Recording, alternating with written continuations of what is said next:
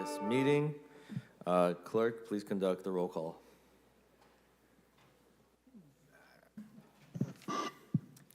Councilmember Soria. Here. Councilmember Carbasi. Present. Councilmember Arias. Presente. Councilmember Chavez. Here.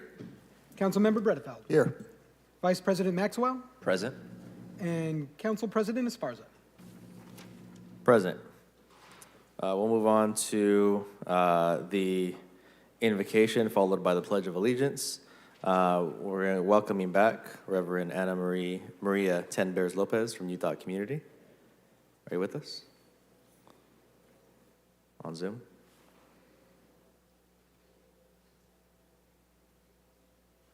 Who's doing the invocation today? I think you might have to do that, Council President. I second that motion. Whose district turn was it to provide the invocation? Where's Mayor Dyer? Yeah, I think we have about a dozen religious kind of personnel working in the building on the administration side, don't we? Do we have Deputy Mayor Matthew Grundy? I don't know if he's in the building. You guys got like 18 pastors over there on that side. Can we borrow one? Do you want, I'm happy to do it if nobody else wants to step up. Superintendent Bob Nelson, would you do the honors of doing the invocation for us? Okay. Yes, thank you for stepping up. So, real quick, whose district was it who was supposed to take care of February? Don't worry about that. No, I think it was District 5. 7? Someone dropped the It ball. wasn't District 5. Thank you. Superintendent, welcome. Thank you. Our dear Heavenly Father, we thank Thee this day for the opportunity to be residents of the city of Fresno and for our great community. We're thankful for the leadership here. We ask for Thy blessing to be upon us, that we make good, positive choices in the name of the people that we serve, that the young people and that the citizens of the community will feel of our love and care and concern for them. We're just thankful for the opportunity to serve, the opportunity to give a lifetime of support and sustaining help for those in our community. We say these things and we ask for Thy blessing to be upon this meeting, for safety, for security, for health, for wellness for all. And we say these things in the name of Jesus Christ. Amen. Amen. Councilmember Bredefeld? I pledge allegiance to the flag of the United States of America and to the republic for which it stands, one nation, under God, indivisible, with liberty and justice for all. Thank you, Superintendent. We really appreciate you stepping up in our city's time of need and providing the invocation. We'll move on to the approval of the agenda. City Clerk, would you like to read off some of the changes to the agenda? Certainly. All right, so first off, we have consent calendar item 1I, that is ID 22286, regarding actions related to the extension and increase of requirements contract for bulk sodium hydroxide. Staff has made a correction to the staff report to page 2 under background, paragraph 2, where it reads, on February 29th, 2019, City Council, it should be revised to say on February 8th, 2018, City Council. Also, consent calendar item 1M, that is file ID 22-317, pertaining to the FY22 position authorization resolution. Supplements have been distributed and include a revised staff report that now reads 114 full-time and 2 permanent part-time positions citywide. Consent calendar item 1Q, that is file ID 22-299, resolution supporting the Housing Authority of the City of Fresno, construction of affordable housing at 1240 North Crystal in an amount not to exceed $3.5 million, and also consent calendar item 1R, that is ID 22-302, regarding affordable housing at 7521 North Chestnut in an amount not to exceed $3 million. Both of those where there are references to the March 2022 LIHTC tax credit application, it should be June 2022 for the LIHTC tax credit application. Item 1Y, that is consent file ID 22-267, regarding an intention of annex final tract map number 6187. The public hearing set for this item has been moved from March 10th, 2022 at 10 a.m. to March 24th, 2022 at 10 a.m. Then we also have consent calendar item 1A, that is file ID 22-230. This item was removed from the agenda by the administration with no return date. And then we also have separately noticed special meeting items for today at 9 o'clock. Open session items ID 22-332 to consider the 54th amendment to the AAR to appropriate FY22 general fund surplus, and file ID 22333 to consider the 55th amendment to the AAR to appropriate American Rescue Plan Act funds. And those are all the changes. All right, thank you, City Clerk. For the record, it does look like it was District 3 who dropped the ball on providing our invocation. Put them on blast. My colleagues have any other items they'd like to pull or for discussion or remove from the agenda? I'll go in order. District 1, Councilmember Soria. No. Councilmember Carbasi. No, thank you. Fantastic. Miguel? Councilmember Arias. Yes. For separate discussion, 1M as in Miguel, and 1O. All right. Councilmember Chavez. None. Councilmember Bredefeld. Yeah, item 1Z for discussion. If I want to register a no vote, we want to wait till the consent to do that. You can go ahead and log it now with the clerk. On Yeah. 1Z, a no vote? No. I want to pull that for discussion. I'm going to register a no vote on BB. Boy, no vote. So Councilmember Bredefeld registered a no vote on item 1BB, and he's pulling 1Z for discussion. Council Vice President Maxwell. As a Valentine's present to the administration, I will not be pulling or continuing any items at this time. Love is in the air. Okay, I think that concludes, that's a light meeting for us. Only 3 contested consent items. All right. Do I have a motion to approve the balance of the agenda? So moved. Second. All right, any opposition to approving the agenda? Okay, all right. Agenda approved, 7-0. We'll now move on to our ceremonial presentations. First up, we have a proclamation for Summer Gaston Day in the city of Fresno, and that is being sponsored by Councilmember Chavez.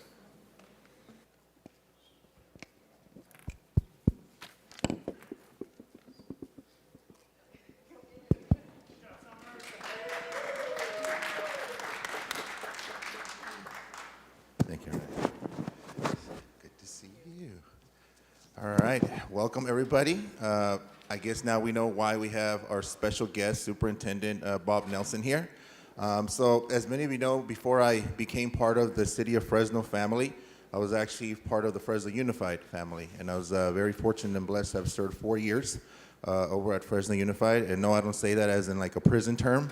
It was very joyful. Well, kind of, superintendent. Nothing like we're doing now. But during my years there, I got a chance to see a lot of our teachers and our administrators put in a lot of work, hard hours, working oftentimes in very difficult situations. And as many of you know, this past 2 years have been really difficult for our educators, whether you're a teacher in the classroom or a principal at one of our schools. It's been really challenging, and that's why it's so important that we have folks in our school sites that understand the needs of our community, and that's who we have with Summer. Summer's been with Fresno Unified for over 22 years. She worked in Southeast before they stole her from us to go to Southwest over at Easterby. But her many years, and you know, when I was there at the school district, Summer, you and I had a couple conversations too about our students and student achievement and the work that needs to happen in our classroom and our school sites. And so today we wanted to honor her and her work and her dedication that she's had for Fresno Unified, and more importantly for our children, our kids that we serve in the classroom. We're still going through the pandemic. We're still going through a lot of those challenges that we're facing, but I know that with folks in leadership positions, we're gonna get through this. We're gonna get through this, and we're gonna make sure that we come out stronger on the other side of this pandemic. And so, Summer, we wanted to honor you today and make it Summer Gaston Day. And as many of you know, she's a third-generation educator. I see a lot of educators here, and as a former teacher, I can appreciate that. And we also have Trustee Valerie Davis back there. So you joined us a little bit late, Trustee, but welcome to the spaceship. From the mayor's office, would you like to say a few words? Thank you, Councilmember. On behalf of Mayor Dyer, congratulations to what the councilmember said, 3 generations. And obviously, the Gaston name goes hand in hand with public service in this community. So we thank you and for continuing the legacy, and look forward to your continued dedication to the students of Fresno. So thank you. Well, they say never give a microphone to a principal, but I'm going to do that right now. Summer, if you'd like to say a few words. I'm never long. I don't like to be the sage on the stage. I am honored. I'm humbled. Thank you very much. I truly appreciate it. I really love to give back to my students, my teachers, the community. We are trying to build good citizens because they are going to be our next mayors and city councilmen and teachers and principals. And so I really want to set an example for them. And we really try to build good character in them, being trustworthy, honest, respectful, all those things that are so important. And if you can instill that in our students, then all the other will fall in line. And so I hope that when my students look back, that they will see that I lived a life that was well lived. And just thank you to my parents, and Miss Tatum's here. Mr. Nelson's here, Ms. Davis is here. All these people have fed into me, and so I want to do the same. All right, thank you so much. Well said, Summer. And before we do that, can we actually have Superintendent Bob Nelson and Trustee Davis come on up? And Gail, if you folks want to come up, hey, listen, you guys put in the work to get her here, so you might as well come up and take some of the credit. City Clerk, could you read the proclamation? With pleasure. Whereas Summer Gaston Garris is a graduate of Bullard High School. She holds a bachelor's degree in liberal studies from Fresno State and a master's of science degree in educational administration from National University. And whereas Summer Gaston Garris comes from a 3-generation family of educators, her late uncle, Rutherford B. Gaston, was the first African-American administrator in Fresno Unified School District, breaking the color line. Her father is a retired educator of 25 years in Fresno Unified School District as a math teacher. And whereas Summer Gaston Garris has been working in Fresno Unified School District for over 22 years, with 15 of those years as a classroom teacher at Easterby, Viking, and Phoenix Elementary Schools, and 7 years as an administrator. And whereas Summer Gaston Garris is a wife and mother to 3 beautiful school-aged children. And whereas Summer Gaston Garris serves the community in many capacities, such as the Black Student Union Advisor. She champions African-American youth and high-risk students and is a volunteer where she attends Cross City Church. And whereas Summer Gaston Garris has and continues to serve for 8 years on the Honorable Dr. Reverend Martin Luther King Unity Community for the City of Fresno. She ensures that youth from FUSD are able to participate in the weekend celebrations honoring King every year. In addition, Summer is a judge for the Fresno County Superintendent of Schools, Dr. Martin Luther King's annual essay contest, and whereas Summer Gaston Garris is the highly recommended and newly appointed principal at Dr. Martin Luther King Elementary School, now therefore be it resolved that we, Mayor Jerry Dyer and the Fresno City Council, do hereby congratulate and proclaim February 17th, 2022 to be Summer Gaston Garris Day in the city of Fresno. Congratulations.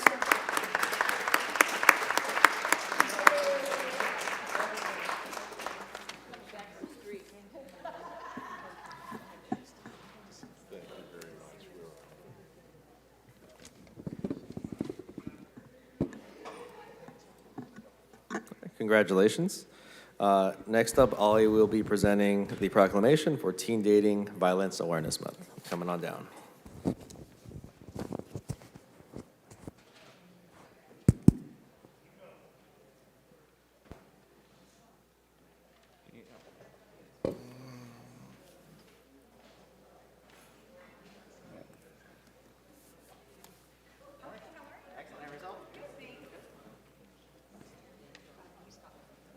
on, it's live. Good morning, everybody.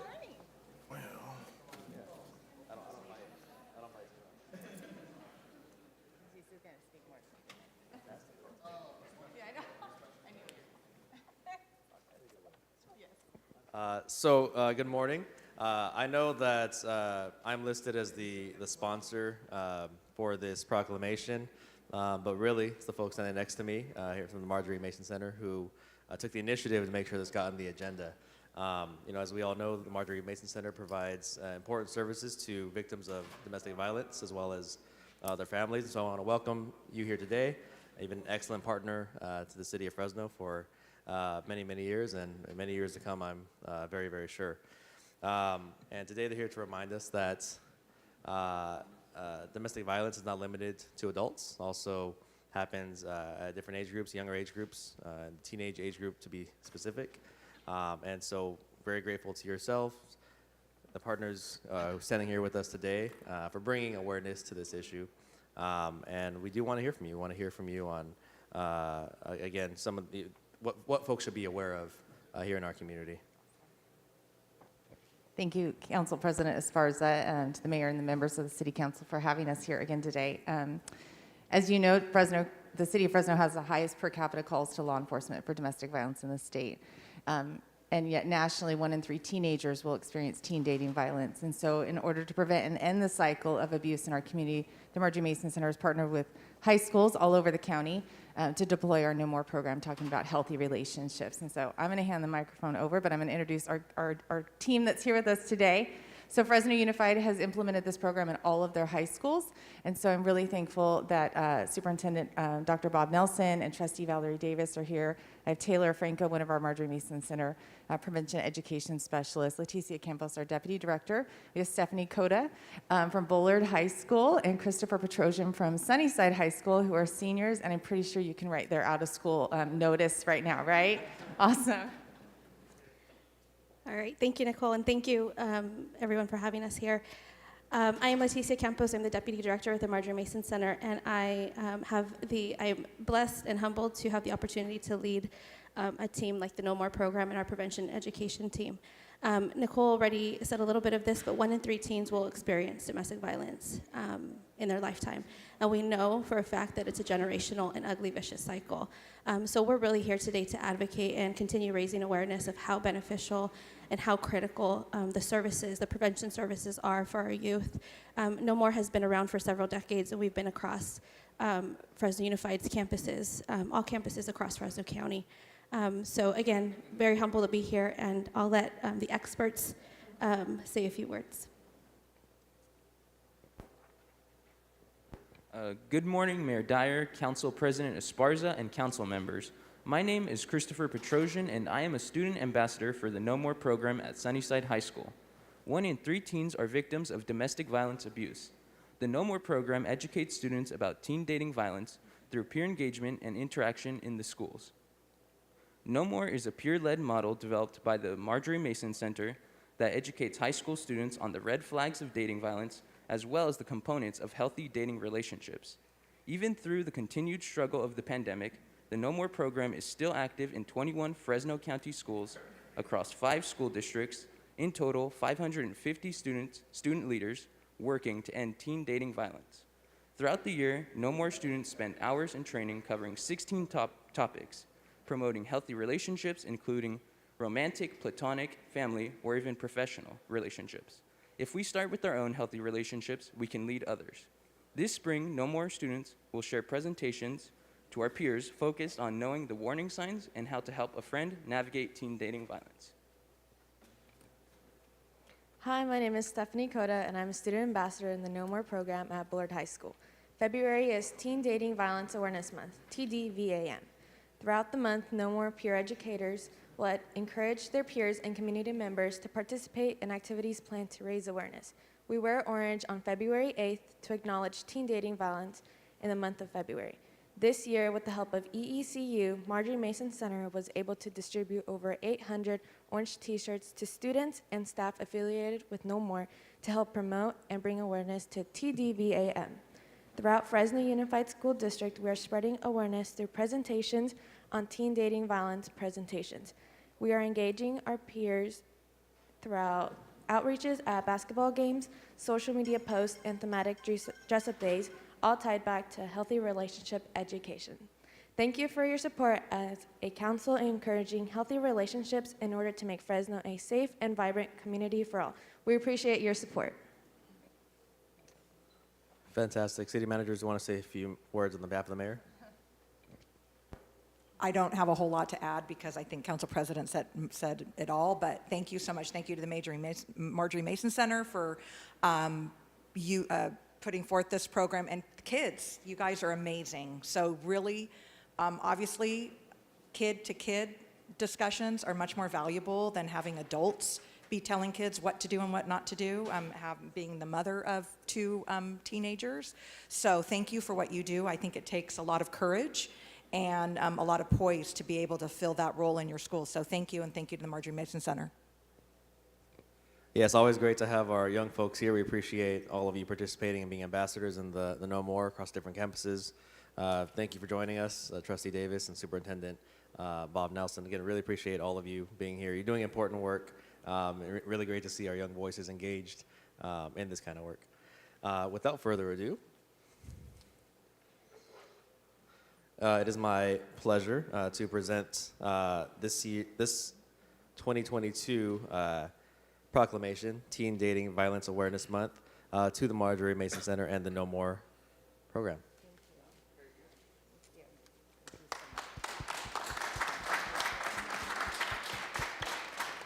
City Clerk, would you please read the proclamation? Well, actually, Trustee Davis, Superintendent Nelson, would you want to say a few words? It's a profound shame that our children don't have good examples. And I'm tremendously grateful to the Marjorie Mason Center to provide that example for our children so they can teach each other what's acceptable, what's unacceptable, what violence is, and what, we all have a difficult time dating. I'm thankful I don't have to do that anymore. I've been married happily for 39-something years, but it's tough. I can't imagine being, a young person trying to navigate those rocky waters, but I'm tremendously thankful for the Marjorie Mason Center, who has partnered with Fresno Unified and helping our seniors, our high schools, not just our seniors, but some 20,000 kids in Fresno Unified High Schools. Thank you. So I'll read the proclamation. Sorry. Yeah, just very briefly, we're thankful that we don't perpetuate a cycle of violence in homes. We're thankful that there are loving adults in our system who just make sure that our kids have the tools they need to feel very self-actualized and valued themselves. It's important that our kids stand strong and know that they have inherent value and they don't have to settle for anything less than being well treated in a dating situation. So thanks to Ms. Linder, to everybody at Marjorie Mason for just doing right by our kids. We thank for that. Thank you. Thank you, Superintendent, again, for doing our invocation. And he actually wanted to read the proclamation, but we will leave that to our illustrious City Clerk. Whereas each year an estimated 1 in 3 teens are physically, emotionally, or verbally abused by a dating partner. And whereas survivors of teen dating violence have increased risk of truancy, dropout, teen pregnancy, suicide, eating disorders, and engaging in other harmful behaviors such as use of alcohol, tobacco, and other drugs. And whereas each February, the formal recognition of Teen Dating Violence Awareness Month allows the community to acknowledge and show their support for survivors and advocates to end the cycle of abuse through education. And whereas Wear Orange Day, February 8th, is a national day dedicated to raising awareness on teen dating violence, to supporting survivors and preventing abuse before it starts. And whereas a partnership of schools across Fresno County emerged to directly confront this crisis and are achieving success, the Marjorie Mason Center, along with its No More peer educators, are helping in the effort to prevent and end dating violence.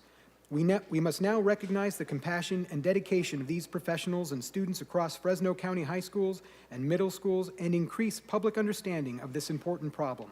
Now, therefore, be it resolved that we, Nelson Esparza, Mayor Jerry Dyer, and the Fresno City Council do hereby proclaim the month of February 2022 as Teen Dating Violence Awareness Month in the city of Fresno.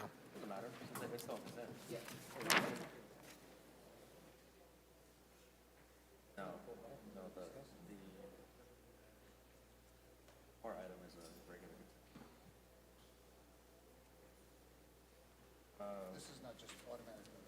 Oh, this is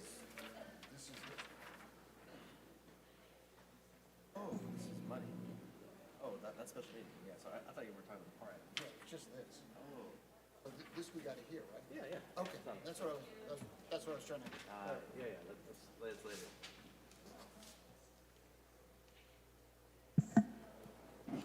All right, let's move on to our council member comments and reports. We'll go in order. Councilmember Soria. Thank you, Council President. Just a couple thank yous. So I have my Young Council Member program. I did want to thank my staff who worked really hard with Bitwise Industry, in particular Thelani Grubel and Floyd Munoz, for hosting our Young Council members this past weekend on a technology session. The students were given a tour of Bitwise and their multiple buildings downtown, and also learned about the various sectors in the tech world here locally. So thank you to them. Also just wanted to make sure that the residents in my district in the area of Dakota, Fruit, and Shields West neighborhood know that they'll be receiving a notice shortly informing that later this month our city crews will be trimming trees in certain areas of the neighborhood. We're continuing to work hard with our city department and public works and doing the tree trimming planning for the rest of the fiscal year. So we ask folks for patience and to, give thanks to our city crews who will be out there helping the neighborhoods. Also just wanted to announce that the Tower District 24th Annual Mardi Gras Parade is happening Sunday, February 27 at 1 p.m. The parade is returning. It has been kind of in hiatus for the last couple years given COVID. So we are asking folks to come on out, stop by, visit the local businesses and vendors that will be out there on February 27th at 1. And again, the parade is on Olive Avenue. And lastly, just want to make sure folks also know that we're going to be hosting an outreach event with the Code Enforcement School Area Team on March 1st from 1:30 to 4:30 at Quigley Park. So my office is teaming up to provide information that is useful related to city resources, and we will be doing some small giveaways. So we ask folks to come on out. The weather is getting nicer, so we hope to see many of our residents at Quigley Park on March 1st. Thank you. Councilmember Carbasi. Councilmember Arias. Thank you, Council President. Just a quick couple of thank yous to our city staff, to Aldi and our Parks Department, and to Scott, our Public Works Director. On Tuesday evening, they stuck around for a late evening Zoom with our neighborhood in Tower District to start the conversation on how we revitalize and reimagine the 3 park spaces in Tower, Tetsi Wills, San Pablo Park, and the new park on Broadway and Elizabeth. City Manager, I don't think our staff our residents understand that some of our folks work in the evenings during the week after putting a full 10 hours here, and they did a great job. And also kudos to the quality of consultants that you guys have acquired for the parks work. Their work is outstanding, so thank you for that. Also, thank you to Director Scott Mosier for giving us the tree trimming schedule. That's a pretty high item for our residents. They're all asking when their trees are going to be trimmed. I know this council has made a record investment on tree trimming, and now we're finally starting to see the schedules roll out and when all these neighborhoods will finally be addressed. And then lastly, congratulations and thank you to the Varela House for investing $500,000 in donor money to open restrooms, showers, and laundry rooms in the Varela for anybody to walk in and use any given day or time of the day. You don't know how hard it is to, if you're homeless and you have a job interview, to be able to show up and have a pair of clean clothes, showered, and present yourself in a way that an employer is expected. And To this day, the city didn't have that ability. And now folks will be able to walk into the Varela, be able to take a shower, wash their clothes, and make sure that they utilize the restrooms in the Varela. So thank you to donors. We're looking forward to our city mobile showers and restrooms that I understand will be coming this month. Those showers and restrooms will be placed across the city, so all the homeless around the city can access restrooms and showers, and we don't have to, continue to see some of our homeless living without dignity, and then some of our businesses complaining about the conditions around their businesses. So thank you all for that, and that's all I have, Council President. Councilmember Chavez, missing in action. Councilmember Bredfield. Council Vice President Maxwell. Thank you, Council President. Just a couple of quick updates on my end. Next Tuesday, February 22nd, from 1:30 to 4:30 p.m., we'll have our school area resource team information trailer set up in the Atticott and Scandinavian neighborhood just west of the airport. They're going to be in that neighborhood for the better part of the ongoing month into March, so keep an eye out for them if you want to learn a little bit more about what they're doing or what services are available. If you live in the Atticott or Scandinavian neighborhood, please stop by their trailer. It's going to be at Scandinavian Middle School again next Tuesday, the 22nd, between 1:30 and 4:30 p.m. My only other announcement is just a thank you to the administration and to Director Scott Mosier, to the Irrigation District. Last week, we did the groundbreaking for the Midtown Trail. For the folks that don't know what the Midtown Trail is, this is something that the city has been working on for well over 6 years. It's going to be connecting Fresno to the Clovis Regional Trail. It's going to start on Clovis Avenue, east of the airport, extend across McKinley Avenue, north on Millbrook, west on Shields, all the way to the Manchester Transit Center along the canal banks. For a long time, the canal banks in central Fresno that I share with Council President Esparza have been locations that have accumulated blight, encampments, and litter.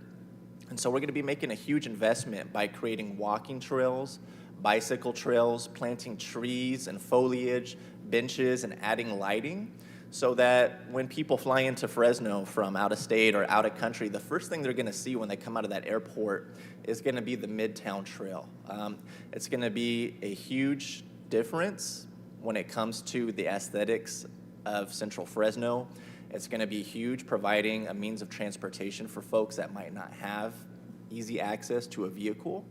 It's going to provide additional green space and trails for folks that might not have a park conveniently walking distance from their neighborhood. But most importantly, it's going to be a step up for our community when it comes to public safety. We've had a number of incidents along our canal banks over the years, and I'm confident by making these investments, we're going to see a huge change when it comes to the canal banks in Central Fresno. So my thank you and my kudos to the administration for working to make that happen. And that'll conclude my remarks, Council President. All right, thank you, Council Vice President. Lots of good things happening out in District 7.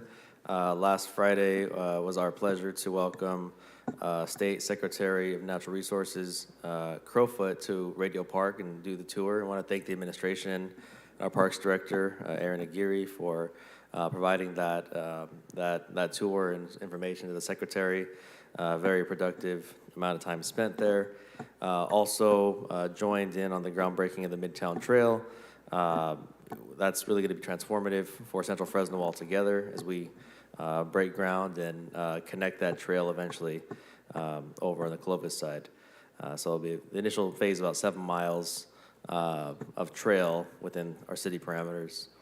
And tomorrow we'll be providing more information out at Blackstone and McKinley with respect to the grade separation that we're going to have out there in the coming years. It's going to improve safety and help fulfill our vision for the Southern Blackstone Mobility Strategy as well. So again, lots of good things happening, things moving, visions coming together. Very excited.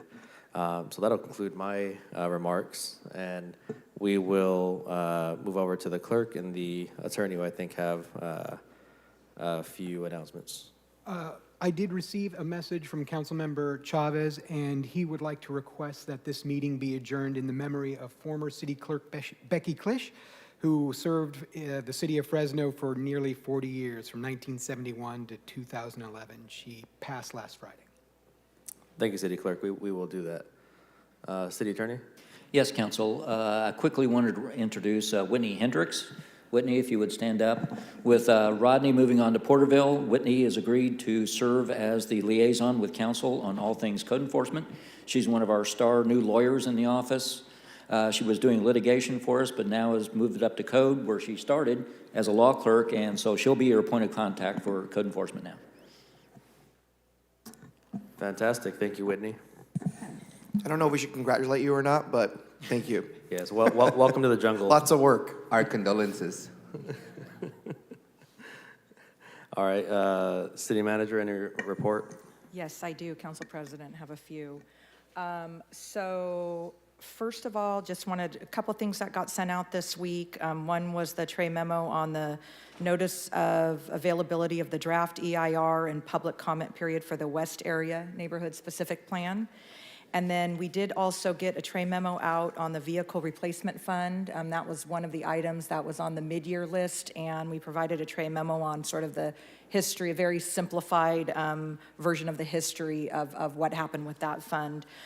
In addition, to follow up on the conversation from last week regarding Camp Fresno, am working on getting you the requested information.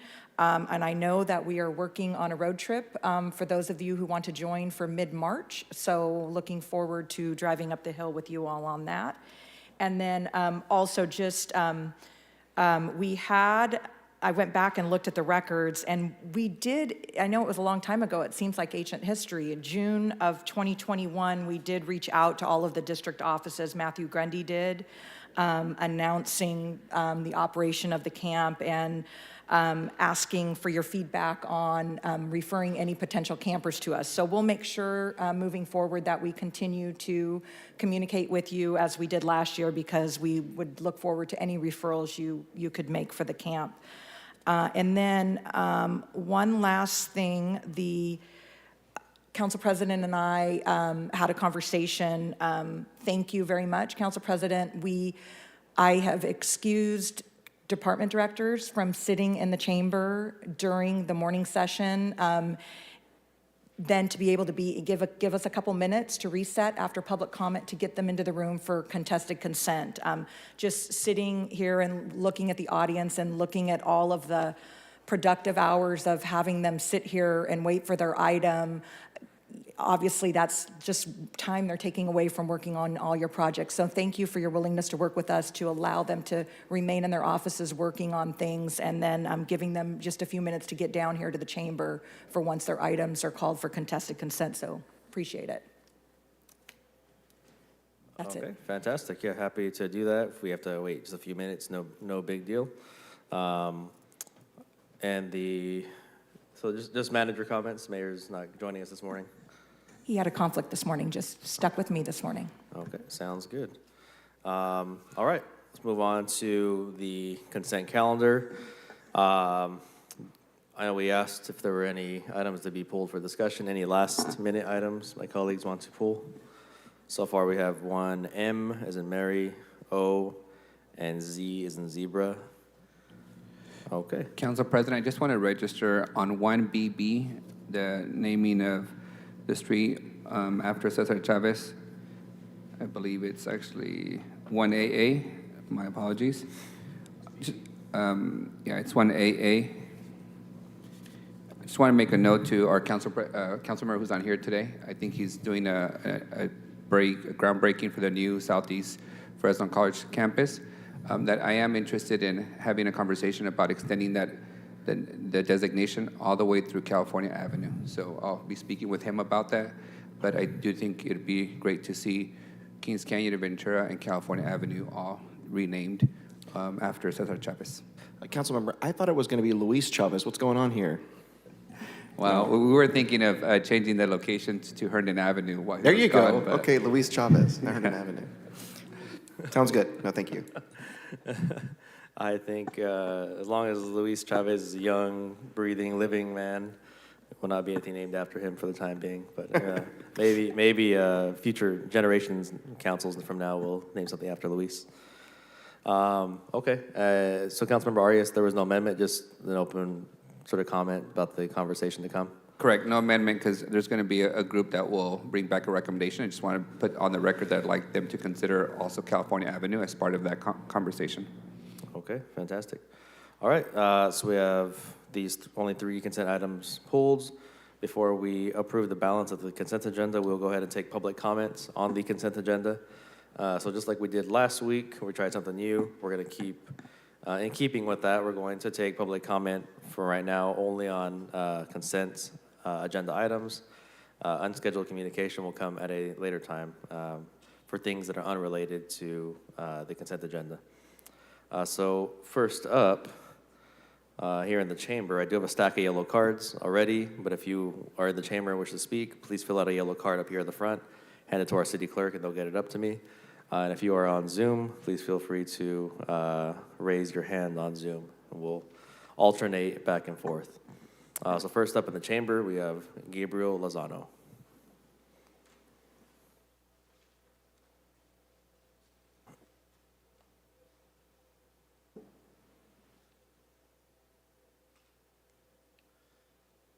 Good morning. Good morning, Council. Thank you for letting me speak. My name is Gabriel Lozano. I am a resident of Fresno. I'm American, I'm a Chicano, and I'm a lifelong resident of Fresno. I'd like to voice my opinion for the support of the holiday and the name change of the boulevard to Avenida Cesar Chavez. And also, I forgot, I'm a United States Navy veteran, so this type of justice that we're going for is what I felt I was representing when I joined the United States Navy for all of us. Equality for women, the LGBT community, everyone, people that are poor, farm workers, which my family is. So let me give you a little story about my family. Jose Lucas Lozano and Hilaria Lozano. My dad was born in Texas. My mom was in Arkansas. They were migrant workers. They were illiterate, but they built a strong, faithful. We had a lot of great upbringing. Poor, but it was great. They were migrant field workers, as evidenced by my family being born, some of us in Florida, Arkansas, and California. We traveled with the fields to pick. They were proud. We worked hard. A lot of my brothers and sisters are doing things. We made a difference within the community. And the thing is about the Central Valley that's different, because I've been around 32 states in the United States. This is the hot spot for fruit. And a lot of the farm workers should be recognized. He was an organizer. And he also was Latino, which is proud for us. Southeast Fresno and West Fresno are a high concentration of Latinos. So it's very important for us, because what this is, it gives us hope that the world is changing to accept us and for us to be proud of what we bring to the table. And so and it leads to the examples of my kid, who is graduating from the University of Tennessee with a degree in architecture and a minor in English literature. She's going to open up, well, she's actually being hired for a spot in Frisco for working for a firm. And so these are the type of things that inspires our kids in the future. And it's still going on right now. A lot of people working out in the fruits. When you eat your salad, when you eat your fruit, it's a lot of people doing that work. They work in any condition. Labor Day don't exist for them. And this man brought restrooms, brought justice to the people. And I encourage you, as a United States Navy veteran, for what I stood for in my country, that you name the boulevards. And Councilmember Rodriguez, I'm glad that you included California Avenue, because that area is very dear to me too and my family. Thank you. Have a great day. Be safe. And as always, I am proud of the work that you guys do for the city of Fresno. Thank you, Gabriel. Next up, we have Eddie Varela.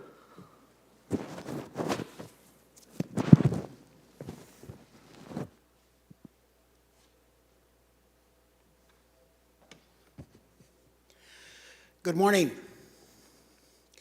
Council President Esparza and council members.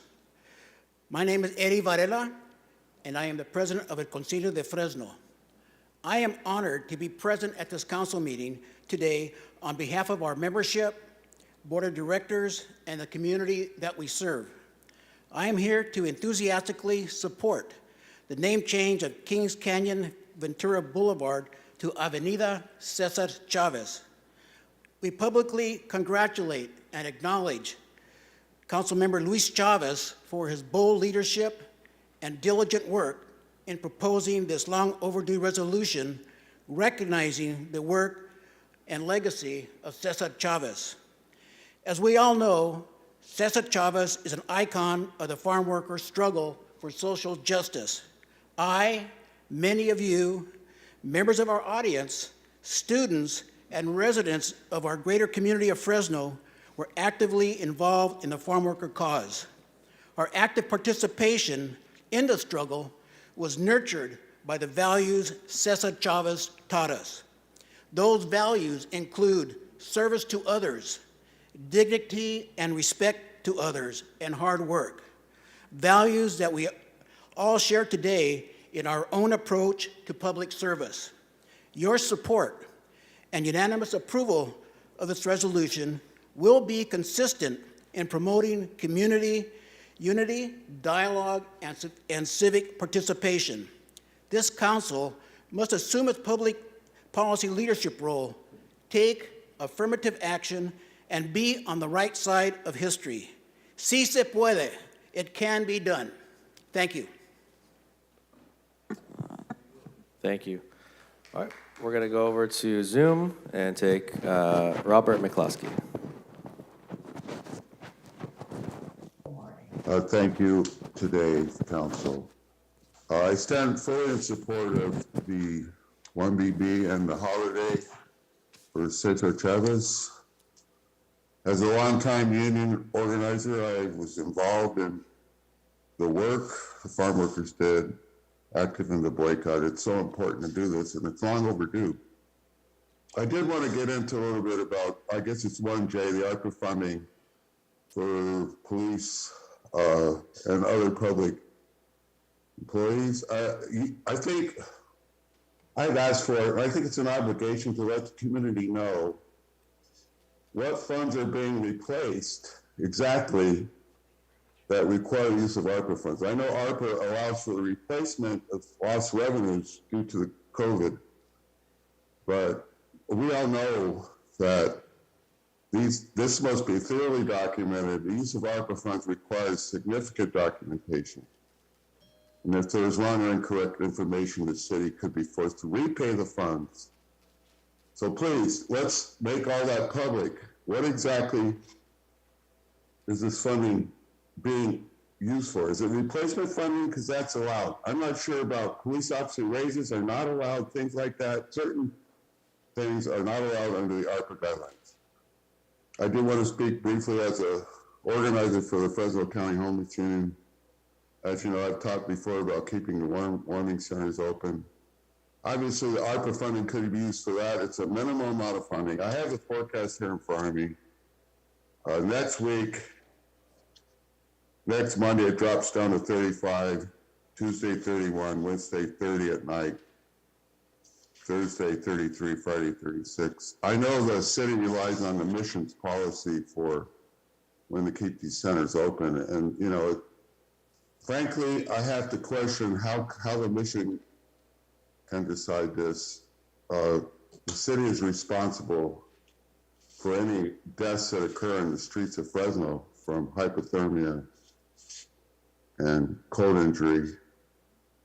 You know, this is a very sad situation where you're asking for funding from ARPA to fund more police, and yet you can't keep, or at least open up the warming centers again for a small amount of dollars. I mean, let's get real here. Thank you.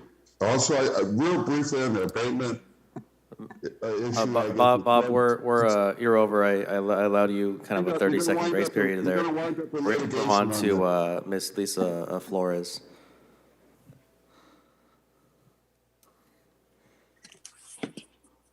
Good morning. Let me give you a little bit about my background. At the age of 8, my mother took us every day after school in 1968, 69, and 70 through the 70s.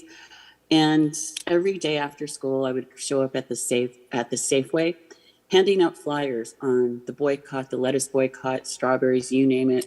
We were handing out information about the UFW boycott. And unfortunately, what my mother didn't realize is at the ripe old age of 8, that I had such a critical understanding of the politics behind it that I could actually debate any adult that came along. And fast forward to my college years at Fresno State, I became the editor of La Voz de Gaston. And so I'm very well versed with my Chicanismo. And I think, and I sit here today wondering, what would Caesar say? He would say, thank you very much for naming the street. However, the city has bigger problems. He would be shocked and appalled that at the anti-Des Martinez abatement ordinance, because that's really what it is. Your staff person assaulted her, that's where this comes up from. And he would say, you need to address that, you need to be open with that, and you need to be transparent. He would also be shocked that there's not an automatic trigger to open up the warming centers for the homeless. You know, I was able to meet and spend some time with Caesar and take a group of my peace study colleagues. And first thing I learned is vegetarian spaghetti really sucks, but he was very humbled. He was very for the people. And if you're going to do him the great honor of naming a street after him, then you also need to live up to the values of him. That ordinance does not live up to the values of him. Your support, blind support of the housing authority, when you know there's a problem with the security and how they interact with the homeless, does not live up to the values of Caesar. So, you know, thank you for promoting him and creating a road for him, naming a road for him. It's really good for the kids. But, you know, you also, what's even better for the kids is living up to his values. Thank you. Thank you, Lisa. Coming back to the chamber, we have Fernando Paul Elizondo.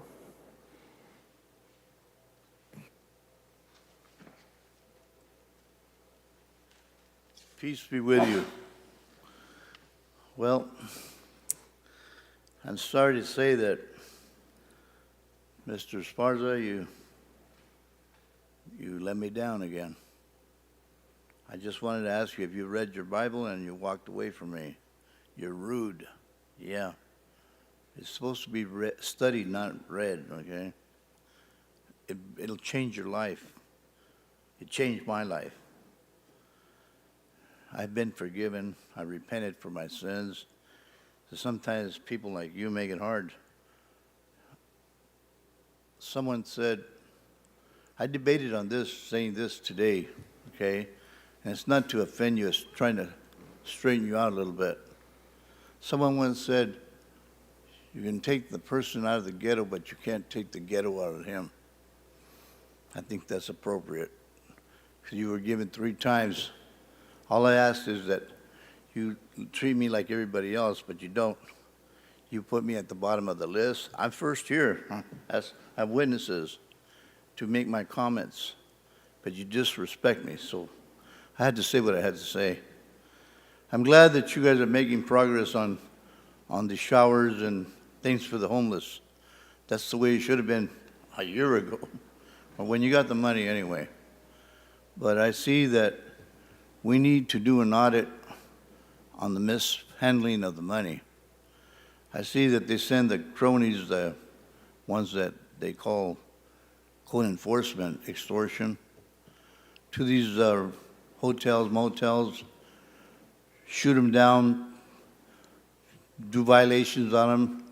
Then the city steps in and says, go ahead and don't worry about the violations. Sell us the property and we'll take it over. And you don't have to pay those $50,000 violations or whatever they are. Anyway, the misfunding is that that property becomes the city property. I don't believe the city should own any property because that causes corruption. And I see it now. It's called property laundering.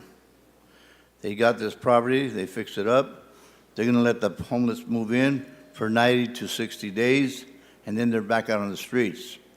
And I'm curious about your so-called citation for the homeless for being homeless of a $250 fine. Did that pass through, or do you guys have a change of heart? Mr. Lazondo, can you wrap up your comments? We're over time. I know. Same old story. Thank you. All right, next speaker here in the chamber is Brandy News Villegas.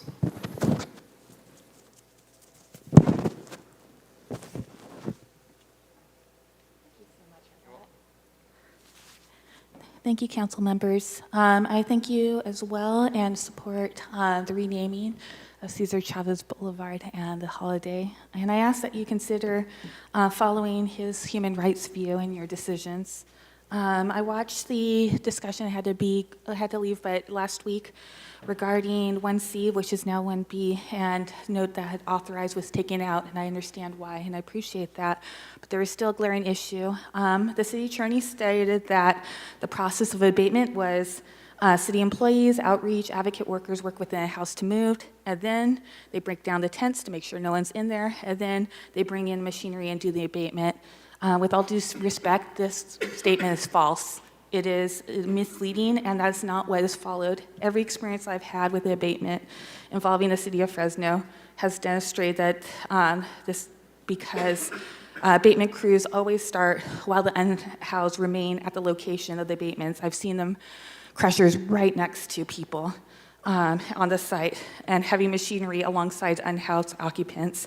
Thus, the abatement ordinance says before, but we need the advocates during this time to make sure that they're getting the help they need, that things are supplemented, that they are treated properly. I'm also concerned that if they start an abatement while people are still there, this could be used to threaten them with fines, or they could get fines that would create more hardship. I want to add that while this ordinance does not prescribe how abatement should take place, one of the complaints is how long that I've heard is how long people need to leave, and does not consider their ADA needs. We have a lot of people there that are on disability, people who have medical reasons, people who are very stressed, people who are elderly. This does not take in consideration that many are alone, elderly, and have other issues, and this could be used to justify starting abatement before they leave. There should be compassion for those who are stuck between a rock and a hard place. Please consider that the ordinance as it stands does not address the concerns of advocates that have brought before you and does not address the civil rights of those needing to have assistance during abatement. Thank you. Thank you, Brandy. Next, here in the chamber, we have Trustee Davis.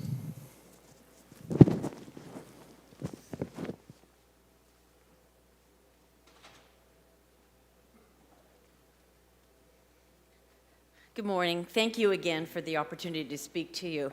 You are very thoughtful and compassionate people, so I appreciate this time. I am in support of the holiday. We look at it as the Cesar Chavez Day of Service. I am, however, not in support of that street.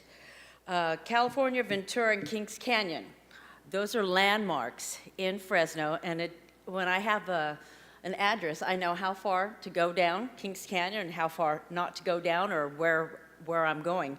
So I would ask you to talk among yourselves and see if you would consider naming the street, the 2500 East Stanislaus, in front of our Fresno Adult School, Cesar Chavez Boulevard.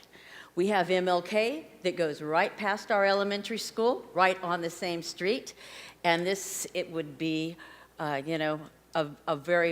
big landmark for our students because we do march from the convention center to the school on the day of service of Cesar Chavez. So I would like to see that 2500 Stanislaus or Tuolumne, because the adult school is kind of in a triangle, and it is, as se puede, it is a place of certification, job skills, and GED.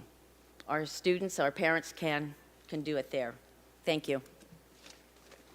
Thank you. Going back to Zoom, we have Rain Chamberlain.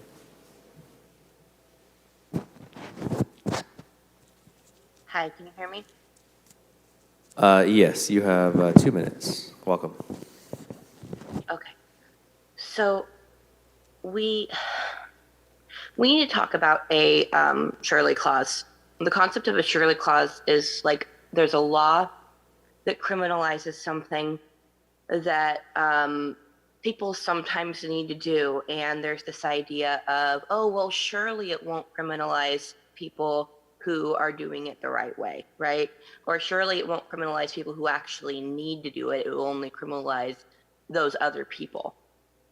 Anytime there's a surely clause, it is a way for the people in power to discriminate against whoever they choose. Sometimes that is ableism, sometimes it's racism, sometimes it's based on class or the politics of the time. Like it's all kinds of different things. But this Shirley Clause is a well-established in our country's history way of writing discrimination into a law or an ordinance or whatever. This abatement law, which these abatements are sweeps. The sweeps are not supposed to be happening right now. They're not supposed to be happening ever. They're incredibly unethical ever. And the only reason that they do happen is because you all deny an entire socioeconomic class of people in the city with basic human hygiene and trash removal. But as they are happening, as this abatement ordinance is being put into place, all you did last week after we all stood up and spoke, the only thing you changed was you strengthened the Shirley Clause. Oh, surely people who are there advocating that are actually there advocating won't be harmed by this, except that then gives you the power to discriminate against anybody that you don't like that day. So maybe this week you like Des, but maybe next week you don't. And since we all know this is an anti-Des ordinance, that makes a really big difference. And none of us are okay with this. I wish that I could just trust y'all to do things like rename streets into something that sounds nice, because I think that that is actually in your skill set. Compassion, actually upholding human rights, you're clearly demonstrating that it's not.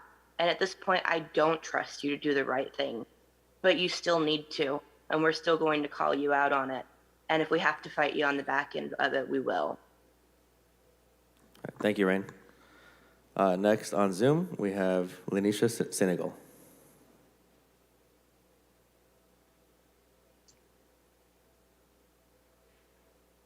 Good morning, Council. Can you hear me? Yes, welcome, Lanisha. You have 2 minutes. Okay. Good morning. Thank you for the opportunity to speak. I'm hoping to just kind of add comment to the ARPA conversation. As we all know, ARPA or the COVID recovery funds is a one-time investment that most vulnerable and impacted persons by this pandemic might have a chance to recover. And so the hope for recovery is really realized through aligned sources such as the ARPA grant, and of course with interagency support and contract work opportunities that can actually be promoted through this opportunity and through this work. We recognize that the survey recommendations, the 67% of the respondents suggested that homeless and curb streets and gutters were some of the top priorities. While these are very pressing matters, we also recognize that these matters are a matter of general city business for which you regularly receive funds. And so we're asking that these issues will be also considered in light of that this one-time funding, we may not ever have this chance again to be able to broaden the scope of how those funds are distributed. And so my ask is that you ensure that your budgets meet the needs and hear the voices of the residents for whom this resource is intended to benefit. We need your support. We support you in what you're doing. We trust the process, but we also recognize that there may not be another bright path to our recovery without your support. Thank you for the opportunity to speak. Thank you, Lanisha. Before I go to the next speaker, I do want to remind the public that the ARPA item is going to be on a special agenda later on in the day. Today, right now, at this moment, we're taking public comment only on the consent agenda items. So please keep your comments relevant to the consent agenda. Other items will be heard later in the day, and there will be public comment before those items are voted on as well. Next up on Zoom, we have Alexandra Alvarado. Hello, council members. My name is Alexandra. I am with Faith in the Valley. I am here to oppose and ask City Council to vote no on item 1B on the abatement ordinance. At the last City Council meeting, you all heard about an hour and a half of courageous, frustrated, honest testimonies on why exactly the unhoused advocates and people who've experienced housing insecurity, why these amendments to this ordinance is harmful, why it takes no consideration into the lives of the people experiencing the abatements that, as other folks have lifted up, are still happening. The City Council also decided to take out one word after the hour and a half of public comment. It just doesn't feel good. It's frustrating to know that you heard all that and made one simple change that doesn't actually protect the advocates from going out there. Just wanted to lift up some of the other things that have been mentioned. The abatement ordinance, the abatements, the way they happen, it doesn't give time enough for each individual to gather their things while heavy machinery is going through. That's just not the way it happens. And so I want to make sure that you all are giving time to the homeless advocates and unhoused folks. Why haven't you all set up a meeting with all of these people to come out and talk a little bit about how this is going to make sure no one is experiencing fines that can be detrimental, that can be a cycle that could never end. And I have to also point out that this doesn't feel, it doesn't feel good, because at the same time, you all are naming Cesar Chavez Street and the community organizer, what he stood for, human rights, making sure that those who are marginalized have a loud voice in these decisions. The same day this is happening is the same day you are voting on this abatement ordinance that will be harmful to unhoused and unhoused advocates. Urge you to vote no on this item. Thank you very much. All right, coming back to the chamber, next speaker is going to be Jose Luis Barraza.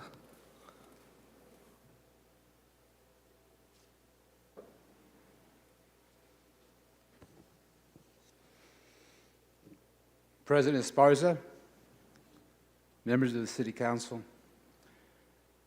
I'm in support of the holiday, and I most definitely support of the naming of Kings Canyon to Cesar Chavez Avenue.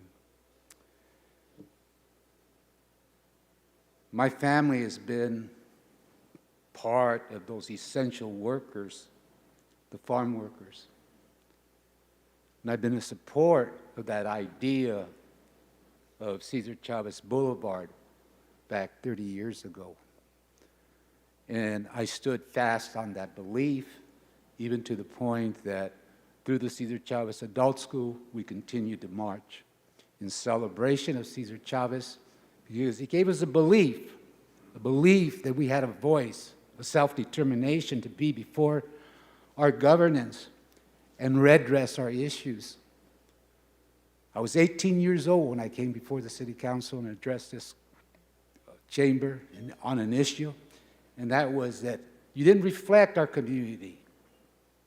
Right after Al Villa ran for office, citywide, he was elected. Because we had one thing in us. We believed that this community could bridge the issues before us as the time proceeds. And that's what was shown when Al Villa was elected.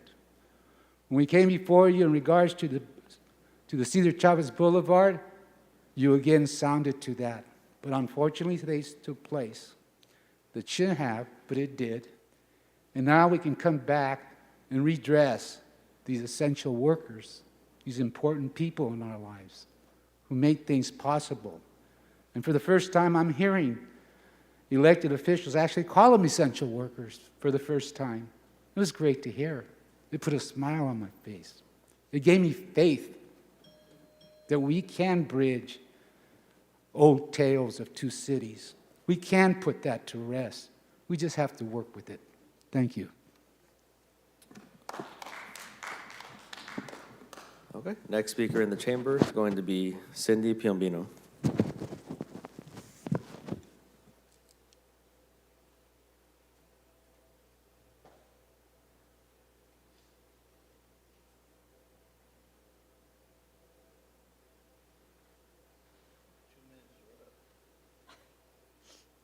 Good morning, Council President and council members.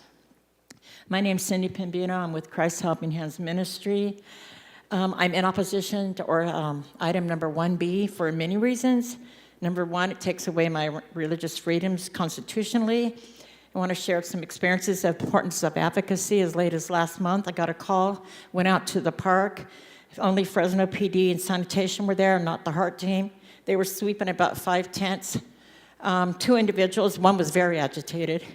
I calmed him down, de-escalated. The other one was our new father with the newborn that was just born. He had just walked up, just from the hospital. PD didn't care. So, I tried to help him get his things. Went ahead and we loaded some belongings in the van just to take down the street. I want to thank the POV team for previously coming out and setting up rooms for them. This happened on a Friday. They got their rooms on a Monday. I don't know why the sweep was so important. My concern with the wording in 1B is I want to know what is reasonable time and the before abatement citing. The night before the Ashland West sweep, our team went out and fed them dinner, got them prepped, told them be ready at 7 tomorrow morning. They're coming out. Well, that was good, but we had a tent at the last part of the canal that they didn't come out. So I talked to her and explained to her, you have to go to the table. She was confused. This is why advocacy is important. She did, but we got a big safety alert here. The garbage truck came up on the canal bank, inches away from their tent, with the man in there still with 4 newborn puppies, and the front loader right behind, until she went to the table. But they still parked just inches away. I was standing there. It's real important for advocates not to be there just before an abatement, but during and after. It's crucial. We provide assistance. We provide encouragement, reassurance, confidence. We de-escalate, and we pray. And this is how I do it. Our team does. And our other advocates do, too. I've been there. But for us, we do the prayer. We bring religion in it. We bring God in it.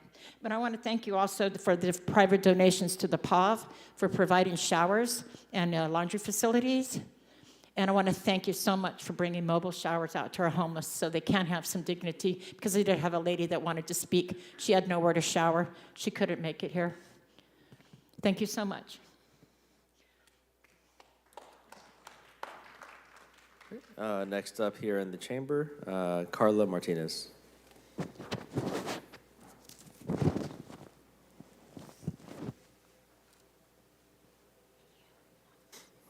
Hi, good morning, council members. Carla Martinez with Leadership Council and resident of D3. I'm here to comment on items 1J and 1K.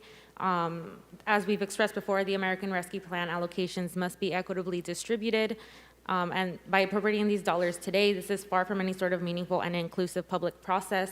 We've said this before and we'll say it again.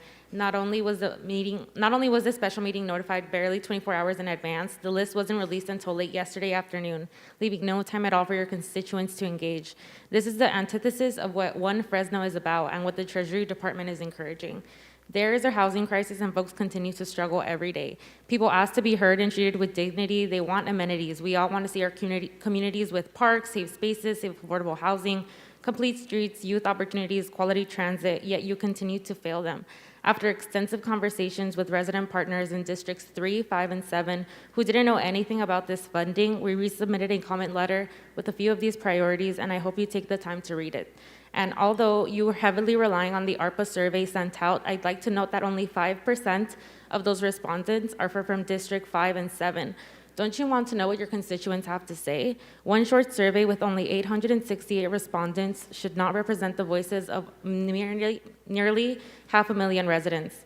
At a time when working families are facing a severe housing crisis, reeling from a global pandemic, and many are hard hit by increasing housing and basic living costs, now more than ever, the City of Fresno should listen to residents' needs and solutions.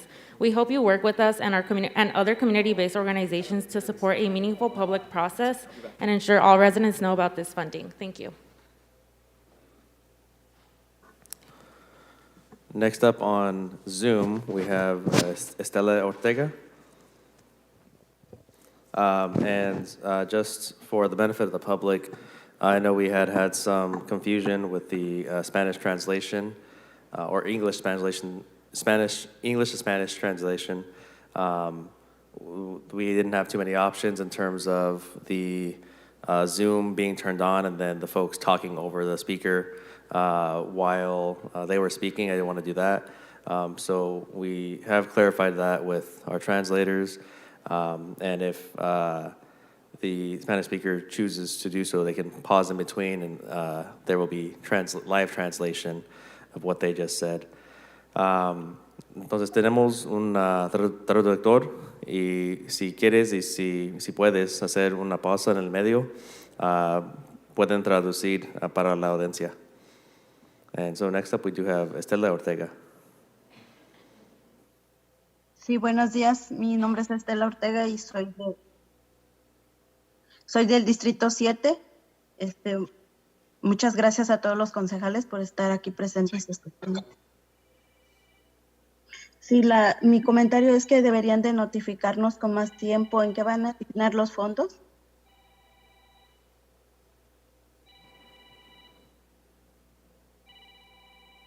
Clerk, are they going Para to que translate? así toda la comunidad sepamos en qué se van a invertir todos esos fondos. So that all of the community, we may know how you will invest those funds. Tampoco sabemos en qué van a incluir esos fondos, en qué van a invertir esos fondos. No sabemos porque es tan poco tiempo que nos notifican. No nos dan tiempo para saber en qué lo van a invertir. We don't know where you're going to include or invest those funds. You are not notifying us with time in advance so as to let us know how you are going to invest those funds. Son muchas las necesidades de nuestra comunidad. The needs of our community are diverse, are plenty. Están en duda y juego en qué se van a usar estos fondos. So it is at stake how you're going to use these funds, en qué prioridades de la comunidad van a ser utilizados estos fondos. how you're going to prioritize those funds in the community. Necesitamos parques saludables, viviendas asequibles y saludables, calles completas con banquetas y tantas más necesidades en la comunidad. We need healthy parks, affordable housing, parks with benches, many needs that we have in the community. Necesitamos saber la comunidad en qué se van a invertir. We need to know that as a community para toda la comunidad. how you're going to invest those funds. These funds are very important for our community. Llevamos mucho tiempo abogando para que tengamos viviendas asequibles y parques, también calles que tengan carriles con bicicletas, caminos para caminar. For a long time, we have been advocating for affordable housing, trails, park trails, walking trails, for bicycles, healthy parks. That's where you should invest the money. Pues este es mi comentario, muchas gracias. This was my comment. Thank you so much. Confío en los concejales que puedan hacer algo por nosotros, la comunidad, que necesitamos muchas cosas que arreglen. I trust the council that you will, review on these many needs that we have in our community. Thank you. All right. Thank you. Next speaker on Gracias. Zoom. Siguiente por Zoom. Yeah, next speaker on Zoom is going to be Guillermina León.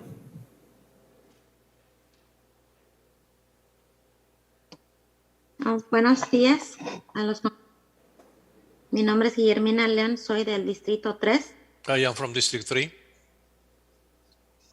Quería dar mi opinión acerca del plan de rescate del gobierno federal. I would like to give my opinion on the rescue plan from the federal government. que de los 171 millones que otorgó para las comunidades desfavorecidas, from the 171 million provided for the under or poorest communities. Estoy en desacuerdo que estén planeando designar 1 millón al área del Clinton y Van Ness, I disagree with the investment of $1 million to the Clinton Evanes, porque es un área con un ingreso alto because that is an area of high income. y se supone que el plan de rescate es para las comunidades desfavorecidas como el Distrito 3, 7, que es una comunidad con mucha población. And those funds should be allocated for districts 3 and 7 that are underfavored. And I believe that is the plan or the idea where those funds should go. Y nosotros tenemos muchos años pidiendo un parque aquí en el Distrito 3. For many years, we have been asking for a park in District 3. Y quería pedirle a nuestro concejal Luis Arias que si nos puede apoyar en esa área para que también nos asignen fondos para nuestro distrito en la comunidad de Adams. And I would like to ask Council Arias if they can also allocate funds to the Arias area. Para que el concejal nos apoye a la comunidad del Distrito 3 a hacer mejoras en la comunidad, lo que es en parques, calles, alumbrado, banquetas. So that the council member can help us providing those funds to improve our communities with parks, housing, benches. Y aparte, como el plan de rescate dice que el gobierno o el consejo de la ciudad tiene que involucrar a la comunidad. And also the federal plan states that the city council should involve the community. Y lo que pasa ahora es que la mayoría de las personas no saben que hay fondos para nuestra comunidad, entonces sería el tiempo. So what is happening is that most people in our community don't know about these funds. So this should be something to be done. Sería como si nos pudieran involucrar, porque hay organizaciones que ayudan a la comunidad a estar al pendiente de lo que sucede. Because you should involve us or invite us, and we have some organizations in the community that could participate. Para que promuevan más la asistencia de la comunidad. So as to promote the assistance to the community. Gracias. Thank you. All right, we're going to come back to the chamber. Next public speaker is going to be Ed Howard.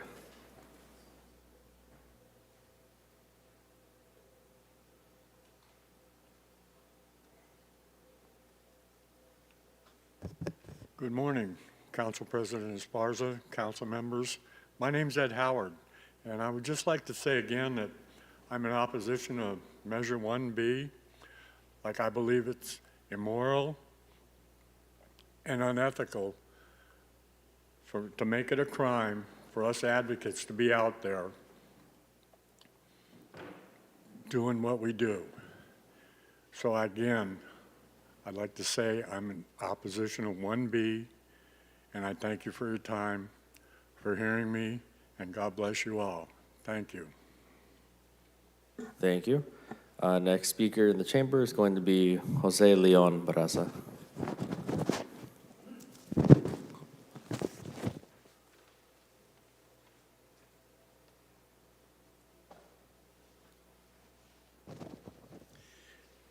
Good morning, members of the council, President Nelson Esparza. My name is Jose Leon Barraza. I'm the CEO of Sepsida. On behalf of the board of directors of the Southeast Fresno Economic Development Association and the many residents and small business owners we interact with along the Ventura-Kings Canyon corridor, we would like to express our support for the naming of this corridor Avenida Cesar Chavez. The office of our organization is located on the corridor, so we're part of that community. The Big Fresno Fair, located on Kings Canyon Corridor, showcases each year the agricultural products and contributions of farmers and farm workers. And we believe that the naming of the corridor, Avenida Cesar Chavez, will provide a more permanent recognition to farm workers and to the legacy of Cesar Chavez in improving working conditions for farm workers and the ongoing acknowledgement and appreciation of the importance of farm workers in the city's economy and also in the food that we put on our tables every morning, every day. I urge you that you support the change of this name to Avenida Cesar Chavez for the Ventura Kings Canyon corridor. And I also encourage you to support businesses along the corridor with programs like a facade improvement project, new technical assistance for businesses, and also maybe some form of mitigating the change of address that will occur for those businesses. Somehow we need to make it a win-win where we all feel proud of this change and we all feel proud of our participation and contribution in our community. Thank you very much. Next speaker in the chamber is going to be Jenny Barnes. She left, okay. We'll take Josefa.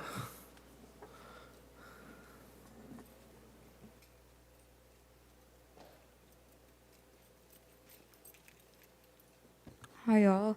My name is Josefa Vega. I'm a resident of District 7. I'm with the ACLU NorCal based here in Fresno. Once again, I'm here urging the council members to vote no on item 1B. I ask that you all prioritize the unhoused, their needs, and work toward permanent solutions to the Fresno unhoused crisis. By targeting advocates, this is another effort to silence the unhoused and those that support them by stripping them of life-affirming aid. One heartbreaking thing to note is that advocates are out there providing the trauma-informed care that the city refuses to provide or allocate funds for, all in their own volunteer capacity.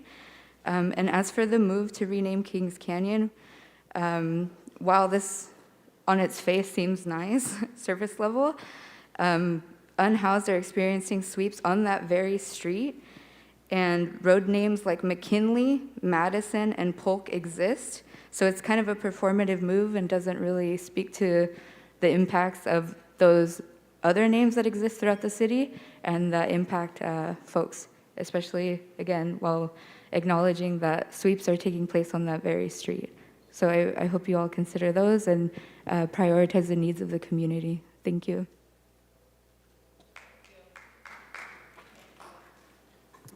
All right, coming back to Zoom, we have Ruben E. on Zoom. Hello, good morning, council members. My name is Ruben Espinoza, and I'm a community policy advocate with Fresno's Barrios Unidos, and today I wanted to speak up on items 1B and 1J. I wanted to speak up today and continue to oppose the homeless abatement ordinance. Unhoused neighbors and advocates showed up in force at the last city council meeting to say how detrimental and unethical this ordinance is, and the city council only responded with changing only one word. Advocates need to be there during the whole abatement to ensure that our unhoused neighbors are treated with dignity and not further harmed. As we have just heard real life testimony from folks who have been out there and have seen it go down. So just wanting to continue to oppose that. Also, I would like to say that we oppose item 1J. The city of Fresno should invest in systems of care and reject systems of surveillance and punishment. We ask that the council and mayor do not invest the $6 million in ARPA funding in police, and instead support the demands that the community has been bringing forth at these city council meetings, which is real community safety, like funding community health, well-being, housing stabilization, emergency cash assistance, youth and community resilience centers. Also, the city should do something more than just release a survey and lump multiple issues together and call that public participation. They should hold real engaging meetings to let their constituents voice any clarifications or any questions that they may have, and have any kind of back and forth. And so I just wanted to speak up on those issues today on the consent agenda. So thank you very much. All right, next on Zoom, we have Des Martinez. Hello. I just want to say thank you to all the supporters out there regarding 1B. I oppose that too, as we all know. I do want to put out there, I'm highly disappointed to know it's 7-0. That's very disappointing to hear. You guys are going to pass it anyways. What I'm finding and learning from the city council meetings is you guys tell us to come down there. You tell us to speak up. You tell us our voices to be heard. You might listen to us, but you're not hearing us. I've been going to these city council meetings. I've seen so many people come in from the community and voice their concerns, people that have voted for you guys. And it doesn't seem like you guys even really care to listen to what the community's wanting and what they want to do in situations, or their voices are not even heard or anything like that. So it doesn't make any sense why we're asked to keep on coming down and speaking up when you're not listening, you're not hearing us. Like, can you explain to us why you guys didn't listen to everybody that called in, everybody that has supported and no against this 1B? Why you guys are not listening to us? Why are you guys saying it's nothing to do with Des when after 20 years, just like Janine brought up, after 20 years, you guys haven't done nothing. But 2 days after that incident happened with the city employee, all of a sudden you guys have this. You can't even explain why you're doing it. It's not for safety. It's not for safety. Whose safety? Your guys's, so you don't get sued because the city employee might do something? Whose safety? It's not for the advocates. It's not for the unhoused individuals at the sweeps because the bulldozers are still there. I was on the canal bank and it was 2 feet away from me going back and forth. So whose safety? Whose safety? It doesn't make any sense. Like, this is getting so exhausting hearing you guys say you care about us. And you want us to speak up, and you're not hearing us. You're not. People voted for you guys, man. I'm just disappointed. That's all. Next on Zoom, we have Lilia Becerril.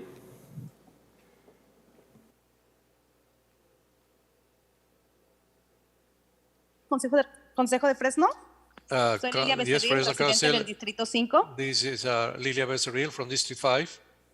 Aquí estamos apoyando Here, la calle Kings Canyon. Estoy de acuerdo We are que sea supporting César the Kings Chávez. Canyon. I agree, it should be Cesar Chavez. Es una de las cosas que por muchos años se tiene que reconocer el trabajo arduo de los líderes que tenemos en estos, puede decir nacional, porque esto es nacional. It's one of the things that have to be acknowledged, and I can say yes, from this hard work, and I can say nationwide. Otra de las cosas que estoy aquí presente es hablando referente al tema de los desalojos. No queremos indigentes o personas sin hogar en las calles cuando don't se want, siguen it's haciendo true. desalojos. These evictions, we're talking about, you say we don't want homeless individuals, but the evictions still continue. Tenemos que hacer entender a los dueños de casas que respeten las reglas que ustedes ponen de que si se va a aumentar la renta cada año sea constante y que no sea tan alto, porque regularmente están subiendo alrededor hasta de $300 solamente en un sueldo, en una renta de $1,000, $300 es demasiado.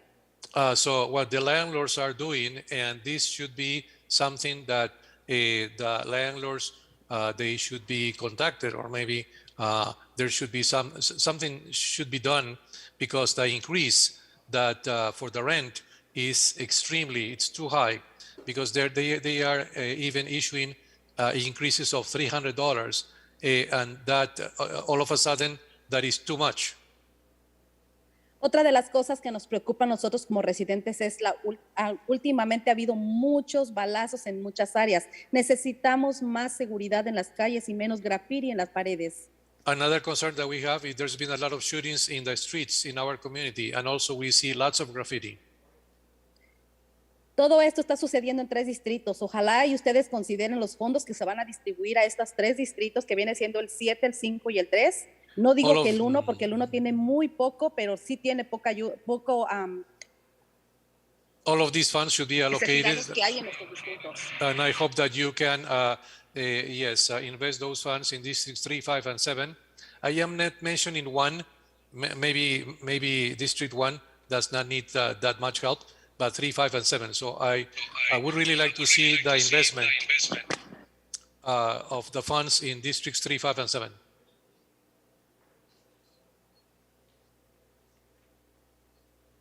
Oh, Lilia? Son las áreas de las escuelas, en las áreas de las escuelas en la hora pico. Por favor, les pedimos más oficiales o más personas de la ciudad que vengan a inspeccionar a las personas que vienen a estacionarse en las áreas no asignadas en la hora pico de escuela. And also to impose fines or to call on the police officers or the people responsible in the school areas because they come and they are parking around the school areas when they should not.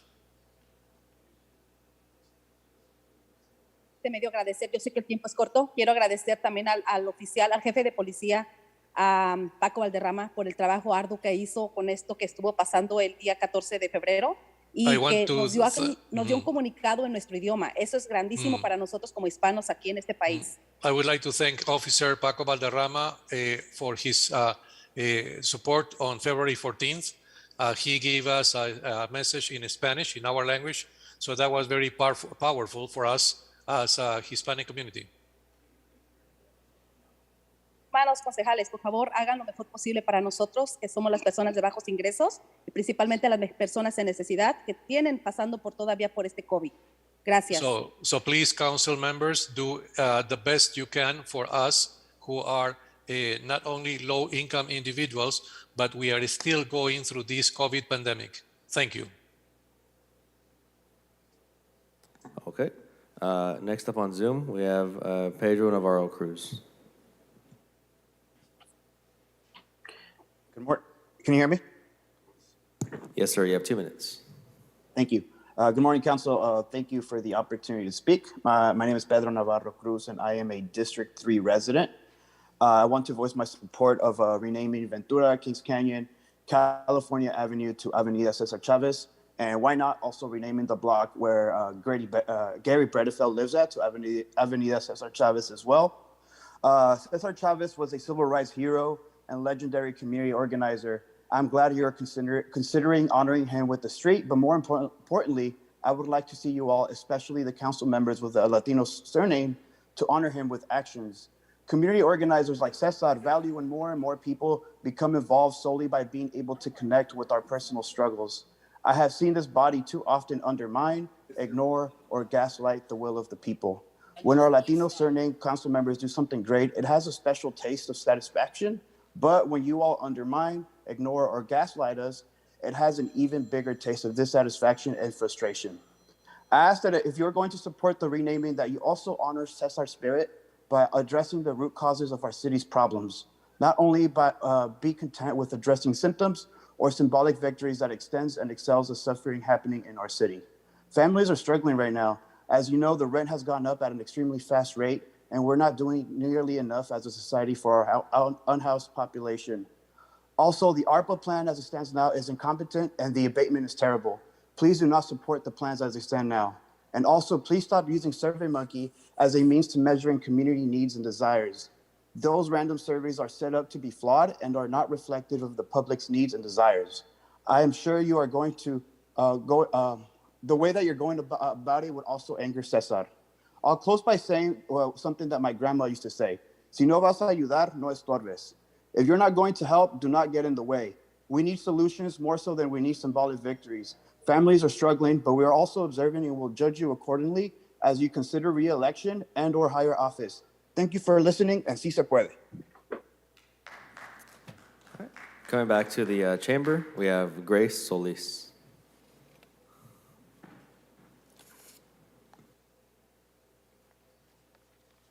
Good morning. I am Grace Solis. I am a lifelong supporter of the United Farm Workers. I'm also a proud member of the American Legion. I don't say that because I represent the Legion. I say that to remind you that Cesar was a proud Navy veteran. And so we started hearing about Cesar Chavez when I was a young girl in Delray. We were picking grapes, we were picking peaches, we were picking plums, we were just doing everything possible on the farm. And Cesar gave us a hope that one day somebody could get out of there. I studied hard. I went to Fresno State. I was picking grapes during the summer to buy my books, to pay my tuition. When a farmer that I worked for sent me over to see George Zenovich. And I thought to myself, what am I going to do over there? He was a senator. And I was a junior in college, senator. I went to see him, and he hired me. Long story short, I became the first Latina ever to work in his office. I helped him draft the ALRA. From there, I ended up quitting to work for the United Farm Workers. We lobbied. I was the lobbyist for the UFW in Sacramento, where I had offices in Art Torres's and Senator Art Torres and Assemblyman Richard Alatorre's office. And we got it through in 1975. We passed the ALRA. And it just shocks me that after all those years, here in Fresno, the heart of California, the farms, that we haven't done anything to really honor his name. I'm proud of Cesar Chavez Adult School, but every major city in the United States has a Cesar Chavez Boulevard. And so I just want to urge you, please, to support this measure. You know, a lot of people ask me why back then, when I could have stayed with a senator, could have had a good career. By the way, the person that replaced me was Cruz Bustamante. So I told them it was the right thing to do, you know, to go to work for the union. And now it's your turn to do the right thing and support Cesar Chavez Boulevard. Thank you. Thank you. Next here in the chamber, we have Juan Arambula.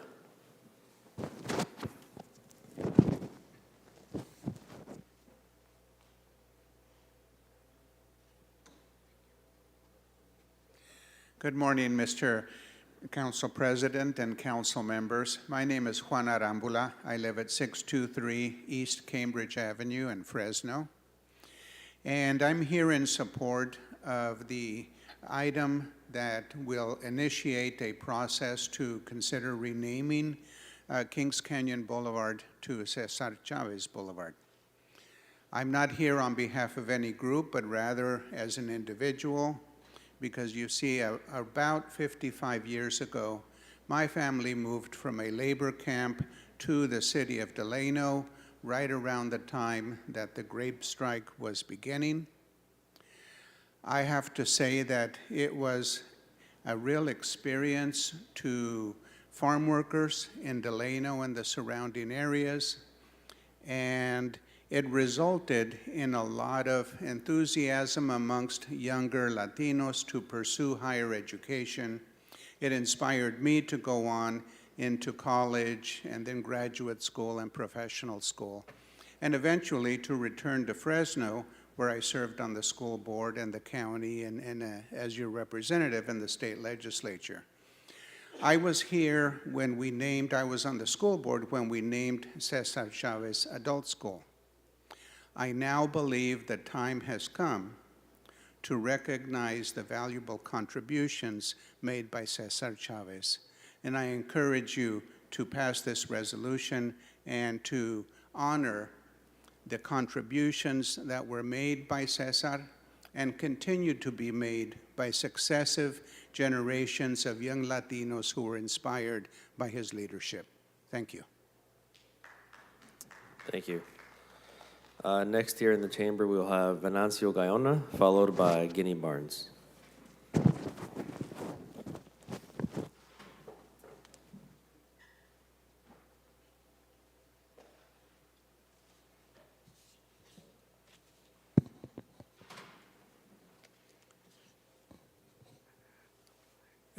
Buenos dias, good morning, members of the council. I'm a resident of Luis Chavez's district. I live in Southeast Fresno. I am in support of the resolution. Cesar Chavez was, quote, a man for all seasons, unquote, using the title from the play written by Robert Bolt.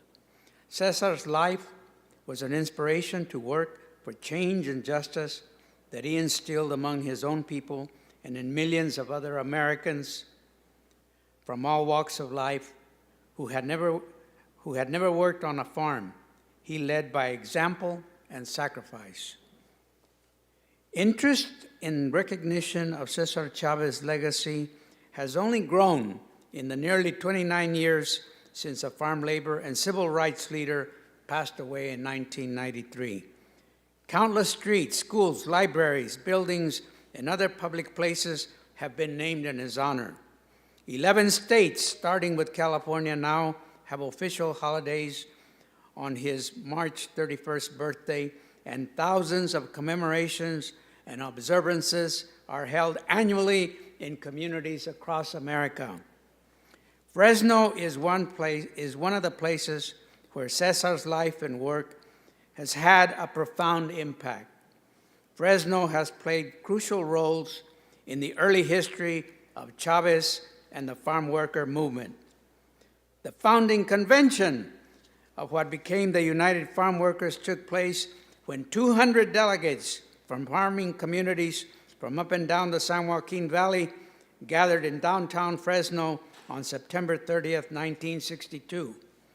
I'm proud to say that Jesus Gaona and Sal Gonzalez Sr. were among those pioneering delegates at that convention. Part of Cesar's enduring legacy was his vision that it would take more than a union to help workers and poor people overcome the crippling dilemmas they endured after leaving the job site and returning to their communities. It would take a movement. So, among other services, today Cesar Chavez Foundation builds and manages high-quality, affordable housing for families and senior citizens across the Southwest. The street to be considered to be named Cesar Chavez in Fresno will pass by Cesar Chavez Foundation, the latest state-of-the-art affordable housing community, Las Palmas de Sal Gonzalez, a multiple generational project with 135 for families and seniors. I conclude with the following Cesar Chavez quotation, quote, "Because we have suffered and because we are not afraid to suffer in order to survive, we are ready to give up everything, even our lives, in our struggle for justice." Please consider the naming of the Cesar Chavez Boulevard. Thank you. Thank you. Next, in the chamber, we have Giddy Barnes.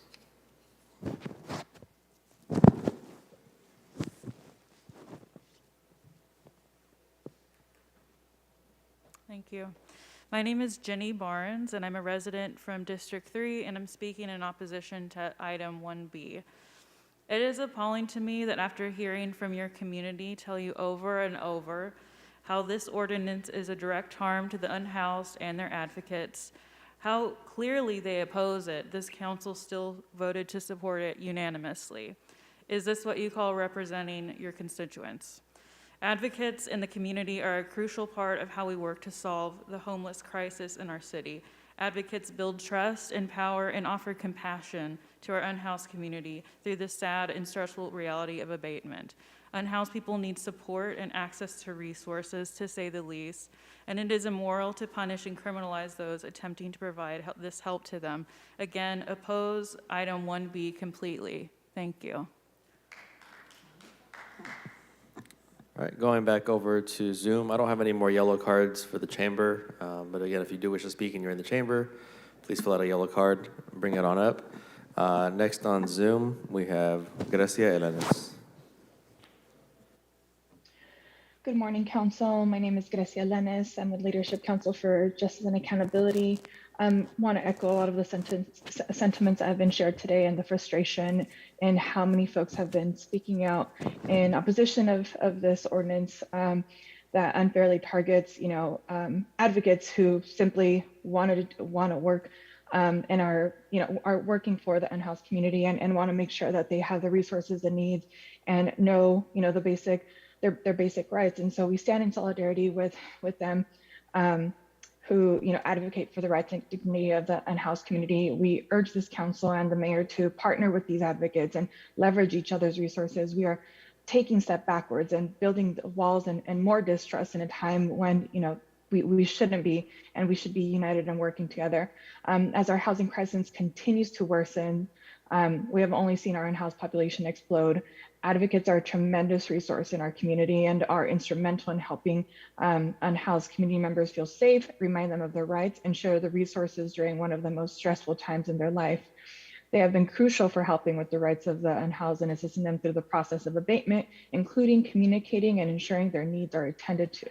This is not the solution, and this does not create the one Fresno this administration is striving for. Thank you.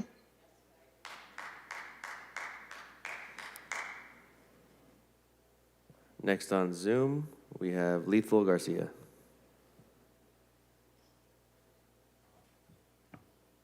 Hello, my name is Lethal Garcia. I've been running homeless outreach for 4 years, and I've been advocating for 2 years. I run things like food, clothes, hygiene, tarps, pots, everything in between, social work and emotional support. I can't do this if you cordon me from my street family on a sweep day.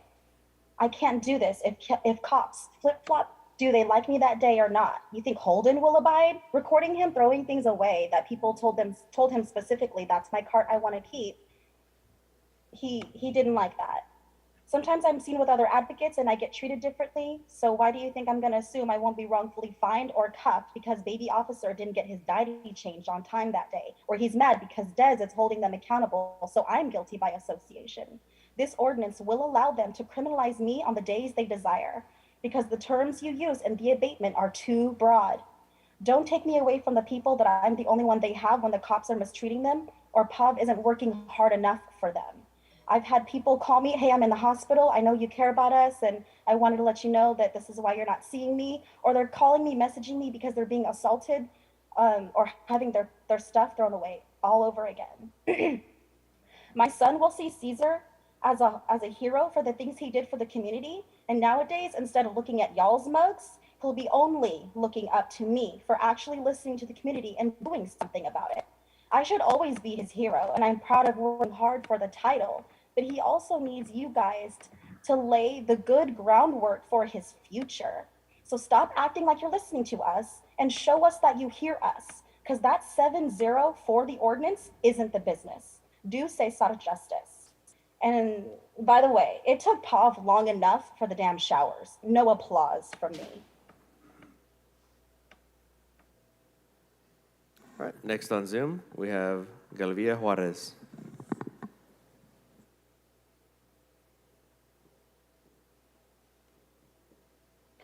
¿Qué tal? Muy buenos días. Gracias por estar aquí presentes, tanto personas que somos de aquí de la ciudad de Fresno, que estamos involucradas, que estamos preocupados por todas las anomalías que están sucediendo en nuestra comunidad. Clerk, do we have the translator on? Disculpe. Can you hear the translator? I'm on the English channel now. Can you hear me? Yes. Okay. Would you continuar. like me to say again or take a pause? No, yeah, go ahead and repeat for the audience, please. Por favor, repita para la audiencia.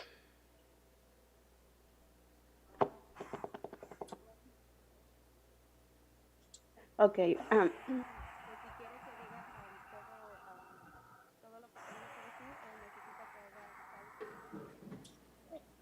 Should I start at the beginning or do I need to take pauses? Can you guys hear me simultaneously or does she need to pause? There will need to be pause. Okay, puede hablar. Okay, gracias. Today, I would like to comment all the council members from the necessities that we have in our community. Unfortunately, I know that right now the community of our homeless brothers are going through unfortunate incidents, and it's gotten out of control because of what has happened in the circumstances because of the pandemic. They do not have an accessible home that they could go to. We have to be aware that there are many that have needs, mental health needs. It could be either medical necessities that we need for them to be seen. like the whole Fresno community deserves that. We want to propose today to please take care of all the workers, the field workers, the essential field workers that unfortunately are not receiving the help, the resources that they need. There's many that are being evicted because they do not have the help to pay for their homes, their mortgages. So there's people that need help. There's people that have been applied for help, but they are taking long. I know that there are funds there for the help, but unfortunately, they are asking perhaps a lot of paperwork, a lot of criteria, and a lot of people are not receiving that help. So, like people like Cesar Chavez that helped us in our times, put your hand at your heart and make all these things possible. So all these people don't wind up as part of the homeless population as well and wind up in the streets. We want you to please be more aware of all the requirements that you are asking for and help our community more. We are very happy with everything that is being done, all the changes on the boulevards and the streets and the downtown Fresno, but also on the outskirts of Fresno. We also have a lot of needs, and we want you to please do your work, and like that, we could also support you in one way or another, and that would be all. Thank you.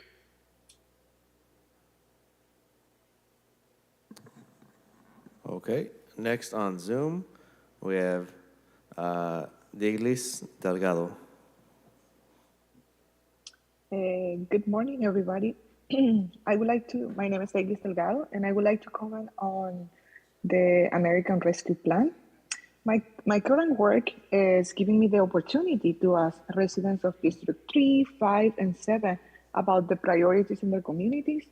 And something that they have said multiple times is they just don't want the creation of more parks.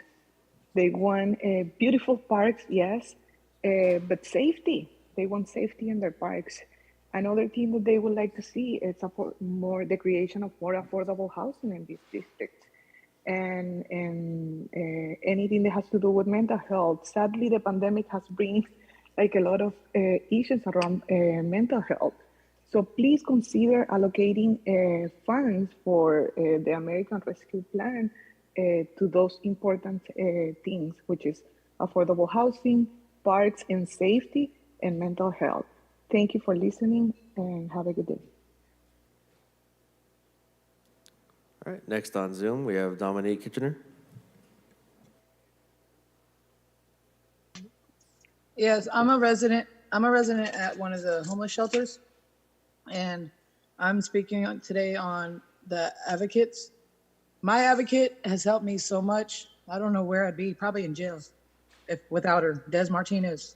I can call her for anything, even if it's just a vent so I don't do something stupid, like when we're being abused by security or police.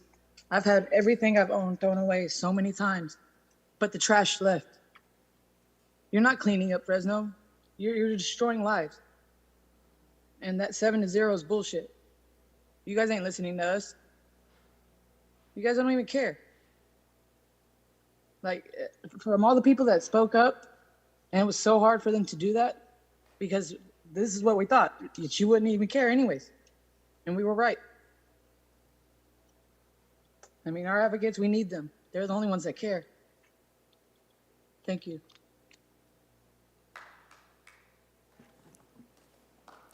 All right, next on Zoom, we have Abel Romero.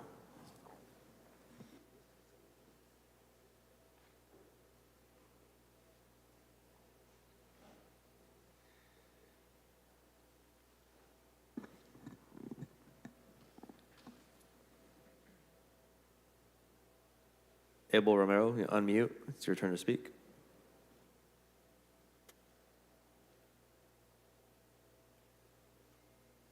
Okay, we're going to go ahead and move on to Lisa Torresillas.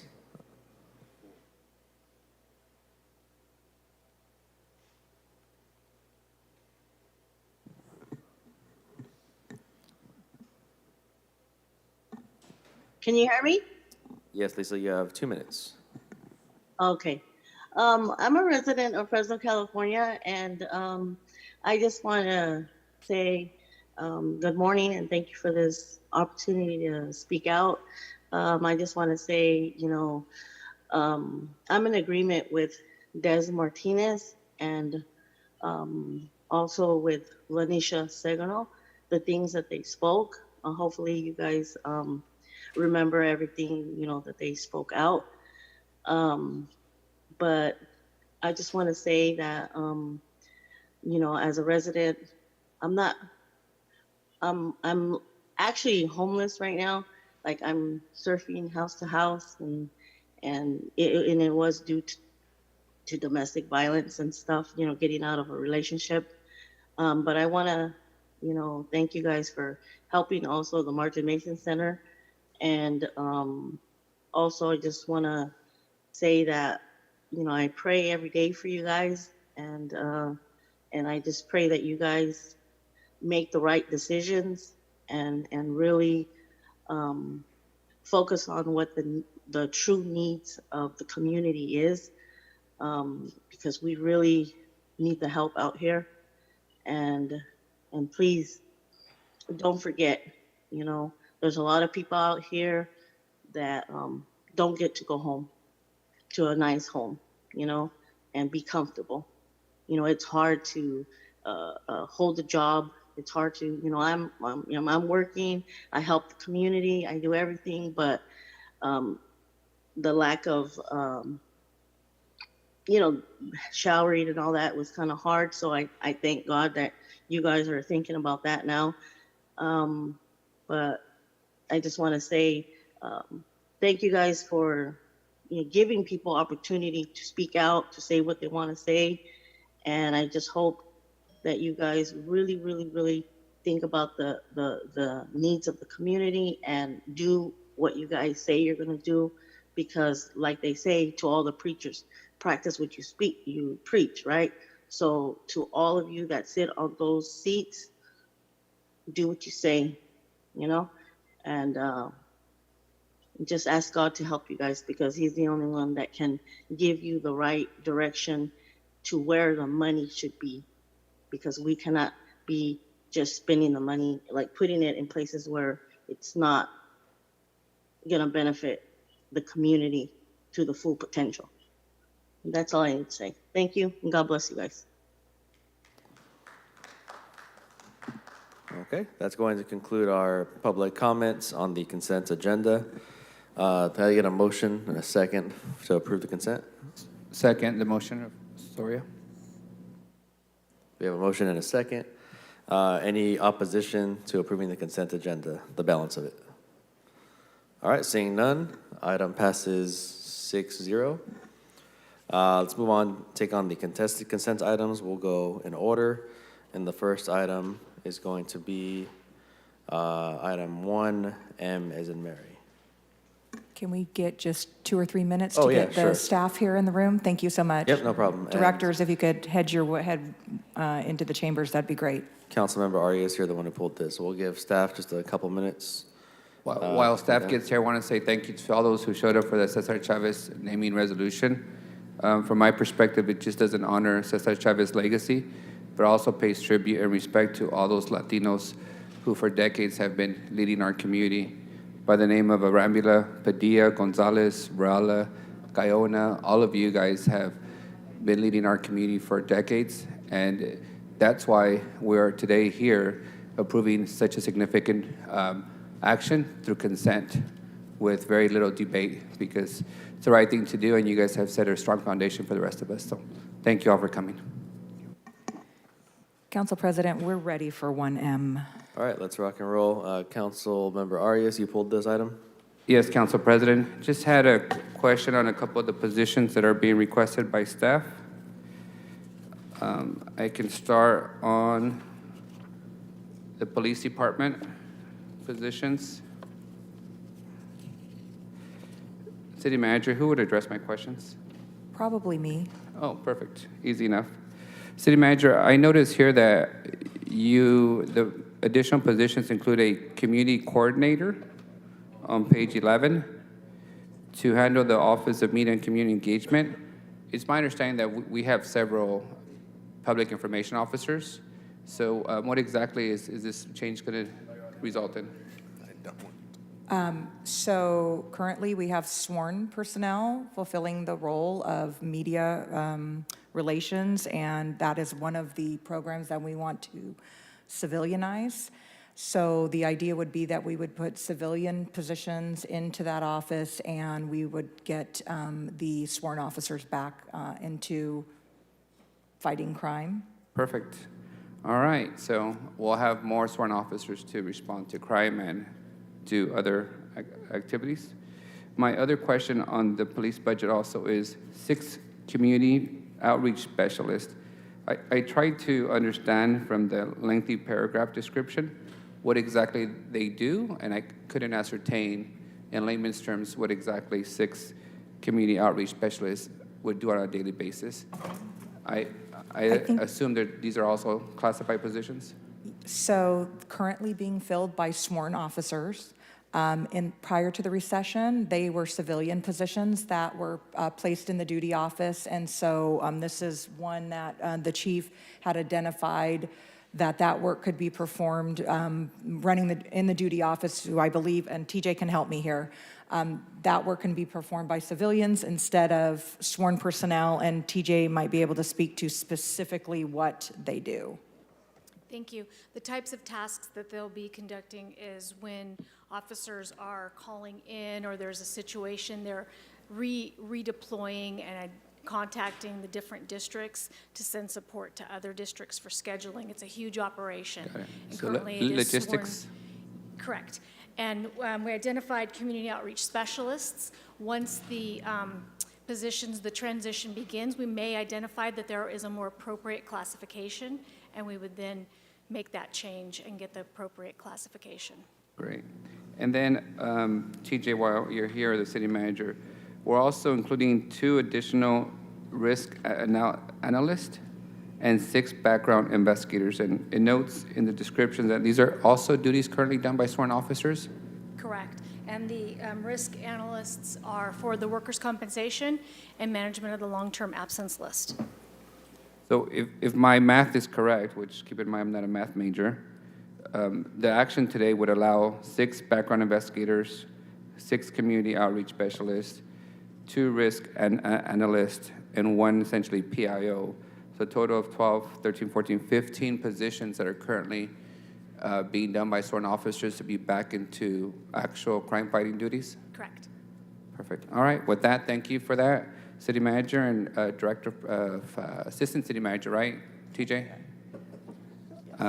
With that, I'll make a motion to approve. I'll second that motion. Councilmember Soria has punched up. Thank you, Council President. Just wanted to confirm, because I know we had a little bit of a debate last week in terms of when we could see the bike unit return back to towers. So just want to make sure that we're consistent with what was said last week, that the residents can expect the unit to return starting in March, and then with a safety plan coming in May that would augment kind of safety resources both in downtown and tower area. Is that correct, Yes. City Manager? Yes, Okay. it is. Perfect, thank you. All right, I don't see anyone else punched up. We have a motion, we have a second. Any opposition to approving item 1M? Seeing none, item passes 7-0. Move on to item 1O, also pulled by Councilmember Arias. Thank you, Council President. I'm not sure who's here to speak on the item. Mr. Grundy is Deputy Mayor. Yes, good morning. Thank you, Deputy Mayor. So just before we get into the logistics or the content of the item, I just want to make a note that I have some concerns with us naming this a One Fresno Youth Workforce Development Program, because it's actually funded by California taxpayers through a state grant, and I'm being very cautious with using One Fresno to rename official city programs. They're not funded by the One Fresno Foundation. So just note from my end, I think we're getting very close to, rebranding the whole city and every aspect. I mean, what's next? The One Fresno Police Department, the One Fresno, Parks Department. So just from my perspective, I think we should slow down on the rebranding of all city departments and programs. On the content of the actual program, Deputy Mayor, I appreciate the one-on-one time on it. I still have a little bit of concerns.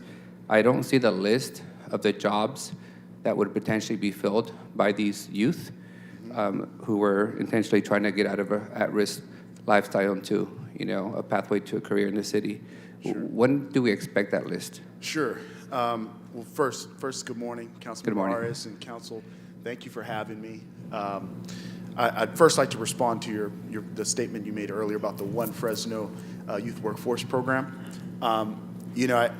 As we all know, the administration is pursuing a vision for One Fresno, and our hope is that that's something that is not off-putting, but it's something that is welcoming.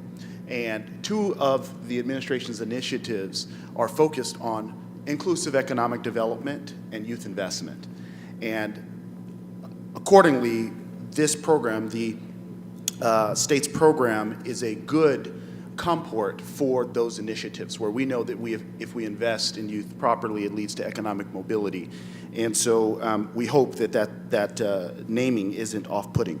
But to your question about the actual workforce program, and let me back up for one more second, if I will. The Big 13 city mayors, for everyone's edification, including the public, the Big 13 city mayors, including Mayor Dyer, pursued the governor for this specific program for a set-aside funding for youth workforce investment. And the governor agreed and set aside $150 million, which was distributed proportionate to city size. Our allocation is just over $7.4 million. So the mayor had a direct hand in both securing this funding and in its parameters. That said, to your question about the actual positions, we've been working with, the mayor's office has been working with the personnel department to identify positions that would meet the second goal of this funding, which is focused on developing career pathways. That's a really important distinction for this program. And so big shout out to the personnel department. TJ, now Assistant City Manager, was heavily involved in this, Michelle Marcini and many others. But the list, I have it here, happy to share it with you. It's a preliminary list, not finalized, but I can tell you at a glance, we met with every department director to identify positions that would provide gainful training and employment opportunities with a livable wage, and that would have associated career pathways. And so for airports, we have 2 positions, economic development 4, finance 4, ISD 4, the manager's office 1, parks 52, personnel 4, planning and development 6, public utilities 10, public works 9. And this list is not final because I know we had a conversation. We're going to make sure that we chat with every single department and that everyone's positions are included. Sorry for the long-winded response, but that's where we are. Thank you. My other concern, I think I voiced this when we met, is that as proposed, this program that seeks to hire 100 youth into the city would be under the personnel department's purview. Correct. My concern with that is we've heard from the personnel department and staff that they got their hands full on trying to fill police officer positions, firefighter positions, every other vacancy that we have, which I think is in the hundreds right now in the city. So I'd feel more comfortable if the program was under the Parks Department, since the Parks Department is responsible for serving the youth, especially those at risk. The majority of the positions right now, as you indicated, are in the Parks Department. So I would like us to, make sure that, in my view, I think a youth employment program really belongs in the Parks Department, not in the Personnel Department. I think personnel has demonstrated that they have their hands full. Today, we added additional positions for them to work on filling these, critical public safety positions that we have in the city. So that's my personal view. I'll be open to hearing from my council colleagues on it.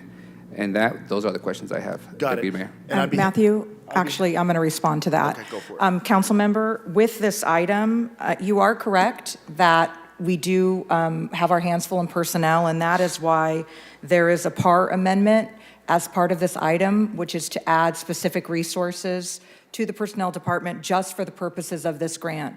I would respectfully disagree that this belongs in the Parks Department. This is an employment program, and all of the items that go with employing our youth are best left in the Personnel Department, having to do whether it be with screening, coordination with all of the departments to make sure that all the proper processes are being followed.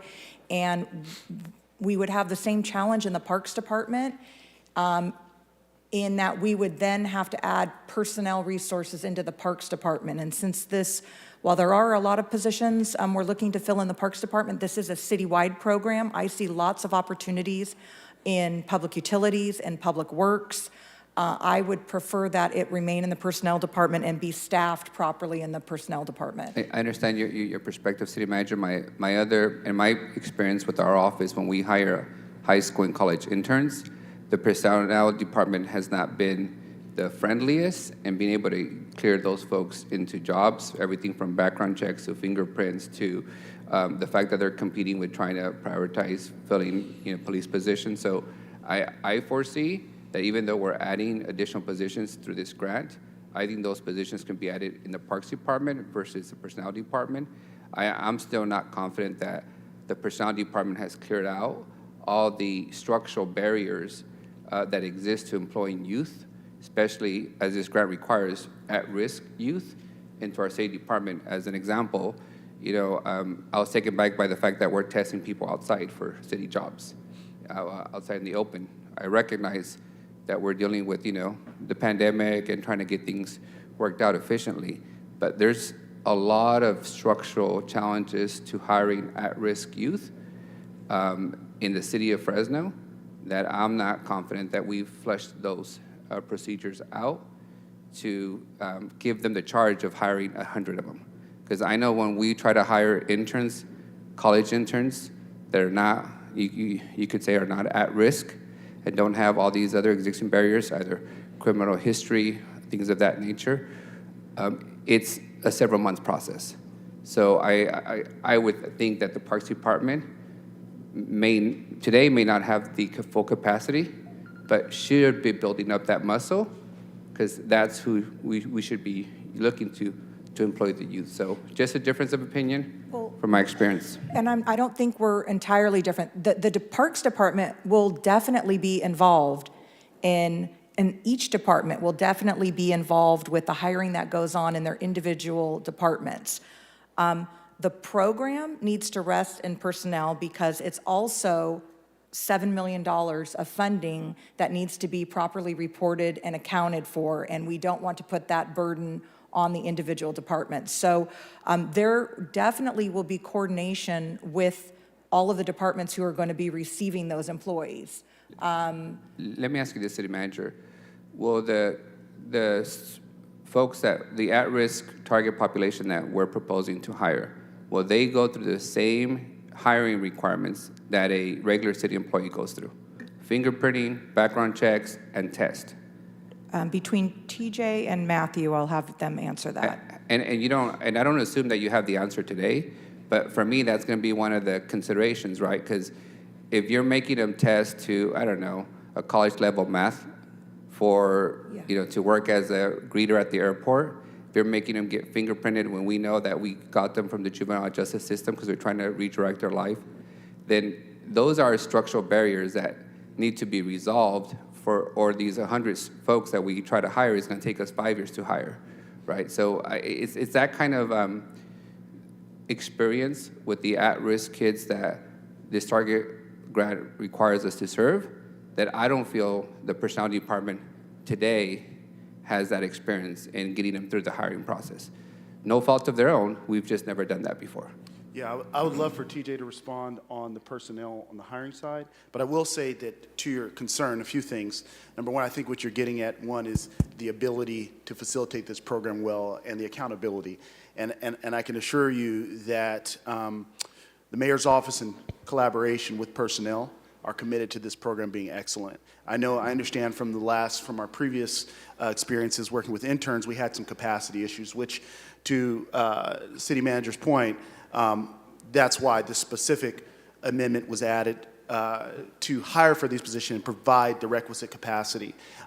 In terms of barriers, I'll tell you the spirit of this effort is to remove barriers. That's why up to 40% of the funding can be spent for wraparound services, which we intend to utilize for things like childcare, transportation, et cetera. Things that, to the spirit of this, say we want to provide a barrier-free environment for folks to come and find gainful employment. I would love for TJ to speak on the personnel side, but I can tell you that we want to work closely with folks, and for folks to be housed, for this position to be housed in personnel, I agree with City Manager. It's a really important piece for a couple of reasons. Number one, we really need the oversight and accountability, working with partners who will provide mentorship, who will provide case management, and those sort of things. We can't house that in one specific department, in my opinion. It needs to be something that's facilitated citywide. And then also the program outcomes. We have to be able to monitor how many participants go through the program and remain employed, or wind up in additional jobs within the city. So again, housing personnel, I think that's the best place. I'll defer to TJ to talk about the hiring requirements. Thank you, Matthew.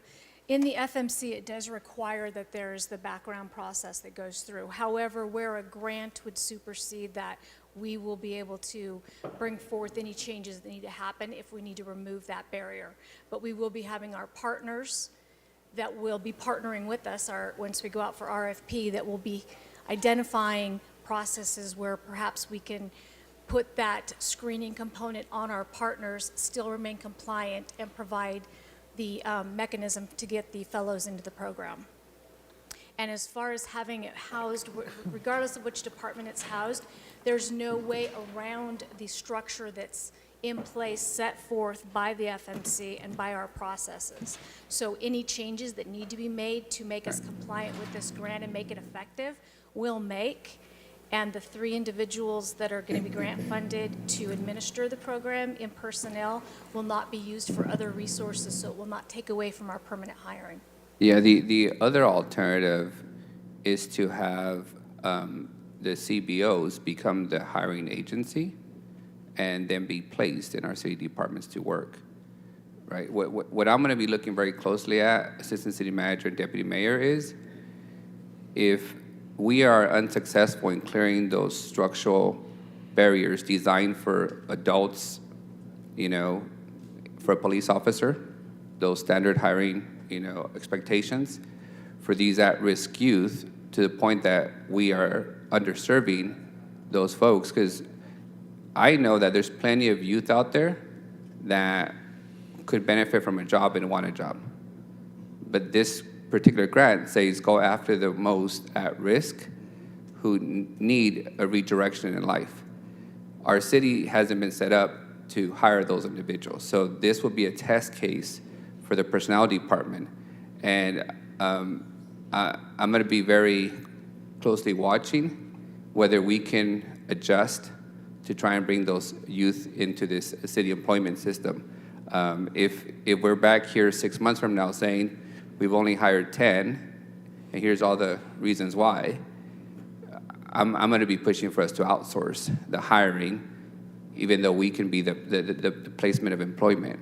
So I'm just being upfront with you that I've seen this before, you know, and if it's hard to hire a college bachelor's degree intern in our city, I could imagine how much harder it's going to be to hire a 16 or 17-year-old who's exiting juvenile hall and needs an employment opportunity in our city. So I'll be looking forward and watching very closely to see how we successfully make those adjustments. Sure, and thank you, Councilmember Arias, for that. I think we both want to hold this to a high standard, but just for everyone's edification, a couple things for clarity. The program's for those age 16 to 30, so that's our band. And then secondly, unfortunately, this program does not allow for the hiring to be done external to the city. So the city has to be responsible. It's a disallowable expense to have the program actually hiring done outside of the city. So just want to make sure I make that clear. But I think we're both in agreement on holding this to a high standard and hoping for a new day, being that we put a lot of time and effort into this, and we think we have good partners potentially that we'll be able to work with. So hopefully And that's helpful. Councilmember, one last thing. This is the way, right now, I think this is the best way to set up the program, but I'm not, if we need to make adjustments in the future, I'm totally open to having that discussion.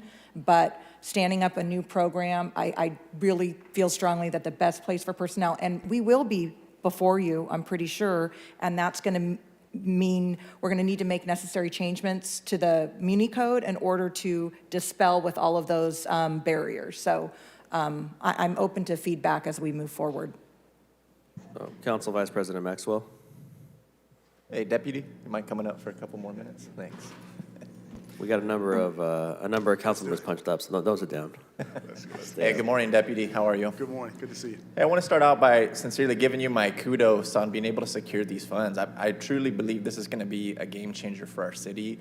The city council and the administration, we pour a lot of resources and money and effort into things like combating crime and combating homelessness.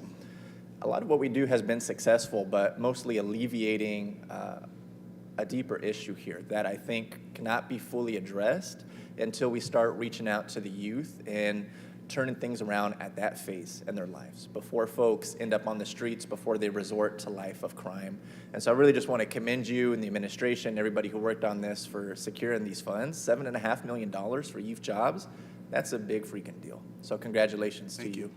I have some similar concerns to my counterpart, Councilmember Arias. One of the pieces of information I would like to have seen before today would be those jobs that have been identified throughout the city of Fresno. This is 100 jobs a year over 2 years for a culmination of 200 jobs in total. I don't know where they're going to go, but I could tell you, at least on my part, I understand you need this $250,000 right now to go ahead and get the ball rolling so we can ramp up for the next fiscal year. But going forward, when you come before council looking for further appropriations on this, the best way to get my support is to be investing in green jobs. And you did mention that you have some positions with the parks. I don't know what those are. I don't know what that means. But I'm also similarly not opposed to teaming up with CBOs, whether that is partnering with them on the city side. And I understand you have to do the hiring in-house, but I don't think there's anything that says we can't place them under a CBO to help out, another organization doing good work that's adjacent to city work.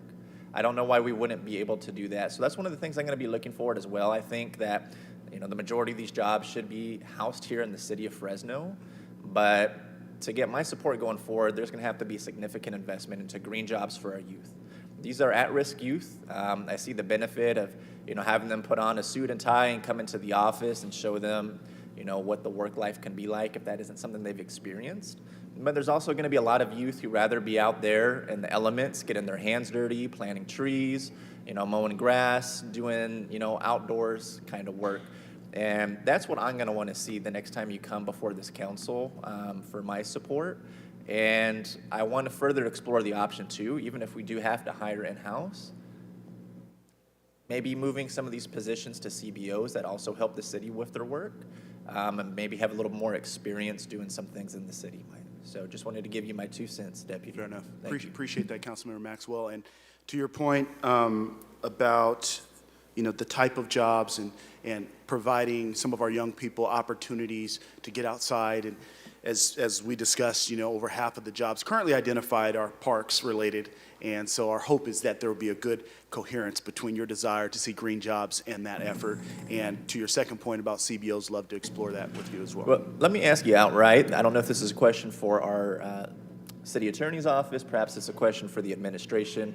Deputy, you mentioned that the terms and conditions of the grant required us to do the hiring in-house. Correct. Is there anything that says that we would not be able to place folks under a CBO or a nonprofit or a private partner to get the same requirements that they might get in-house with the city of Fresno? No.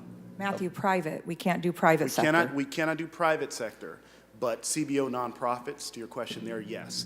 However, with that, again, as I mentioned earlier, this list is not finalized, and part of the reason why is we needed to understand in-house our capacity first before we can start talking with CBOs about their capacities to provide career paths. That's really the key on this. But we're not precluded from partnering with folks in the nonprofit community. And when do you expect to have that list finalized for council review, Deputy? I will defer to personnel. Michelle, will you have a? We should have that finalized by probably mid-month of March. Okay, so mid-March. I have spoken with both of you, have expressed similar concerns to you, Assistant City Manager, so just know I am going to be keeping a lookout for that in March before it comes back to council. Fair enough, Okay, thank you. Councilmember Chavez, followed by Councilmember Soria. Thank you, Council President. Deputy, thank you for reaching out. I appreciate the overview you gave me of the program. I know, what was the total dollar amount that we received? 7.426 million, I believe. 7.4. And I know that other cities got big chunks. I understand LA got like $52 million and they're doing similar programs. But I just want to make sure that I understood this correctly, the way you explained it. This would essentially be the workforce development program for our youth and plugging in city departments to essentially create a pipeline for that, right? So some examples could be over at the city yard or clean up public works departments. Is that correct? I just want to make sure I understand that correct. Yes, it's to fill, we're not creating new positions within the city. These would fill existing positions within the city, yes. Okay. And the reason I wanted to make sure I focus on that, so, and Assistant City Manager Barfield knows this very well, as we're both former local conservation corps members. He was actually my boss during those years. And so I know he's got a wealth of information of what that looked like, because I remember we used to do alley crew, the recycling program, median islands were getting cleaned up across the city. So I think there's an opportunity to align everything that you're doing with cleaning up our city, with doing the Beautify initiative and things of that sort. I'd like to see some of those efforts also align with that. I'm not so much interested in the micromanaging of where this goes and what department, because I share some of the concerns that my colleague, Councilmember Arias, had, but I don't necessarily think our Parks Department would be supportive enough to do that right now, as they themselves are ramping up for, you know, Measure P and everything that they're going to have. And then the last question is, how many years is this grant? What's the life cycle of it? Yeah, and if I can, Councilmember Chavez, you know, first thank you for the kudos on this program, but I want to make sure I didn't misspeak. Our exact amount awarded is $7,421,000 and 7.7421049. Okay, I want to make sure I make that clear. And then secondly, you know, to your point about LA, receiving over $50 million. We're thankful for our slice of the pie. I want to put a shameless plug and shout out for Courtney Espinoza, who helped respond to this state's funding. And I'll tell you that at the state level, they said that our proposal for how we would use the funds was actually the most impressive for the state. So I love our LA counterparts where I'm from, but I'll tell you, Fresno, we look like what we've proposed is the best they've seen. That said, to answer your question, the dollars must be encumbered by June of 2024 and must be expended by October 2026. And so those are the key dates we have in front of us. Okay, thank you. Councilmember Soria. Thank you, Council President. Just have a couple questions that I also just kind of have come up as you've been talking. But before I ask those questions, I'm going to say that personally I'm super excited. This has been an issue that I've been very passionate about. Second year or third year on this council, I actually proposed $25,000 for youth jobs in our city of Fresno. I think prior to that I had proposed it, but it didn't get support or enough support from from the previous council at the time. And then slowly but surely we've inched up, I think, to today in the budget, $350,000. So it's been an ongoing effort. I know that the community has been very supportive also of investing in our youth, which is why Measure P was successful, and there is also an allocation there with that. So just with that context, wanted to ask you, is this money going to augment the resources that are going to be available for youth jobs?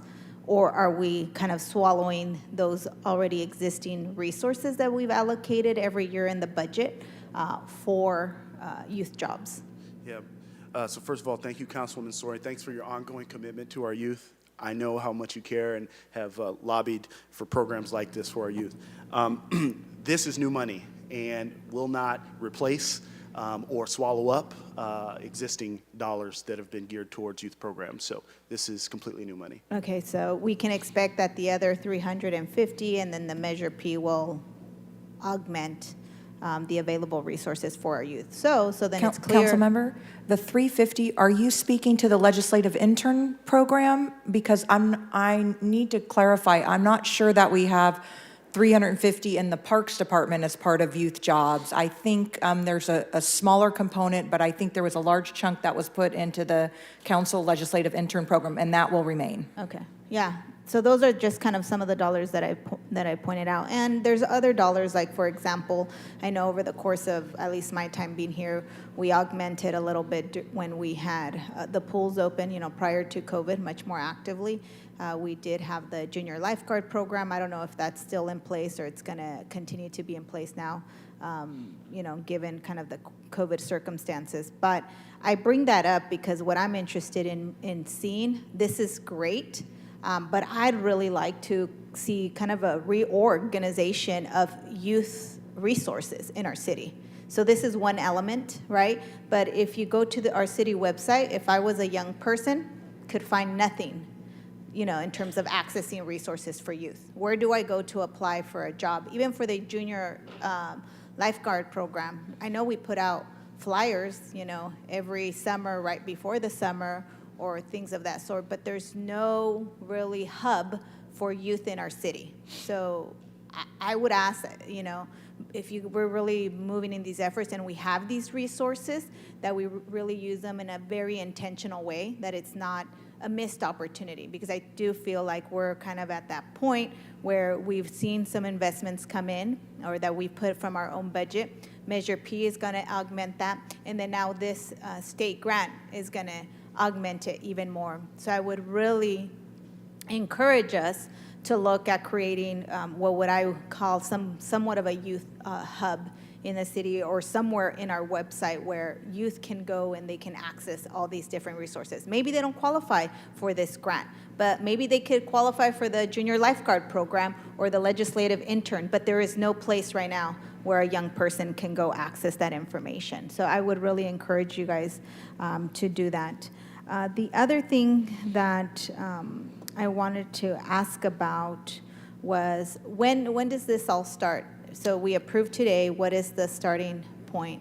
Yeah, great question. Thank you, Councilwoman Sori. To your previous comment about a desire for us to have a hub for our youth, that's actually a desire that's shared with our mayor and the administration. And in fact, within the Office of Community Affairs landing page, there's a button that says Youth Opportunities. And within there's a landing page that points youth to both opportunities to sign up for a youth commission, to be connected to the Youth Workforce Investment Board for screening and ultimately training and job opportunities. And we're trying to build that out. If this approved, we'd like to add this to that landing page and do a better job, frankly, of marketing it, since I know you weren't aware, and we just have to do a better job of marketing it. But there is a hub that's currently there that's in the works. The second question, it should be like apparent on the first page, because you'd have to, from what you're telling me, you have to click like 4 different times to get to that information. That's not friendly. So I think, Councilmember, yeah. we need to do a lot of work on our website, and that is definitely the plan. Our website leaves a lot to be desired, so duly noted. Yes, I call it Alice in Wonderland, but anyways, to your second point, Councilwoman Soria, about START. I'm telling you, we're itching. So assuming, if we are able to get a yay approval today, we're ready to begin tomorrow with adding the necessary capacity per the PAR amendment. And then the other thing is for youth sourcing, we hope to start sourcing youth, potential applicants, starting late this month. We don't want to wait because our hope is to start a summer cohort. And so we're ready to get going as soon as we can. Great. I think that that's awesome. The other question that I had, I know in the past we had talked about, and this was when the current mayor was chief of police, we used to have an Explorer program. Is that is that alive? Where is that at? I don't know. The chief I know is in the room. Yeah, I'm looking around because I don't know the answer to that question, Chief. Because that's another opportunity for youth, and I'm just trying to figure that out. Where does that fit in this piece? Thank you very much for the question. As far as the Explorer program, we do have something through the chaplaincy, Young Explorers program. I have initiated talks with Fresno Unified School District to start a junior cadet program that would, the pilot program would actually start at Edison High School, and it would reach out to juniors and seniors in order to have officers go out there, mentor them, give them tours of the police department, and in an effort to encourage them to get into public safety. At that point, those qualifying who would be 18 years of age could then apply to be part of our cadet program. So that would create a pipeline towards public safety in the city of Fresno. So that's something that I've done separate from this. About 6 months ago, we're still in talks and trying to get the staffing in order to start that. Yeah, and so that's a perfect example of when I'm talking about how we are working together and figuring out where all these youth component pieces fit. This is another important piece I had brought up because the Explorer program kind of went on hiatus for some time. But I just want to point out that some of our students are students of color from disadvantaged communities sometimes can't afford to do an Explorer program because they have to work and they don't get paid to do the Explorer program. So I think, Chief, if we're serious about really trying to create a pipeline, that we have to figure out to create incentives for young people that would be foregoing to work and participate in such of a pipeline program, and looking at this as an opportunity, because we do want those kids that are at risk to, if they're willing to turn their lives around and want a career in law enforcement, that they have the opportunity as well. So I see a lot of connections, but I think that we need to make sure that we're connecting all the dots, because I feel like a lot of times in this city, we work in silos. It reminds me right now, I'm having like deja vu about the conversation on housing. We have CDBG, we have home, we have redevelopment, we have all these, dollars, but we're not talking to each other. And that's what happens a lot in this building. And so that's why I'm saying, hey, we need a hub. We need to figure out how we're all communicating, because we all do have the same mission and goal, is to really help our youth, because we know that they're the future. Plus, we're creating a pipeline of future workforce for our city. And so I'm glad to know that you guys are working on it. I tried going onto the website. There's really nothing on the Explorer program. So if a young person's trying to get in touch, I don't see it readily accessible. So I think, the city manager mentioned there are several issues that need to be kind of revamped in our website, but I think that, this is an important also component to the youth job program that we'll have dollars for.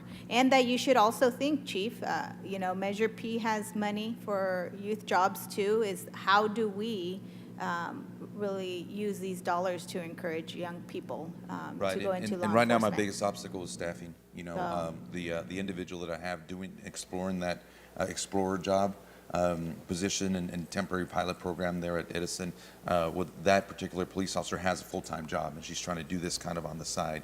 And just this last week, we saw the Pivot program, something that we're doing at a local elementary school. That is also, another attempt to reach out to disadvantaged youth, so we can give them better options. So since I got here to the city, I've been preaching that part of the issue that we have here in Fresno from our youth and from a gang standpoint is that they need more options and more possibilities as young people to be able to do something else, something positive other than join a gang. Yeah, absolutely. Thank you. Thank you. All right, Council. Then the last point that I'm going to make, I'll wrap up, but my last point, I'm glad that you guys are addressing the staffing issue for the hiring of these youth. The first year that we announced that we had 25,000 for youth jobs, we got 1,300 applications within a 3-week period. So I know that once the young people learn about the possibility and opportunities, that there will be, again, a swell of applications, because youth, there's an interest in the young people in, being connected. So I know that that's critical. I think that we just got to make sure, as mentioned, I think by some of my colleagues, in terms of the barriers for hiring, that we are working through those, especially if you're going to try to get this up and running in the next month, that we really work through those challenges that young people will face. But with that, I'm happy to support this. Thank you, Councilwoman Soria. And if I may, just want to say, point taken on eliminating silos, and also thank you for the lessons you previously taught us in terms of the previous internship programs and the capacity. And frankly, for those reasons, it's one of the things that taught us and encouraged us to add capacity. So thank you. Councilmember Arias, you're punched up. Just one question for clarification. Let's assume that we hire a 16-year-old student at the airport as part of this program. Would that 16-year-old student be also eligible for health benefits as a city employee? Good question. So the way that the program is structured, we are able to pay for a livable wage in addition to FICA and Medicare contributions for the employee. Beyond that, that's the totality of our obligation. Would you like to add to that or speak into that? Depending on their availability. So if they're available to work in a full-time capacity for a length of time, they would qualify to get our benefit program. So they would be treated like any other employee? They would. If you're And there full-time, you have the option to pay for the health care? It depends on your availability and how you're placed into the system. So it would be like a permanent part-time situation where there is benefits afforded through our salary resolution for permanent part-time.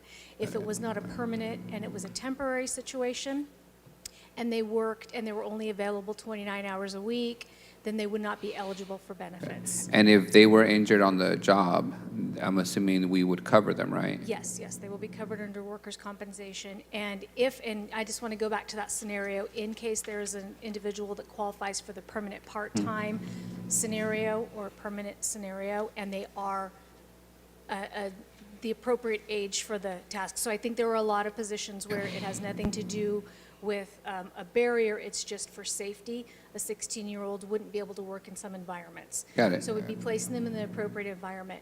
But say there was an environment where a 16-year-old was placed, there is opt-out provisions if they have insurance through another mechanism. Thank So you. we have all that worked out.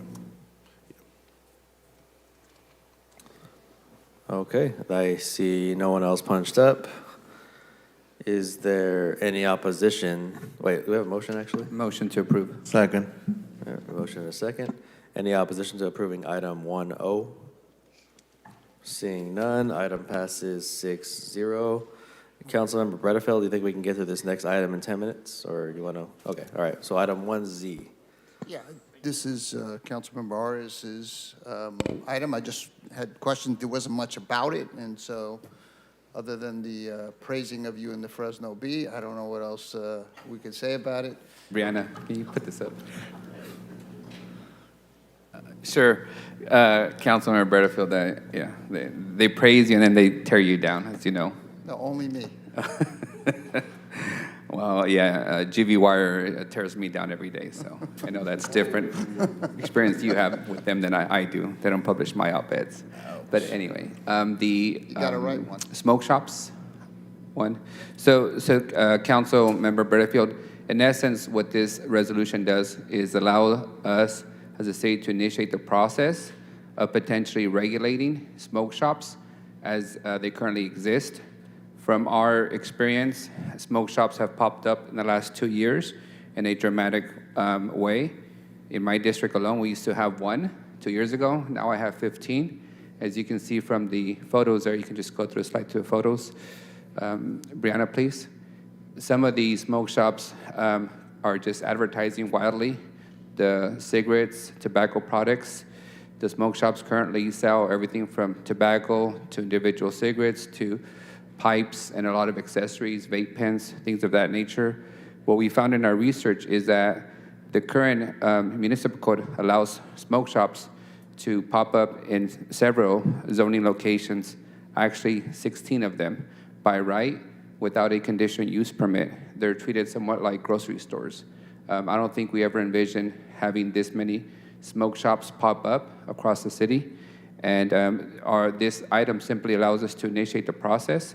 We would follow the similar process that we did with the Responsible Neighborhood Market Act, where we would meet with stakeholders, meet with experts, look at policies across the state and how other cities have regulated some of these smoke shops, and then consider potential regulations, everything from buffers from sensitive uses like parks and schools to limits on exterior advertising to potentially conditional use permits. Today, we're not going to the details of that aspect of it because we're simply initiating the process to study it, bring it back in a few months, and then make some recommendations to council. Okay, sounds good. You want to make a motion? Yes, the motion to approve, please. I'll second that. All right, we have a motion, we have a second. We've already heard public comment on the entire consent agenda. Is there any opposition to approving item 1Z? Seeing none, item passes 6-0. We finished consent before lunch. Congratulations, everybody. We'll come back here at 1:30.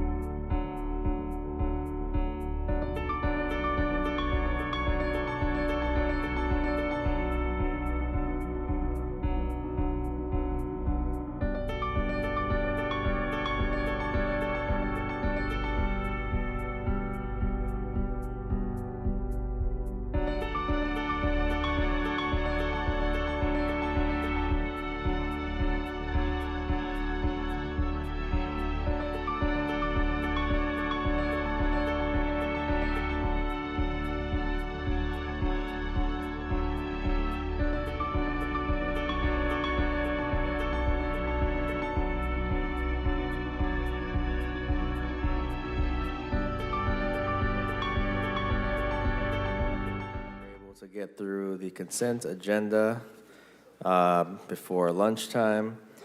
So now let's move on to items 3A, 3B, and knock out general administration. 3B, is that going to be a pretty long item? Should we take that on first? So 3B is just a follow-up to the Workshop. and these are the action items, so it can be as long or as short as you'd like. We'd welcome a motion to approve. I'll make a motion to approve item 3B. I'll second it. I have a second by Chavez. Actually, let's go out to public comment on item 3B. Is there anybody in the audience who'd like to comment on item 3B? This is the actions related to Senate Bill 1383, California's short-lived climate pollutant reduction strategy with respect to the organic waste. 3B?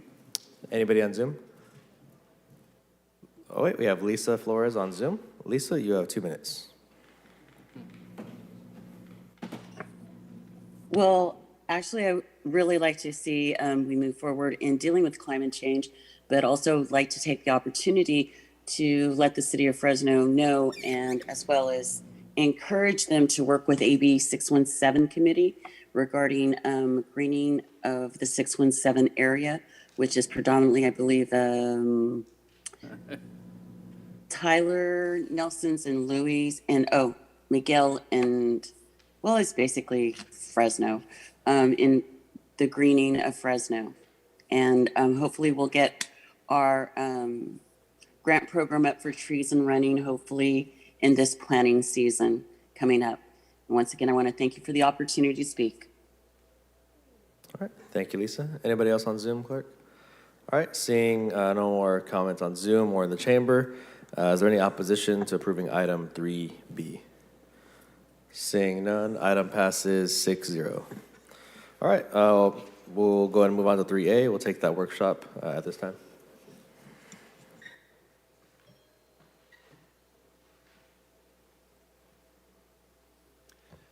Is pavement management systems a fancy way of saying sidewalks? Pavements, roads. Oh, okay. Blacktop. All right, good afternoon, Council. Brian Russell from Public Works. Item before you today is the Pavement Management Workshop. To give you a little bit of background about it, in December 3rd of 2020, Council awarded a contract to Nichols Consulting Engineers. The scope of the contract including rating all the pavements in the city road network, updating the citywide pavement condition index, updating the road network GIS files, recommend maintenance strategies based on available funding, develop a 5-year work plan, and develop training or provide training for staff use on the Street Saver software, as well as to provide a presentation of the results to City Council. And that's what we're here to do today. So I'm going to introduce to you Margot Yap. She's the president of Nichols Consultant Engineers, and she'll take it from here. We'll be available for any questions. Thank you.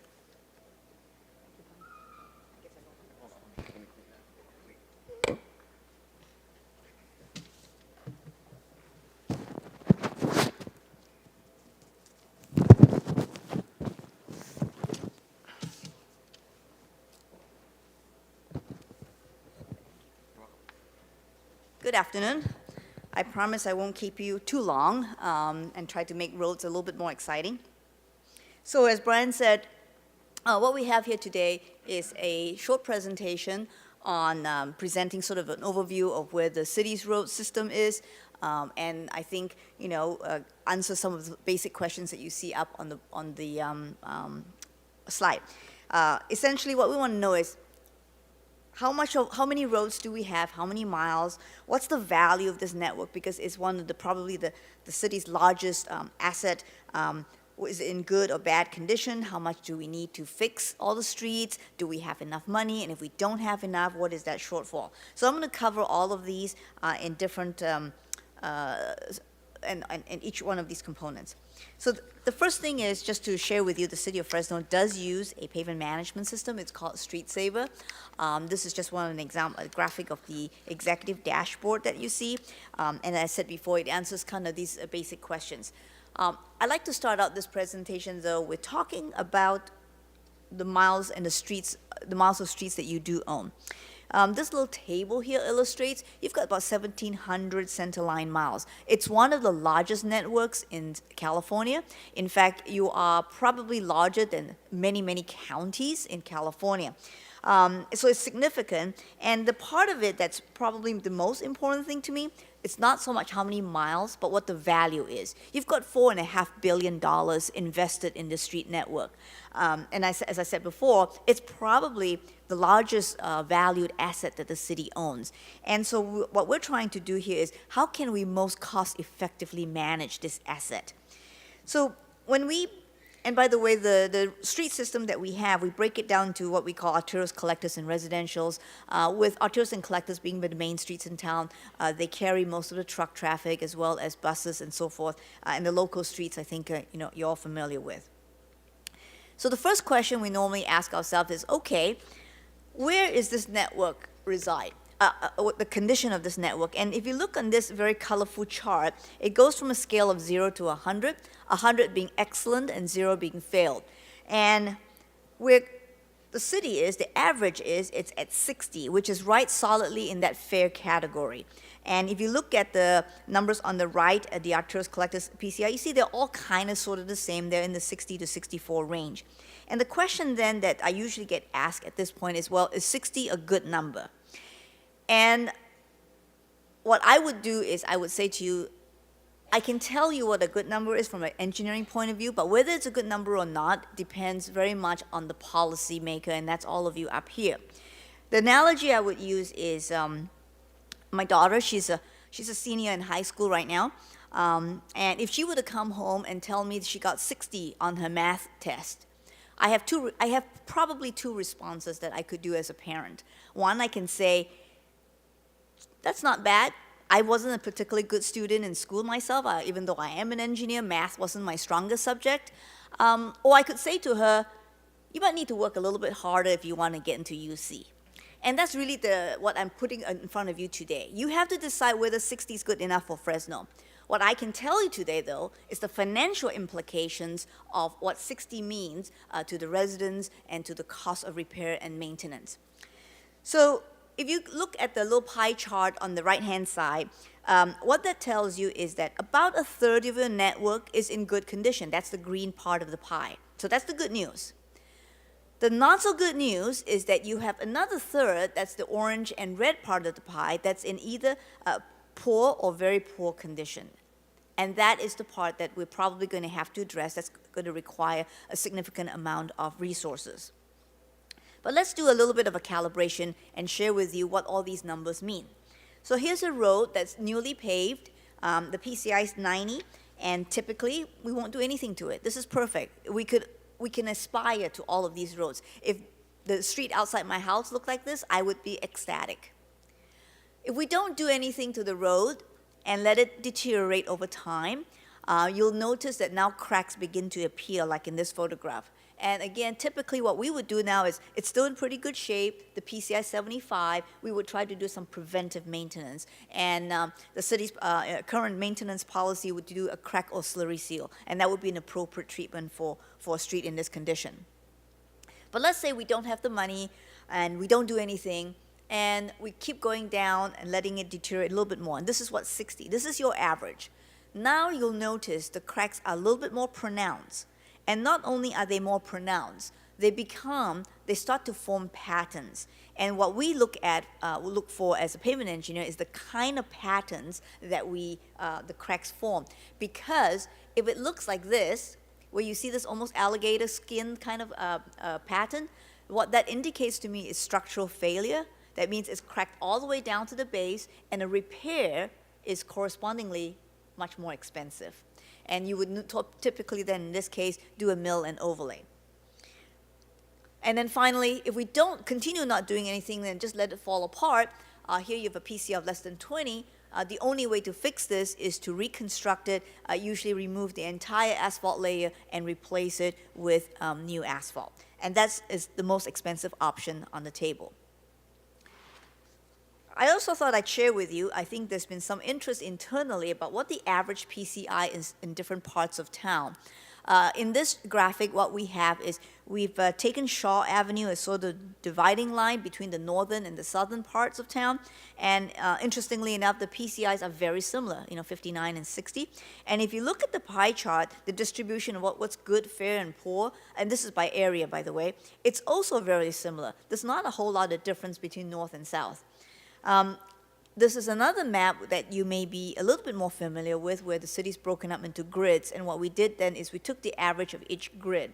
And overwhelmingly, you can see that the blues and the oranges are kind of predominant colors, on this map. And there's you've got a little bit of greens on the outskirts. Those are probably the newer subdivisions in the city. And then you've got a couple of red areas as well. But the orange areas and the red areas are the ones that we kind of worry about.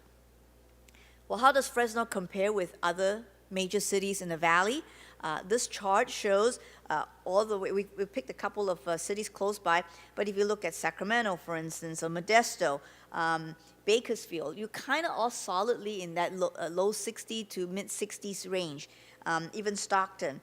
So, and the county, Fresno County, is at 58, a little bit worse than the city. So very much in the ballpark of these other cities. Clovis kind of sticks out there because they've done a really nice job of maintaining their condition. The statewide average, just for your information, is that dotted line right there. That's 66.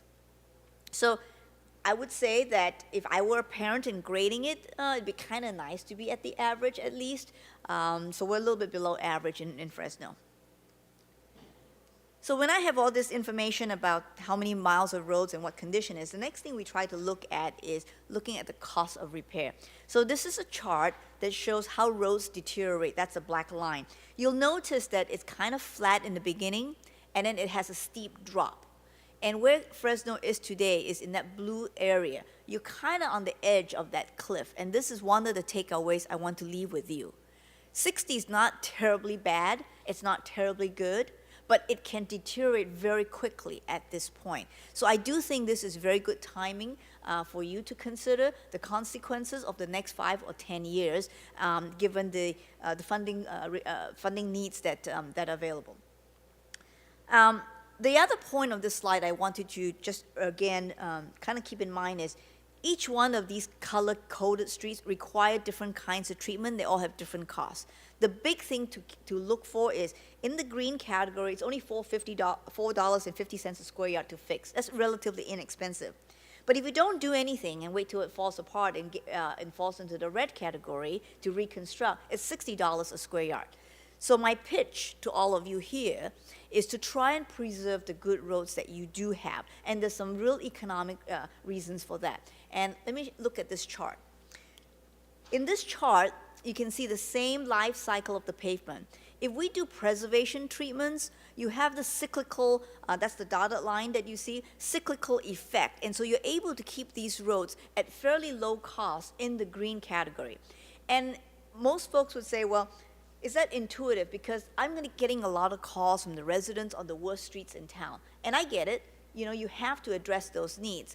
But you can't ignore the good roads that you do have. And I would definitely, again, I think emphasize trying to make a priority preservation of the good roads, because the alternative is to wait till it falls apart, like you see on this slide, and then reconstruct it. Now, the cost, not only is it much more expensive, but in terms of the level of service that the residents experience when they're driving on this road, they're going to have 10 plus years of driving not a very comfortable ride. Whereas with this other slide, not only do you spend less money, but you do maintain a higher level of service for residents. So those are the two kind of primary reasons why we would advocate some sort of a preservation strategy for your roads. The next thing the staff asked us to do was to look at some funding scenarios, and I call them what ifs. And we looked at the first scenario, which is the city's existing funding of about $12 million a year. And that's just for the roads, that's just for paving. It's not the sidewalk or stormwater or signals or anything like that. It's just straightforward paving. And then we said, well, is that going to be enough money? And if it's not, how much would it cost to maintain everything at 60? Not let things get any worse, just stay where we are. And then finally, if we were able to show some improvements, let's try and improve our arterials and collectors to at least 70. Again, those are the highest volume roads in the city, and you have a lot of heavy traffic on there. Let's try to maintain, improve that PCI. But for your residential streets, perhaps we could live with a smaller improvement and see if that's more affordable. So the next three charts kind of show the consequences of those funding analysis. When you look at this, look at the red line, and the red line is your PCI. And so what we're projecting, or we're predicting, that over the next 10 years, if we kept funding at $12 million a year, we're going to see the PCI slowly deteriorate to 43.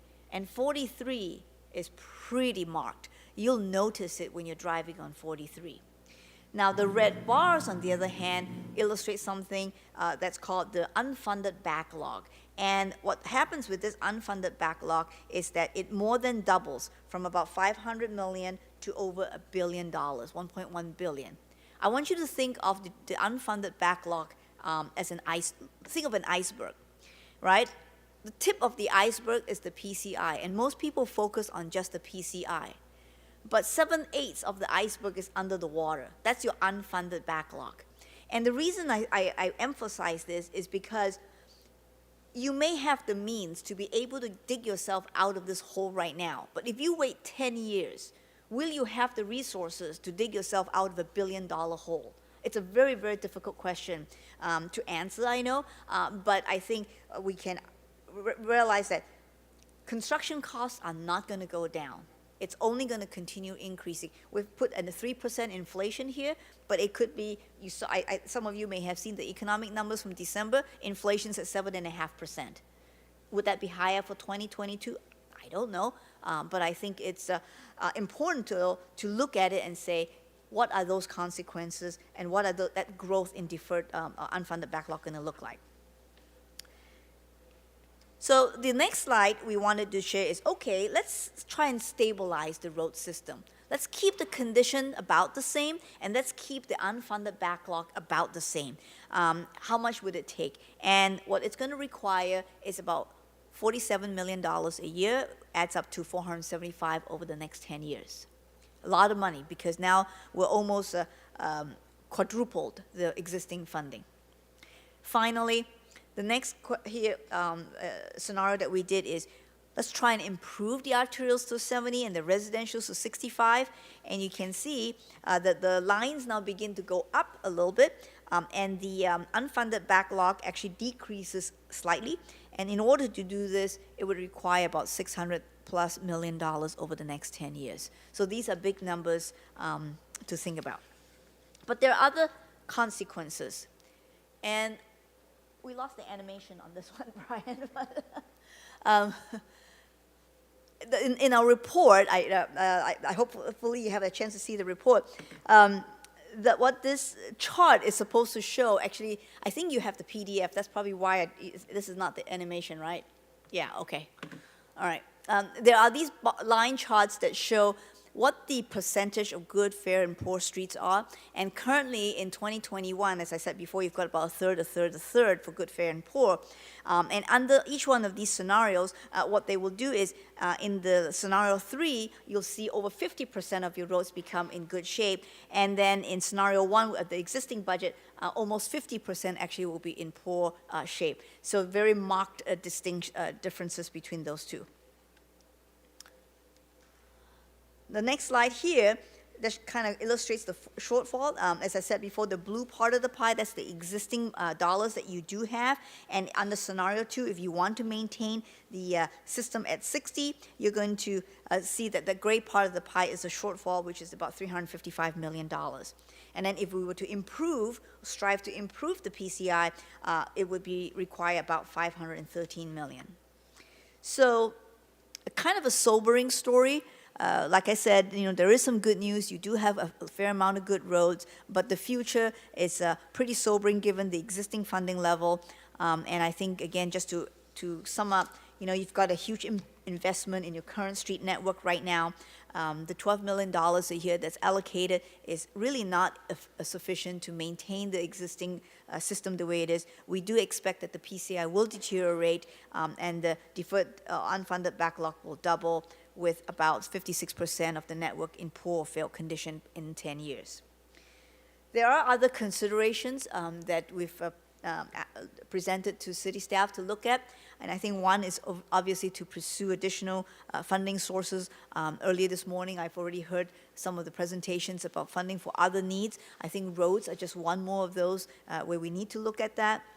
There are Measure C, I know is currently about to sunset in another 2 or 3 years, and so that's one source to be aware of. If nothing else, I would want to say that maintain the good streets that you do have, preserve them, don't let them drop if you can, which means a rigorous preventive maintenance policy. Perform some regular inspections so that you can continue monitoring the condition of these roads. And then also really look at ways of stretching the dollar. It's not just about getting more money, it's about trying to be cost effective with the technologies that are present and available to all of us. There is, of course, the consideration of these community facility districts. There are more and more local agencies are saying that if we're going to build more subdivisions, let's put a funding mechanism in place for them. And many times, these districts then have to be basically pay for the maintenance in the infrastructure within those districts. So that's another alternative to consider. And with that, I'd love to hear any questions you might have. I think you're going to have a lot of comments and questions on your presentation. Very sobering presentation. Thank you for the fine detail. Just a reminder to the public, as you saw here, we have over $400+ million in deferred maintenance on the streets alone, that not including the curb, sidewalks, and the gutters. So this was specifically on the roads only. Let's open it up. Councilmember Carbasi, have you punched up first? Thank you. This was really informative. I remember when I first came on the council, this came up with SB1 funds. Can you put up that map showing North and South Fresno? Sure. Oh.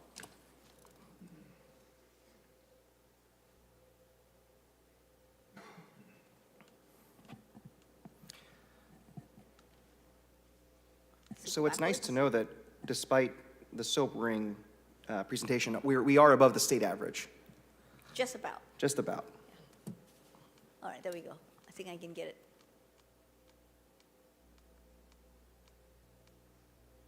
Great. This one. Yep. So that really surprised me. I'm not surprised, but at the same time, I didn't think it would be so close, because there's always discussion about North versus South and equitable distribution of funds. And it just goes to show that we have problems throughout our city. So that is very sobering. Now, for some of our newer neighborhoods, whether they're in District 2 or District 6 or 4 or 5, we have these community facility districts. Now, so do those funds go towards street maintenance? That way it won't be a drain on the public works budget? Would that be correct?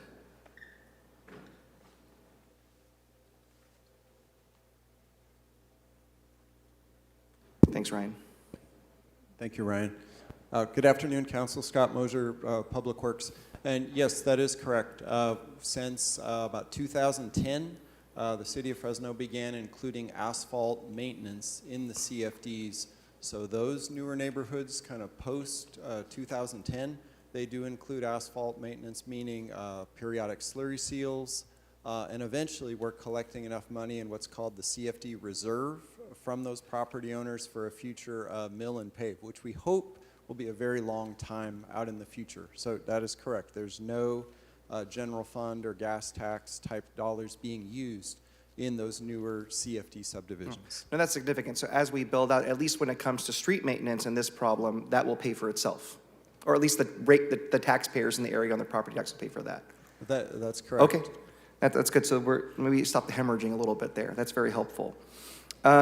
So it looks like the dilemma really is how we allocate resources to tackle this $400 million deferred maintenance problem, because it's exponential, correct? So if we don't maintain some of the roads in better condition, it's cheaper to maintain them early on. Yes. But as the PCI goes down, the exponential cost to maintain it goes up. Correct.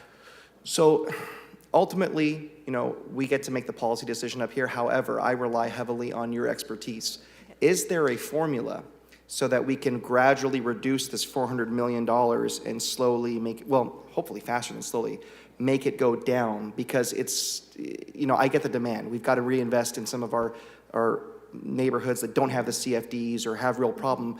But at the same time, if it's whack-a-mole and we do that, rob Peter to pay Paul, then we're just going to increase the price somewhere else. Is there a formula you guys are working out now or to help us with a set of criteria? I know that the last administration had something related to that, but how would you advise us to make these decisions to be able to, over time, reduce the deferred maintenance cost?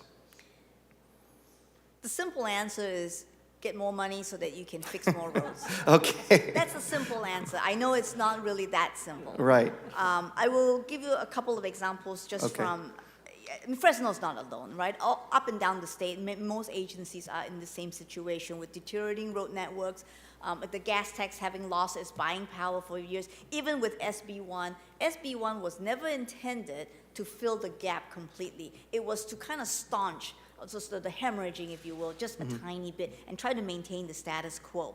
The infrastructure bill from the feds will help. There's 30% more funding from the feds for local streets, which is a little bit of a game changer. How that translates will be different because it depends also on Caltrans, since they're part of the in the process. I'll give you some examples of what people have done. City of Oakland had an average PCI in the 40s. 800-mile network, terrible streets. And what they ended up was, it got so bad, the residents made it the #1 priority. And they were willing to pass a parcel tax. When they passed the parcel tax, they bonded against it, a $600 million bond measure. And they front-loaded. And so what they did was, took that 600, front-loaded it all within the first 3 to 5 years, and put a lot of money on their roads. Because if you can get it now, it's going to be cheaper to fix it now than to wait 10 years and try to fix it. So that's one of the examples I would give. And it's not just Oakland. Many agencies have bonded against a sales tax measure or a parcel tax measure of some sort and front-loaded. That would be one. The second one is you could go the other way. There are some rural counties that have essentially said, we just don't have the resources to be able to maintain a 1,000-mile network or a 2,000-mile network. Some of these roads are long driveways.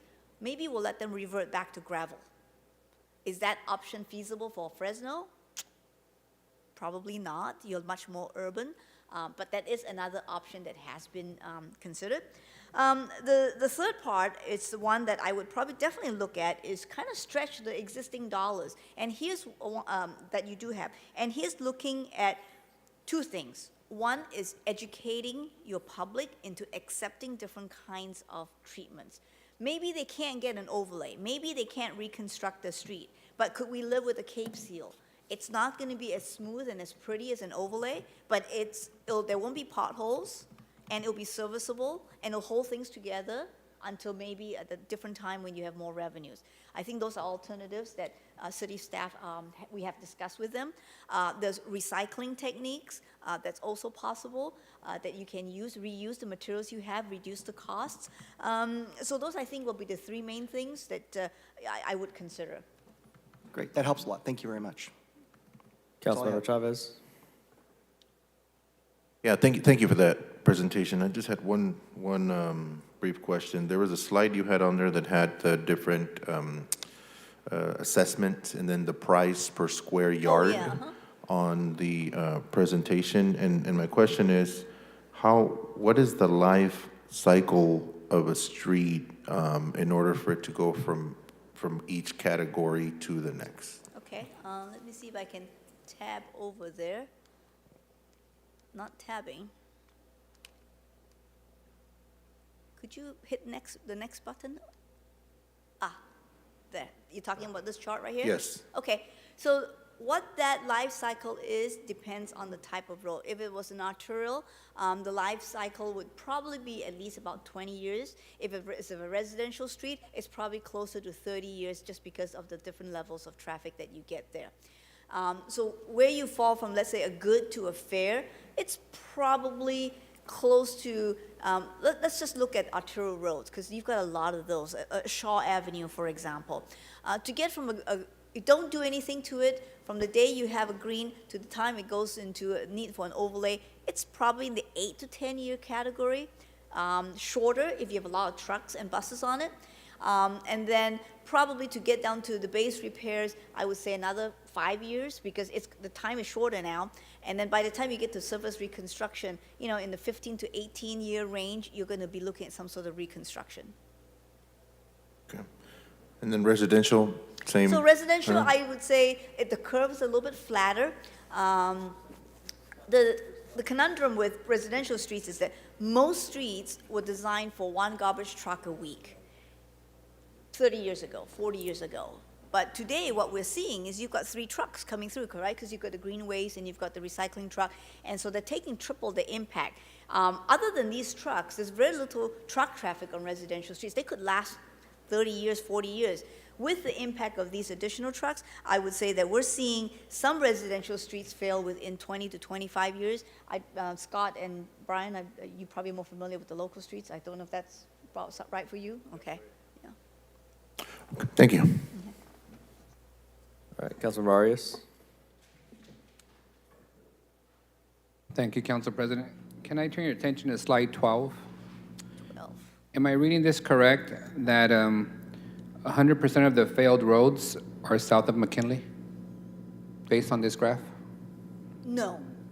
The colors in here are just the averages. So if you were in the blue square, there might be 1 or 2 failed roads in there, but the predominant number of roads there are in the blue category, and so it's just an average. So when it's red, on average, all the roads there are failed? Probably most of the roads in there are failed, yes. So it's fair to say that, at least in my district, I have, 3/4 of mostly failed roads in neighborhoods in the city?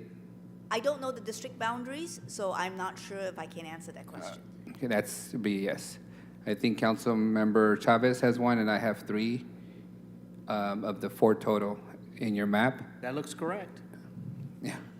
I'll give you an amen. That looks correct, sir. All right, thank you, Assistant City Manager. I think he's driven some of those roads. So question for you, Scott.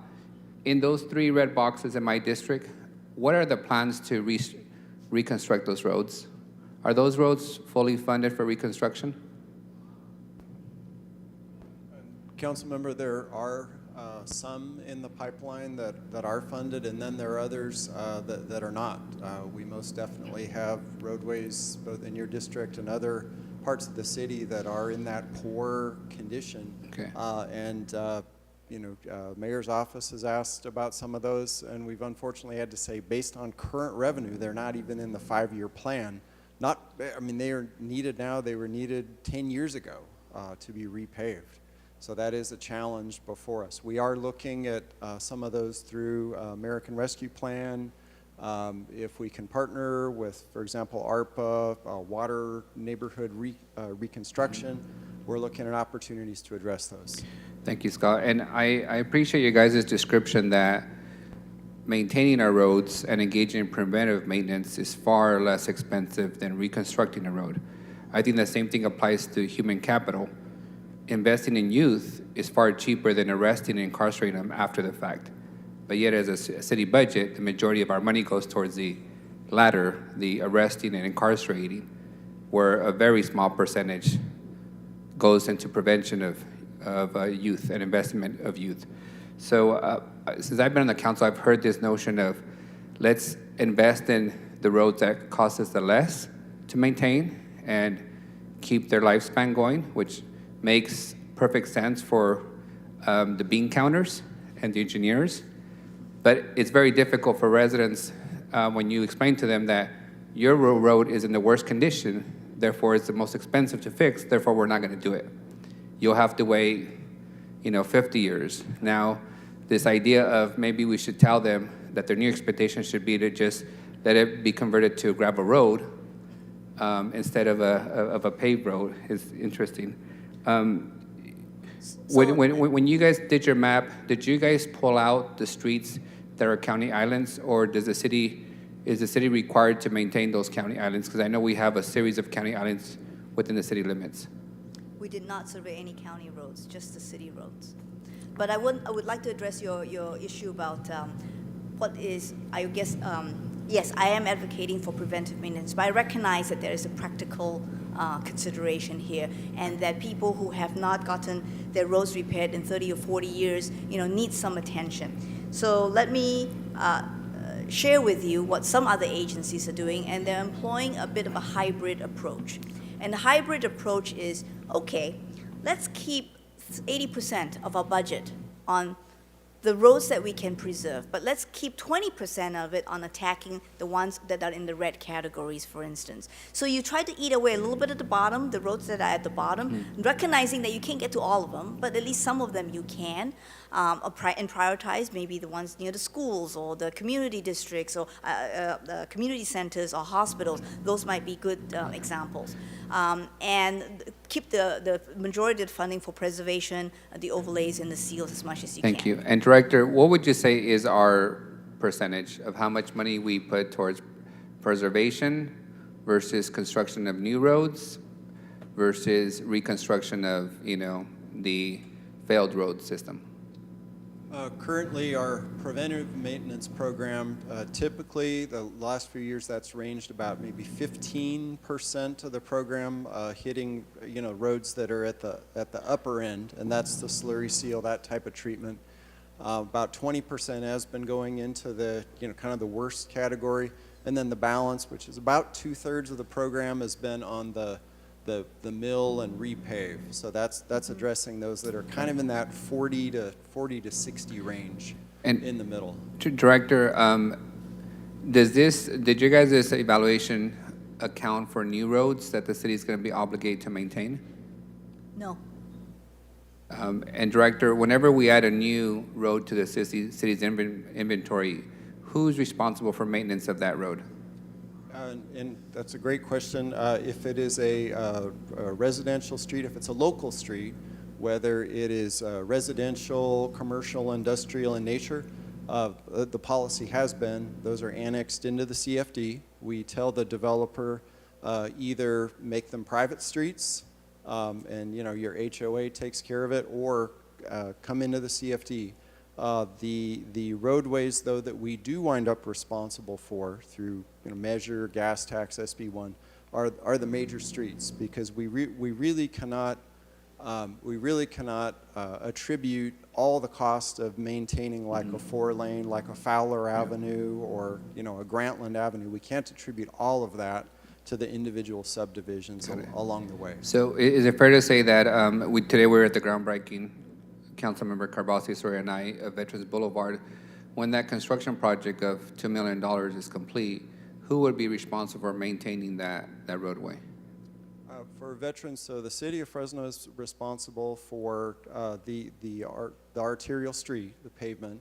Caltrans is accepting everything in their right of way, so the ramps, bridges, traffic signals, and so on. But the asphalt on the new city street, just like when new development builds Ashland Avenue or Copper Avenue, that does come to the city. So if we were to build veterans, as some have, spoke of, all the way to 180 through Grantland, would that whole Grantland maintenance become a responsibility of the city? Within the city limit, it would be the responsibility of the city. If it were to go to 180, currently our sphere only extends to Belmont Avenue, and our city limit is down to about Shields. So everything outside of that falls to the county in similar fashion. Has the county agreed to take over the maintenance of that portion? The county currently maintains Grantland Avenue south of Shields, the 2-lane facility. Thankfully, it's still in pretty good shape because the city, with our trunk sewer project, rebuilt all of that to deliver the Grantland sewer all the way to the treatment plant. But the county does take care of that. And they have no funding plan immediately to improve it to a 4-lane roadway, but that is in the county general plan. Got it. So it's fair to say that each time we develop in the outskirts of the city, and we add a new road to the inventory, that it will be in competition with all the existing roads that the city already is responsible for, and that you guys have indicated we have $400 million of deferred maintenance for. Yes, I would add, though, on the positive side of the revenue, that the way the formulas work for whether it's SB1, gas tax, or Measure C, with that growth does come new population, and that increases the city of Fresno's share of those dollars. Correct. And our current tax sharing agreement that we have been unsuccessful in renegotiating with the county is that the county keeps 6-8% of all new property tax revenue for new areas that we annex in. And our argument as a body has been that we're actually losing money each time we annex a new property into a city, given that the tax sharing agreement is not fairly distributed back to the city. And yes, that is my understanding of that fiscal analysis. And that's what it my shows. last question, Director, is there's been discussion about the renewal of Measure C. Has there been any official position by the city of Fresno or the mayor to double or triple the amount in Measure C that's associated to the city for existing roadways, since we clearly have a study that demonstrates we're at $400 million in deferred maintenance? Or has the city's position continued to be, let's renew Measure C with the same formula that was in place 10 or 20 years ago? Councilmember, if I can answer that. I can tell you that the mayor's position is it will not be the same split as the previous Measure C, that our priority are the neighborhood level streets with a minimal amount. We need to have some maintenance on some of our existing freeways so that they don't get into the condition where, you know, they're beyond repair. But the mayor's position has been that, you know, the time of building continued freeways is over, and we need to focus on our neighborhoods in this next round. City manager, has the mayor determined what amount that is? Like, what's going to be the new formula that is being recommended? So I don't think that there's a specific formula that's been decided. I think that they are in the early stages of recognizing that, and I believe what we've heard come from this council is a similar opinion as far as the focus being on neighborhood streets. So I think what we've been trying to communicate is, if you're going to be going down the same road that you went down before, you know, you're going to have a hard time with the city of Fresno elected officials. There's not been specific discussions whether it's 60-40 or anything like that, because they're stumbling over the fact that we're not going to continue with the same approach.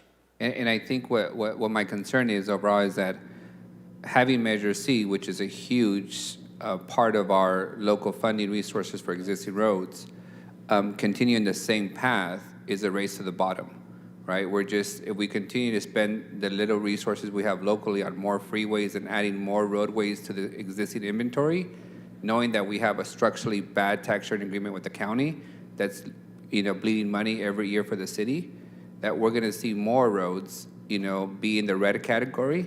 And just like we experienced with homelessness was always a District 3 problem, because the only shelters were in District 3 and the only encampments were District 3. Now homelessness is a city-wide problem, and everybody gets to feel the difficulty of dealing with that crisis. I don't want to get to a point where we have failed roads across the city, even though taxpayers are paying more money to fund local roads, and it simply just subsidizes more growth that eventually is going to bankrupt us in our ability to actually fix the existing roadways that we know are dependent on that local money. So I appreciate the presentation. It is reaffirming to what we know, to somebody who has had to change his motor mounts a couple of times and his struts on my car, because I drive some of these failed roads on a daily basis. We recognize that, and I also recognize the need to reconstruct Shaw. You know, I love the smooth drive kind of in front of Fit Garden, and then before that it goes back to, you know, a crumbling set of road. First Avenue, we repave some of that. As we get to Larry, it returns to a crumbling roadway. And that's across the district. You know, I get some of the biggest complaints on Jensen and those other areas. I also think that as a policy, the city needs to stop waiving impact fees for job centers that bring in heavy diesel trucks into the roadways. I think we need to finish our truck study that would designate what roads these diesel trucks are traveling, because if we're not gonna limit diesel trucks to the Shaws and the First and of the cities, then they're just gonna further deteriorate the roadway and we won't have the money to fix them. So I think it's fair to say that as somebody representing South Fresno, I want the same condition roads on Shaw and Herndon that we may have at Ventura and we may have on First Street, because we all travel the same roads. And the past approach to doing what's cheapest hasn't worked and it's only led to more failed road systems. Thank you, Council President. Councilmember Soria. Thank you, Council President. I echo the words that my colleagues just said. You know, when we look at the numbers, it is definitely sobering. We've known, and I've known at least since my time that I've sat here, that we have a deferred maintenance problem, not just on our roads. You know, it's kind of across our city assets, across the board. Just a couple questions to clarify. The $12 million that we currently have going towards our streets, is that strictly general fund dollars? Does that include grant dollars, Measure C? And Council, that, again, great question.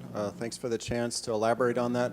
So that 12 million, that's really the repaving projects, and it represents the average that we receive from federal sources, like through Fresno COG, Caltrans, those grants, our CDBG resources that go into it, and then the component of Measure C and SB1 that goes into repaving. So that's 12 million.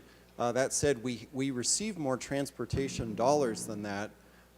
We annually spend actually over $18 million of transportation funding on basic operations. For example, the annual cost for paint and sign maintenance, meaning restriping of the stripes on the roadway, the crosswalks, refreshing them, replacing the signs when they fade, like speed limit signs, stop signs. We spend $3 million a year on paint and sign. So that's on top of the 12 million? That is on top of the 12. So Okay. we spend about 18 million a year. Our maintenance of our traffic signals and streetlights cost about $9 million a year. And that also comes out of those transportation gas tax type resources. So there's a lot there, but once you take off all the things that we have to do, pay the streetlight power bill, maintain the signals, the paint, the sign, emergency street responses during storm events and all that consumes, and concrete repairs is a big one. So we utilize our Prop 111, state gas tax, we utilize SB1 for lots and lots of neighborhood curb gutter sidewalk repair from the tree damage. So that's 18 million on top of the 12. The gas tax went into effect, or the increase in the gas tax a few years ago. How much more money did the city of Fresno utilize out of that chunk for the repaving? SB1, that came into effect in 2018 through the state legislature and the governor's action. That's been coming in between about $9 to $10 million a year. Typically, we've had a mix of traffic signal safety projects, repaving, and concrete repair. Concrete is about $3 million of that total, and then repaving has tended to be about 4 to 5 of that total. So with that gas tax, we are getting 4 to 5 million a year that we would have not received before. Absolutely, and addressing, 3 million. We have 2 crews dedicated full time to SB1 neighborhood concrete repairs that are in the council's adopted budget each year. So SB1 is really helping with the total problem of about 10 million a year. Okay, and then, so from that 12 million, if we didn't have the gas tax, we would be at about 8 million in terms of kind of the investments towards repaving? That, Council, that is very true. Wow, okay, perfect, thank you. Yeah, no, I know that we get constant complaints, as mentioned by our residents especially when they live in neighborhoods that are crumbling. I've been working very hard with the director and staff on neighborhoods like Highway City, Shaw and Polk area. Those are in the poorest condition, not just in terms of the repaving. They don't have any infrastructure, no gutters, no sidewalks. So it's definitely, I see obviously with the map that you've presented that it is a citywide problem, but that we do have to just be smart about our investments to prolong the life. So I get that, but it is a fine balance in trying to figure out how we address those residents that haven't seen paving happen, in 30 plus years. And so it's not an easy problem. I think that it is important to educate the residents so that they know, right, the various solutions and also the time frame of getting their streets repaved. So I do believe that it's important that as we look at Measure C, that we really focus on our local streets because that's where we see the biggest gap in the city of Fresno. So I know that I've been very vocal. I'm the representative for FCTA from this body, from the council. And so I've also been very vocal on that because I do believe that we need to prioritize neighborhood streets first and foremost and really leverage the dollars that we have already in our existing budget. And where there is opportunities like with the ARPA dollars that we do maximize those resources to really get our number up. I would love our number to not just stay at the kind of the status quo at the average, but to really see an improvement there because I think that's when you get residents more buy-in and willing to invest when they're seeing progress rather than the deterioration of their streets. So appreciate just the data that you've provided us for the condition of our local streets. Thank you so much for that. I wonder if also Fresno County has done that as we're looking at Measure C, because it'd be great to have countywide similar. I don't know if that is happening, but it seems like it would be a smart thing to do as we're trying to get our voters to understand the need for this local investment. And Council, I might add, we're very fortunate to have Margot's firm assisting. They've been very involved statewide at the pavement needs assessment level, and Fresno COG actually went through this process. There were some funds available to address the smaller cities and that pavement management update, and so that they actually have good data on the countywide conditions. Perfect. Awesome. Thank you so much, Margot. Appreciate your time. You're welcome. And Councilmember Sawyer, you're spot on. I want to thank Scott because Scott has been our leader in the Measure C, COG, FCTA conversation in making sure that these things, as we're going through this possible renewal, and even before that this process, we've been examining things like this, not only for the city, but all of the rural communities. So thanks, Scott, for your leadership. I have City Manager punched up. Yeah, I just wanted to add just a couple more things. So first of all, this is a fantastic tool to help us prioritize.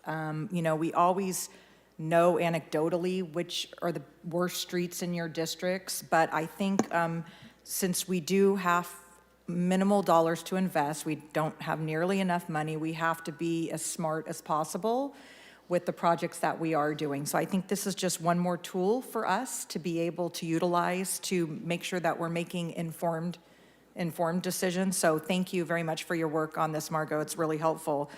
Second, just wanted to touch on the fact that because of the, lopsidedness of the current tax sharing agreement, as you may recall, the most recent development agreements that have come forward with the new growth areas have had a separate standalone CFD to pay for these types of needs, because with the current tax share that we're getting, it is not sufficient and development isn't paying its own way. So that is what has necessitated the need to have that separate CFD. So, so basically, the taxpayers are paying the difference. It's a pretty simplistic view, maybe not economically sound, Council President Esparza, but the way I look at it as. Call that a subsidy around here. Yeah, I mean, they're subsidizing, because if we're not getting enough revenue from the county to pay expenses, somebody has to make up the difference, and right now, it's those residents via the money that they're paying in CFDs. So that has been the only option that we've really had to try and sort of fill that revenue gap that's been occurring as we've been moving forward, you know, with new housing projects. And then one other thing too, I also want to commend Scott and his team. They are so good at leveraging the funds that we do have. It is amazing of how, you know, trying to get that dollar to go as far as it can possibly go. So they are so brilliant at weaving together, you know, this federal source with this state source with a little bit of local match, because if we only had a little bit of local match, we could get twice as many state dollars. So I want to commend Scott and his team for their ability to leverage what few dollars we have as far as they do. So thank you for that, Scott. And that's all that I had. Thank you, Council President. Councilmember Arias, are you punched up again? You want to beat the dead horse? I just want to clarify one thing on their study. Scott, did you guys' study look at neighborhoods that don't have curbs and gutters and sidewalks as a part of the component, or just simply the condition of the road? And Council, great question. This study was only the condition of the road. When we did the active transportation plan, Council adopted in early 2017, that actually does have a full mapping of where the existing sidewalks are, and where they're missing, and where those missing planned sidewalks in the future. So again, as we talked about, even they objectively looked at north of Shaw, south of Shaw, you see that pavement condition actually averaging out almost the same, but there are differences. You may see a newer area with more attractive landscaping. You see the sidewalks. You see another area with missing sidewalks. That rating is asphalt pavement condition only. Perfect. So it's not the complete picture. Correct. Correct. And then Scott, I know when a few years ago, the previous councils did the No Neighborhood Left Behind, which was basically borrowing, you know, money, as you guys suggested. One of the options could be bonding out against, you know, current revenues. And what I've heard is some pushback from the administration on doing that all over again, because by the time you pay off that debt, that infrastructure essentially needs to be replaced all over again. Wouldn't the same notion apply if we borrowed it today against, you know, for road improvements? Because the life cycle of a road is 20 years. Correct. And I would suggest two things on that. One, in the City of Oakland example that Margot and the NCE team suggested, they were really catching streets when they were on this pretty perilous downhill trajectory, such that even once the city took into account the financing cost, that was better than seeing it tumble all the way to the bottom and pay as you go.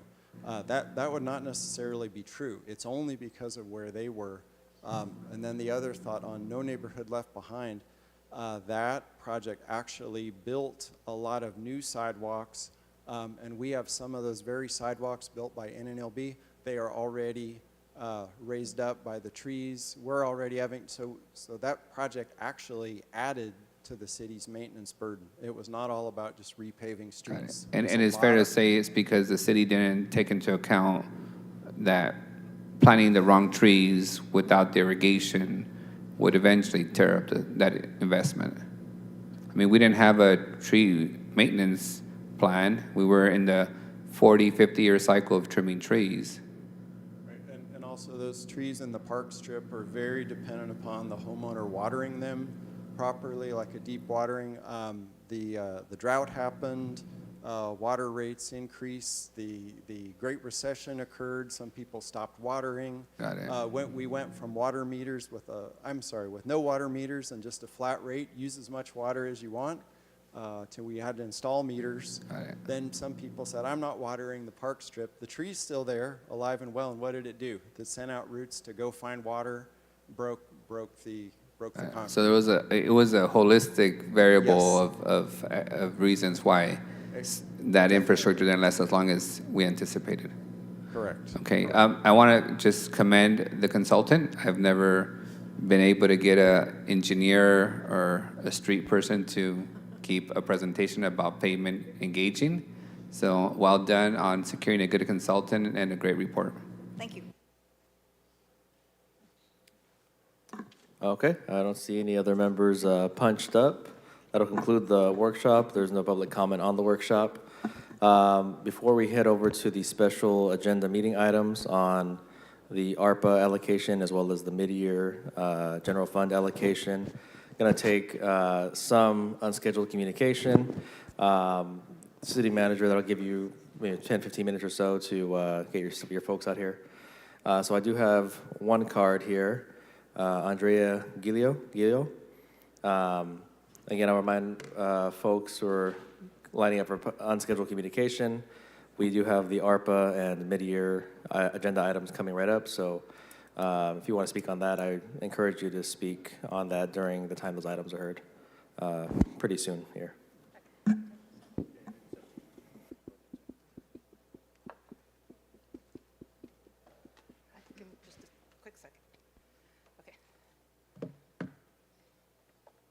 Here to talk about the Tower District.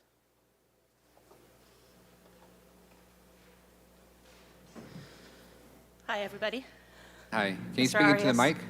mic? Sorry? Can you speak closer to the mic so we can hear you? Yeah, is that better? Okay. So I'm here to talk about the Tower Theater, and I'm against the sale to Adventure Church. I just want you guys to know that until now, the Tower District continues to be a place of white supremacist and extremist violence. For over a year, the residents of the Tower District and adjacent communities have begged this council and city agencies to use your currently established legal authority to enforce Fresno Municipal Code Section 15-1202. And still you refuse. The zoning regulations do not specify that a church can't operate in the Tower Theater. It prohibits worship services. Let's stop pretending that if a synagogue, mosque, or other non-Christian religious temple were attempting to hold services in violation of current zoning ordinances, the city would have no problem enforcing the law because these laws breakers claim to be a church. You do nothing. For over a year, the residents of the Tower District have been terrorized in their community by violent extremists for simply asking you to do your jobs in ensuring equitable enforcement of this city's laws. You have turned your backs on them. Your silence in this matter is emboldening people of the same ilk as Benjamin Martin, who have harassed Mr. Arias at his home in the past. They are terrorizing the residents of the Tower District and the business owners in similar ways, and you do nothing. Your silence is directly contributing to the violence against community members in the Tower District, and it's bleeding into other areas of our city's administrative departments. These same violent extremists have begun terrorizing local school board meetings, and you're allowing this violence to perpetuate in Fresno as a whole. And as a citizen of Fresno, until recently, I have wondered why. I know why now. It is purposeful. You are intentionally allowing this to happen. And I wish that you would stop being inactive. You are sending the clear message that those who wish to violate the law in Fresno are allowed to do so as long as they are acting in the name of a church. My final comment, please visit www.savedourtheaterfresno.com. Thank you. Okay, going over to Zoom, I have next speaker is Laura Splotch.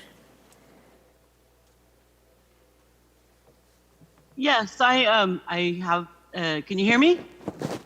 Yes, Laura, you have Okay. 2 minutes. I have been one of the people that has been a target for different extremists and that have been terrorizing our neighborhood. We have to resort to putting up restraining orders and things like that, which no citizen should have to do. Please stop and think about what you're doing to the citizenry of Tower District. The Tower Theater is our home. The district's our home. Tower Theater is the heart of our home, and we really, really, really implore the city to do the right thing.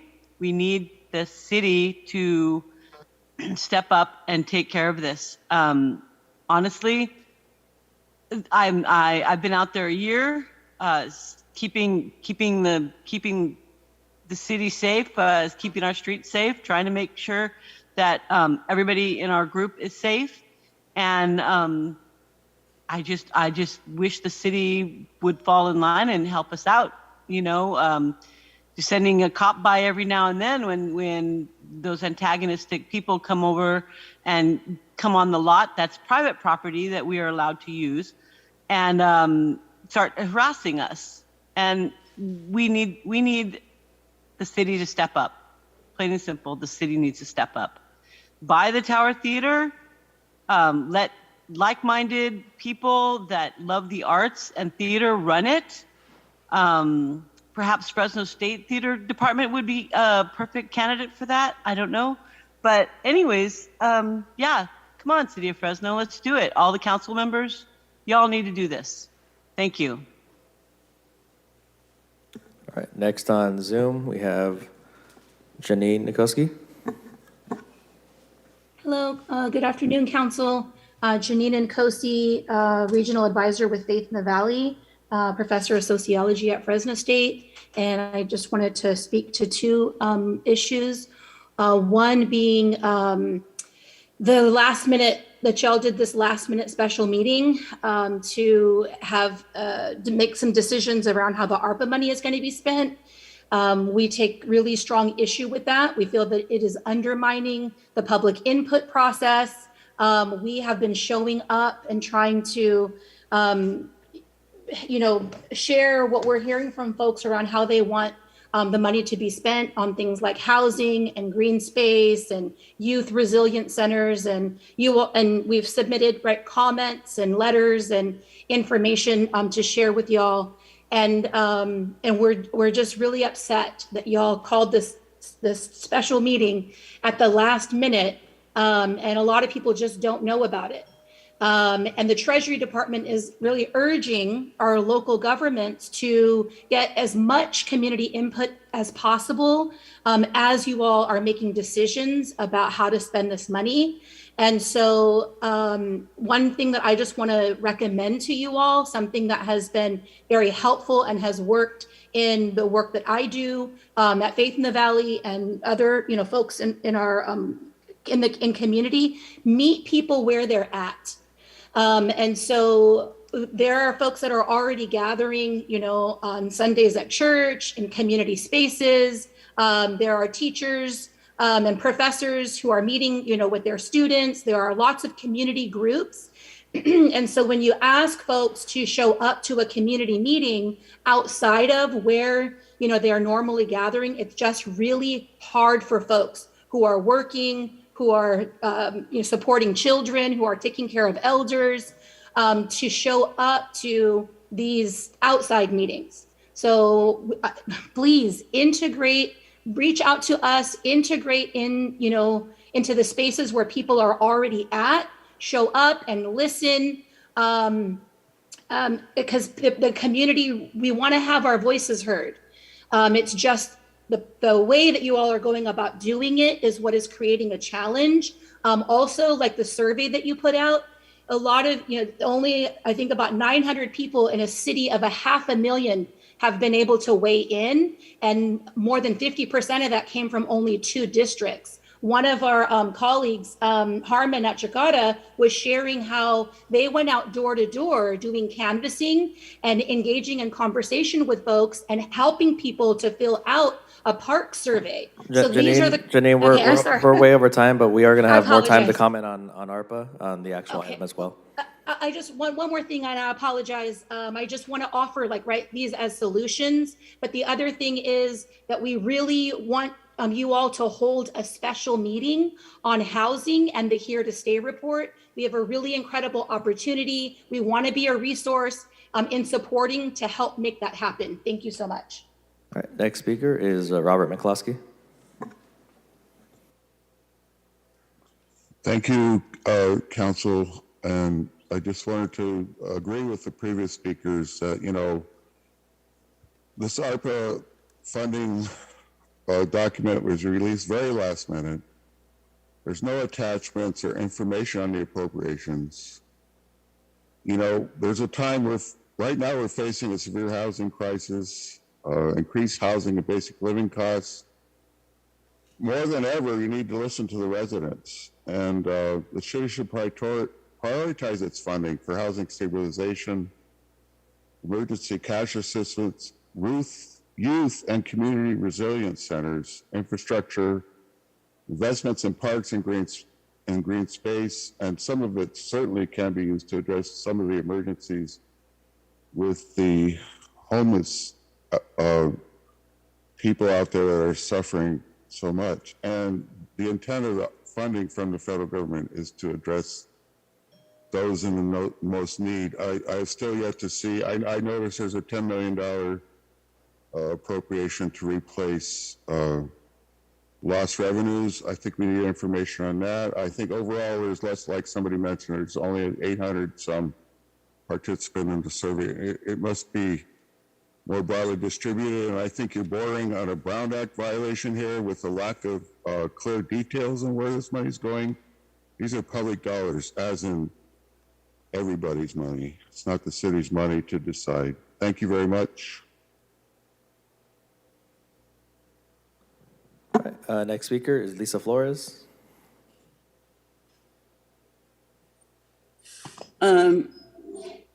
First off, that was a lively discussion on roads, and just want to let everybody know it's costing me $2,000 to fix my car because of a pothole in Fresno. Thanks, City Council. Second, you're going to be talking about ARPA money, but my big question is, where is your public outreach? Where is your local community meetings by district, both in person, since we're coming out of COVID and we can actually have meetings outside now, and also on Zoom for those of us that are still, kind of waiting out this pandemic? And where is that outreach? 900 people, really? That's not a survey. That's a party. That's not a survey. You had 900 people give your opinion, give them your opinion on the money and how it's to be spent.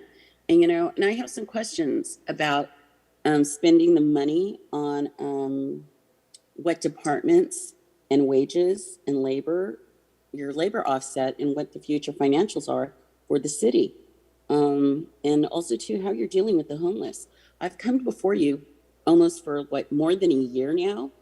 And I've asked several times to basically somebody tell me, where are the policies and procedures? I don't want to know an ordinance. I actually want to know the procedural manual. Where is it for your homeless heart team? Where is it? You know where it's at? You don't have one.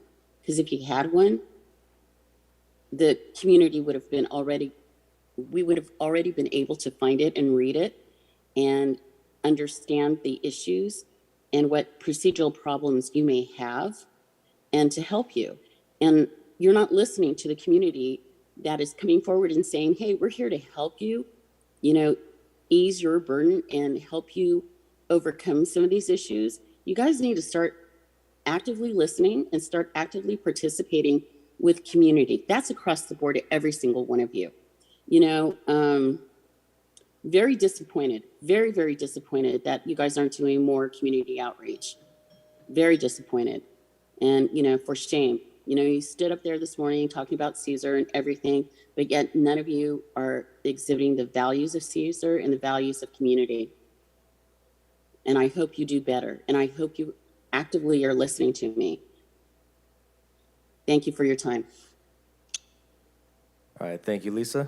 All right, I think we've had enough time for our staff to come on down to move on to the special agenda meeting items. For those who are wanting to do unscheduled communication, we can pick that up after these items, but for now, we're going to proceed with the special meeting items. City Manager? Thank you, Council President. Brianna, can you bring up the yellow and green sheet that we sent to you, the spreadsheet? It's in your packets, Council Member. It's the ID, the 22-332 item in the staff report. Yes. So last week, we were before you with the workshop that went through all of this in detail. And we're before you today after having met with the Budget Subcommittee this past Monday, where we reviewed each of these items in a little more detail. Yeah, that's it, Brianna, thank you.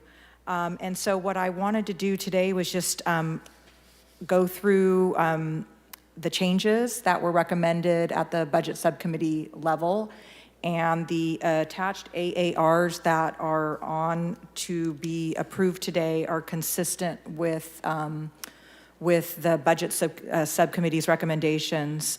So starting at the top, until we get to the item that says infill affordable housing incentives, the Budget Subcommittee recommendation was that line item be reduced from 5 million to 2.5 million.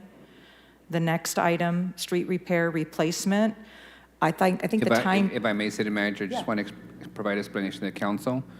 We have a significant amount of housing funds from federal and state resources, and we felt that having approximately about $20 or $30 million in housing funds from other sources were sufficient for the amount of projects that are currently in the pipeline. Okay, thank you, Council Member. And I think it was opportune timing, just having went through the pavement workshop, that the next item, we had recommended 10 million for street repair and replacement, since we are not able to use ARPA dollars for outright street projects. The recommendation is to increase that amount by 2.4 million to a total of 12,400,000. The next item, and I don't know if any of the budget subcommittees want to add to that. Just simply put, we heard from the council that they want neighborhood improvements with this one-time money, so these funds would be set aside for neighborhood improvements across the city. Thank you. The next item I shared with you this morning, the Trey memo went out on the fleet fund deficit. It's a deficit that has been created over many years, and we needed to make a stroke towards offsetting the negative fund balance. And so we had suggested 1.5 million, and given other priorities of the council, obviously predominantly street repair and replacement, we were okay with reducing that offset by reducing it by 500,000 for a total of 1 million towards the payoff of that. The next item was the real estate purchases. City Manager? Yes. Clarification on that. So this is not for new fleet, it's just for debt that we have on existing fleet? Correct. Let me grab the Trey memo from this morning. Yes, this was basically, the fleet fund was created in the 1980s for airports, public works, facilities, fleet, and utility buildings and collections to participate in a fleet replacement fund. And what would happen was once a vehicle was purchased, the department would make paybacks to that fund to pay off the purchase price, and the balance would grow and earn interest. It worked until the 90s, when interest rates outpaced the cost of inflation. And then in the 2000s, the reverse happened. Vehicles grew, and that outpaced interest rates. And then during the recession, it was general fund money in that fund, and we went in and had to grab that general fund money in order to balance and not go bankrupt. And we basically continued to purchase vehicles with fleet funds that grew the deficit. So the deficit grew to $5.7 million, and we need to start making an effort to pay that deficit off because it shows as a negative fund balance on our books. So this is sort of a payment, a good faith payment to show our auditors that, yes, we're aware of the problem and we have a workout plan. So this million will leave us at 4 million, you're saying? 4.7 million. 4.7. We'll have to continue to make But we do have strokes. money in the existing budget, from what I remember, for some new vehicles, and I just saw also some bikes, right, on the consent? Correct. For some departments, they budget directly in their departments. And Greg, help me out here, am I stating? correctly? Yeah, so you are correct. City manager, some departments just budget as you go. Fax is one of those, and we're not in the replacement fund. But this is, as you saw this morning with the motorcycles, that's a budget as you go. Okay, perfect. Okay. Okay, so getting back to the list, real estate purchases, Council Budget Subcommittee recommended an increase of $1 million for a total of $11.5 million. And then there were recommendations for some new items. One was business corridor support of $1,750,000, median island maintenance and street sweeping improvement funds, $1,300,000, and an increase in council operating budgets, $1,050,000. So that leaves a balance of a budget surplus of $95,900. City Manager, if I may just explain the business corridor support. As the council knows, we've made concerted efforts to fund the downtown cleanup, Tower, Chinatown. We also want to make a concerted effort to do the airport business corridor, Blackstone and Kings Canyon, so that's what those funds are for. And then the staff notified us that there is no money for the Medium Island maintenance and other maintenance that are not part of the CFD. So essentially, the older part of Fresno wouldn't have money to maintain the Medium Islands and the other components that are currently maintained under special districts and other parts of the city. So the 1.3 would allow those maintenance to continue across the city. And that's it. On that item, how do we know how the money is going to be spent? For example, West Shaw Avenue has some median maintenance issues. Would this all just be for south of Shaw? No, it would be citywide. So Director Mosier that's where the money is located. It's the Community Sanitation Fund. Yep. So the everybody pays a community sanitation fee on their bill, and that is a charge that is not able to be raised without a vote of the people. And so that predominantly pays for median island maintenance for the parts of the city that are not covered by a community facilities district, so the LLMD areas. And then it also pays for street sweeping. Unfortunately, that dollar amount that we collect, I believe it's like $6 plus, is not sufficient to provide the service that's needed, and that fund is going to be running out of money. So this is to keep that service going for the remainder of the year. And it's the areas that are currently covered by the Community Sanitation Fund. Does that answer your question, Councilmember Carbasi? Yes. Okay. Yes, thank you. So that is all, unless you wanted me to go back and repeat some of the presentation that I did last week. That concludes my presentation on the mid-year items. Motion to approve? Well, let's go ahead and take these items together. That was that's my preference. Okay. So let's pause there. If council has any questions or comments on this portion. Councilmember Chavez, you punched up? Not anymore. I'm willing to make a motion. Okay, well, you want to make a motion for both? Sure, I'll make the motion for both. Okay. I'll second that. So the motion and a second for both. City Manager, if you could dive into the second portion as well. Okay. Brianna, that would be the blue one.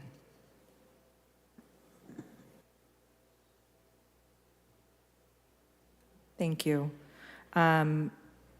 As was the case with the previous presentation, we made a detailed presentation at the council meeting last week. The Budget Subcommittee met on Monday and had a couple of minor adjustments. First of all, we are going to go ahead and appropriate the entire pot of ARPA dollars, which is the second tranche, which is due in May. And when I say appropriate, that doesn't mean spend, it means appropriate. It's just the authority. The recommendations remain the same with the exception of two changes. One is a reduction of the Small Business Assistance Facade Program, reduction of $2 million from $4.5 million to $2.5 million. The second was an increase in the Neighborhood Infrastructure Program from $25 million to $27 million. With all of the recommendations, that would leave a remaining amount that is unallocated, I guess is the right term, of $64,622,929. So that's the remaining balance that we would need to come back at a later date and work with the council to make recommendations. Councilmember Soria, you can punch that. Yes, Council President. What's the timeline on the coming back? So we don't get the money until May, and I think would be, so it really entirely. We have 4 meetings in June. I anticipate we could probably hash it out in June, adjacent to the budget. Whatever the preference is. I think, if something comes up that's very time sensitive, we can come, with maybe 1 or 2 items, but as far as the whole amount, whatever's the preference of the council, and we can sit down and work on a schedule together. Okay. One of the things that, and I haven't had a chance to talk to you about this, but that I kind of reminded myself today as we're going through the line items here of the expenses or opportunities to invest to these different categories. One of the issues that I've heard in the community is small businesses being behind on their rent. And the fact that right now the small businesses can't be evicted because there is, the resolution that was passed to allow them to stay in the property where they have their business. But so one of the issues is that people are backed up with rent. I know that we're doing, providing assistance to tenants and even homeowners, right, that were unable to pay because of COVID. Is the administration thinking about anything? Is this an opportunity to figure out how to create a source of funding to help those businesses that maybe were impacted by COVID and are still behind on their rent and have proof of the impact? I think we can certainly talk about that as part of the line item, the 2.5 million line item for small business assistance / facade improvements. We can certainly sit down with either the COVID committee or the budget subcommittee to talk about what that program is going to look like. And if it's, I think we're certainly open to having that discussion. And if for some reason, the 2.5 million isn't sufficient, then we can discuss increasing that amount at a later date. Okay. I'd be interested in really having that conversation because I know at some point we have to lift the moratorium or the eviction protection resolution. But I don't want to be in a situation where we lift it and then the small business owners are, essentially being evicted and not be able to continue. So if we can save some businesses, which we know are an important part of our local economy, then I think that this would be a good use, right? I think that that's why ARPA was created, to help also the small businesses that were impacted by COVID. And we know that, even when we did through the CARES Act, we provided small business assistance, that there was a tremendous need out in the community. So I've heard it several different times. I'm sure some of my other colleagues have heard it from other folks. So I think, one, it's a win-win for both the business owner and then those that own the property that, are eager because they also are having to make mortgage payments on their commercial properties. So I would definitely want the administration to be on board in creating some type of assistance program. Yeah, we're very supportive of small businesses as well, so I'm be happy to talk about that further. Okay, perfect. Council, if I may just, I know we've heard a lot from the public around their priorities on how to spend invest the American Rescue Funds. But I just want to point out a couple things that, at least in my district, prior to the budget last year, we did budget hearings in each of the neighborhoods in my district. Before the budget, this upcoming budget, I'll be doing the same thing, community meetings in every single neighborhood to hear their priorities. So we do hear directly from our residents. But in this case, we've done the mid-year budget, which we had a surplus of essentially $30 million, plus part of the American Rescue Funds. And just so that the public understands, I think these budget recommendations reflect what we've heard from the community. These recommendations include $40 million of mid-year surplus and American Rescue Funds for neighborhood improvements. That's the largest single investment we've made in restoring and rebuilding our neighborhoods. It also includes $10 million for partnerships with community-based organizations based on the response to the RFP that will be determined at a future date. It also includes more than $10 million in new parks for the City of Fresno residents, as well as essential pay for all our employees who worked during the pandemic. On top of all this, the city, by the time we're done with all the rental relief efforts, we would have distributed $50 million in rental relief to residents in the city of Fresno. We're so far have put out $20 million. We have $30 million more to go. So we're helping people avoid homelessness by helping them with back rent. We are reinvesting in neighborhoods by fixing the infrastructure that's been broken for decades. We're building new parks, taking care of our employees who worked during the pandemic that are essential, all while we're still doing everything else. Public safety, adding positions for the fire department, being more responsive to the everyday needs. It may not be perfect for some folks who want to be critical of the process, but ultimately we're making a huge historical investment back into our existing neighborhoods. So it's why I think it's the right recommendation to make. And this still does not include the upcoming budget that we'll be debating when it's released on May 1st. There will be another round of budget priorities that we'll be engaging in for everyone else. And at that time, I'm sure we'll be looking at some additional funds, plus the remainder of the American Rescue Funds that we are yet to allocate. So I ask our friends, our residents, and even our critics to be patient and to at least acknowledge that we're making historical investments in the areas that we've heard from the public. Beyond all that, we are still acquiring more properties to house the homeless. We are providing and funding more housing projects. In today's agenda, we committed to nearly $10 million of additional housing projects that are affordable across the city, in North Fresno and South Fresno. So I recognize it could be better, but we also cannot allow perfection to get in the way of progress. And these recommendations make significant progress to reinvesting in our neighborhoods and folks who are struggling on a daily basis. All right, we have a motion on the table. We have a second. We need to go out to public comments.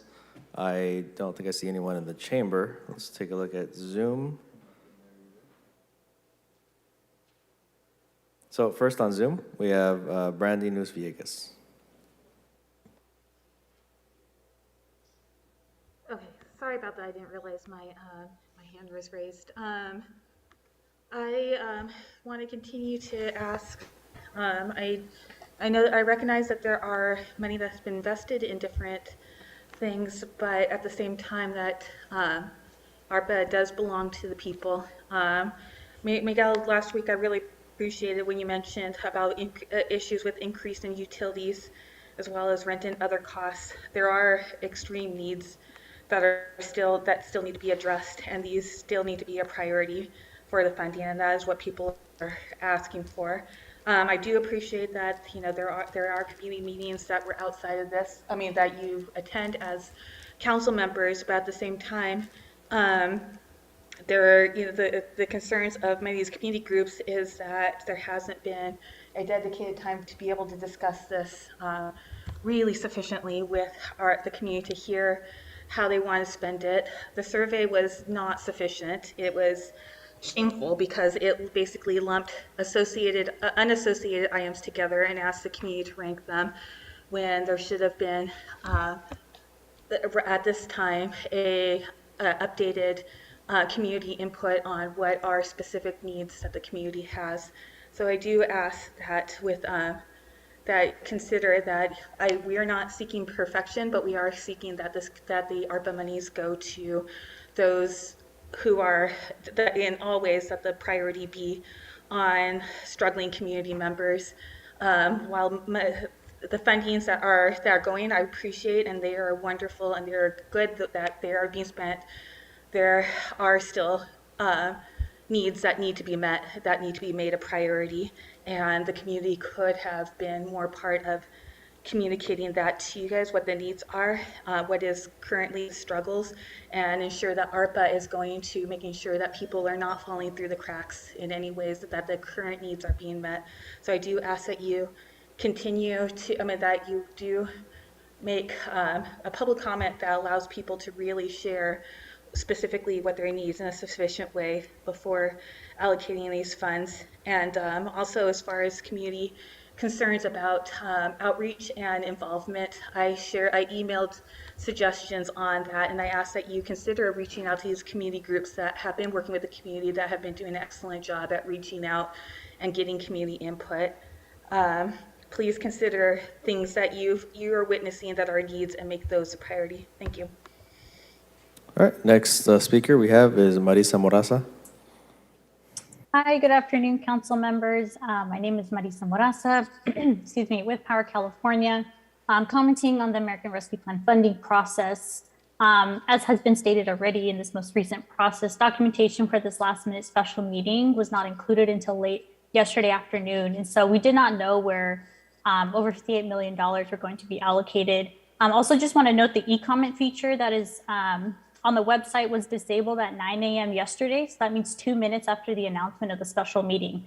Again, we really want to be able to engage our community members. If you're disabling a comment feature 2 minutes after it's posted, that's not a way to engage community members.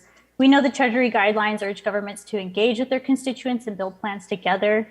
Fresno is receiving such a high amount, one of the highest amounts in the valley of ARPA funding. And this is to support those who have been most impacted by the effects of the pandemic, which means we need to reach out to those who have been most impacted by the pandemic. We need dedicated town halls and meetings to engage community members with ample notice and with an outreach plan.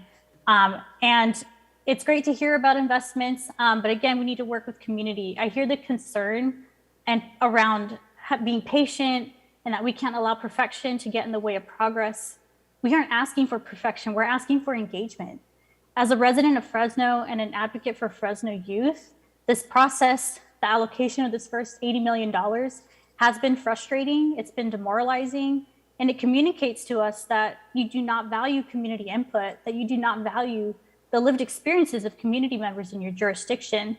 This is really a paternalistic approach rather than working in partnership and empowering community members who have been most impacted by the pandemic to create solutions. And a last example, the pavement presentation was really informative. It's a really useful tool, an example of how we can direct resources. And we know that in addition to housing, infrastructure and complete neighborhoods is a top priority for folks. So this is such a great opportunity and great tool. Now let's take it back to the community. Let the community have ownership in this process. Let us be partners in this process. Work with us, build with us, and trust in us. Thank you. All right, next speaker is Alexandra Alvarado. Hi, council members. Thank you for your time to speak. My name is Alexandra with Faith in the Valley. I am at a complete loss as to a lot of council meetings, but especially recently. I'm confused why council members or mayor have taken no opportunity to take any kind of meaningful steps to include the voices of community members that each of you serve. In particular, the community members who have been working through this pandemic, risking their lives, the families who have been historically and economically disenfranchised by the policies that have been passed before you and that are being passed now. They've been kept out of this process and policy input for an equitable city. This money is a rare and meaningful opportunity to invest, and it feels like the community has been completely left out. The city released last minute special meeting agenda with 0 attachments or information on appropriations. This is an attempt to undermine community input. For those community members who are active and paying very close attention, each meeting didn't catch the information packet. How is that possible? Why is this okay? Now more than ever, you all now have heard how hard it is to access these documents, to attend these meetings. We are now over 6 hours into these meetings. Many people cannot sit and wait for this. I also want to emphasize the point to meet people where they're at. Along with community recommendations was a letter of options laid out to get community input. Ideas and plans completely laid out for you all. In each of your districts, you work with CBOs, resource centers, community leaders when you need assistance. But why not for $1 million investments into communities like this one? You've heard multiple times the one-time inaccessible survey was not enough to get meaningful input. It lumped together policing and housing. Come on, you all seen in 2020 what Fresno State students led. They led one of the most biggest peaceful protests to say, we no longer want to invest in the harmful community, the police system we have now. Without consideration for the actual needs of residents of Fresno, the current programs are not working. The investments they brought us to where we are, and we need to make a change. It's so disappointing to join these meetings and hear conversations go on and on about other items, but not on items where there are literally hours of community input. It's disappointing, and it's hard to sit through. And I hope that you all will take more consideration and hear your community out, because your community is fired up. They are ready to take action. And if y'all aren't going to listen, we are going to take it into our own hands and figure out how we do this another way, because these council meetings are not it. Thank you. Next speaker is Lisa Flores.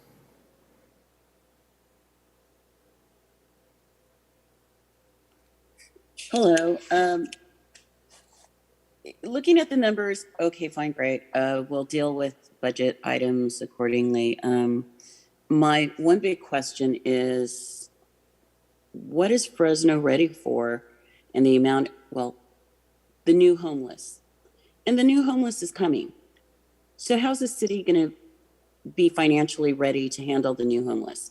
The new homeless will be those individuals that get evicted once the eviction moratorium is lifted and can't afford, because the amount of rents in this town is incredibly crazy. They're going to be living on the streets, and they now won't be able to access help because you have that abatement ordinance, the anti-Diaz Martinez ordinance. So where is it in your future financials of how you're going to deal with the influx of people that are going to be coming, and they will come, from the eviction moratorium? Also, public notice. I'm listening to everybody speaking, and you guys, it's just really, really shady.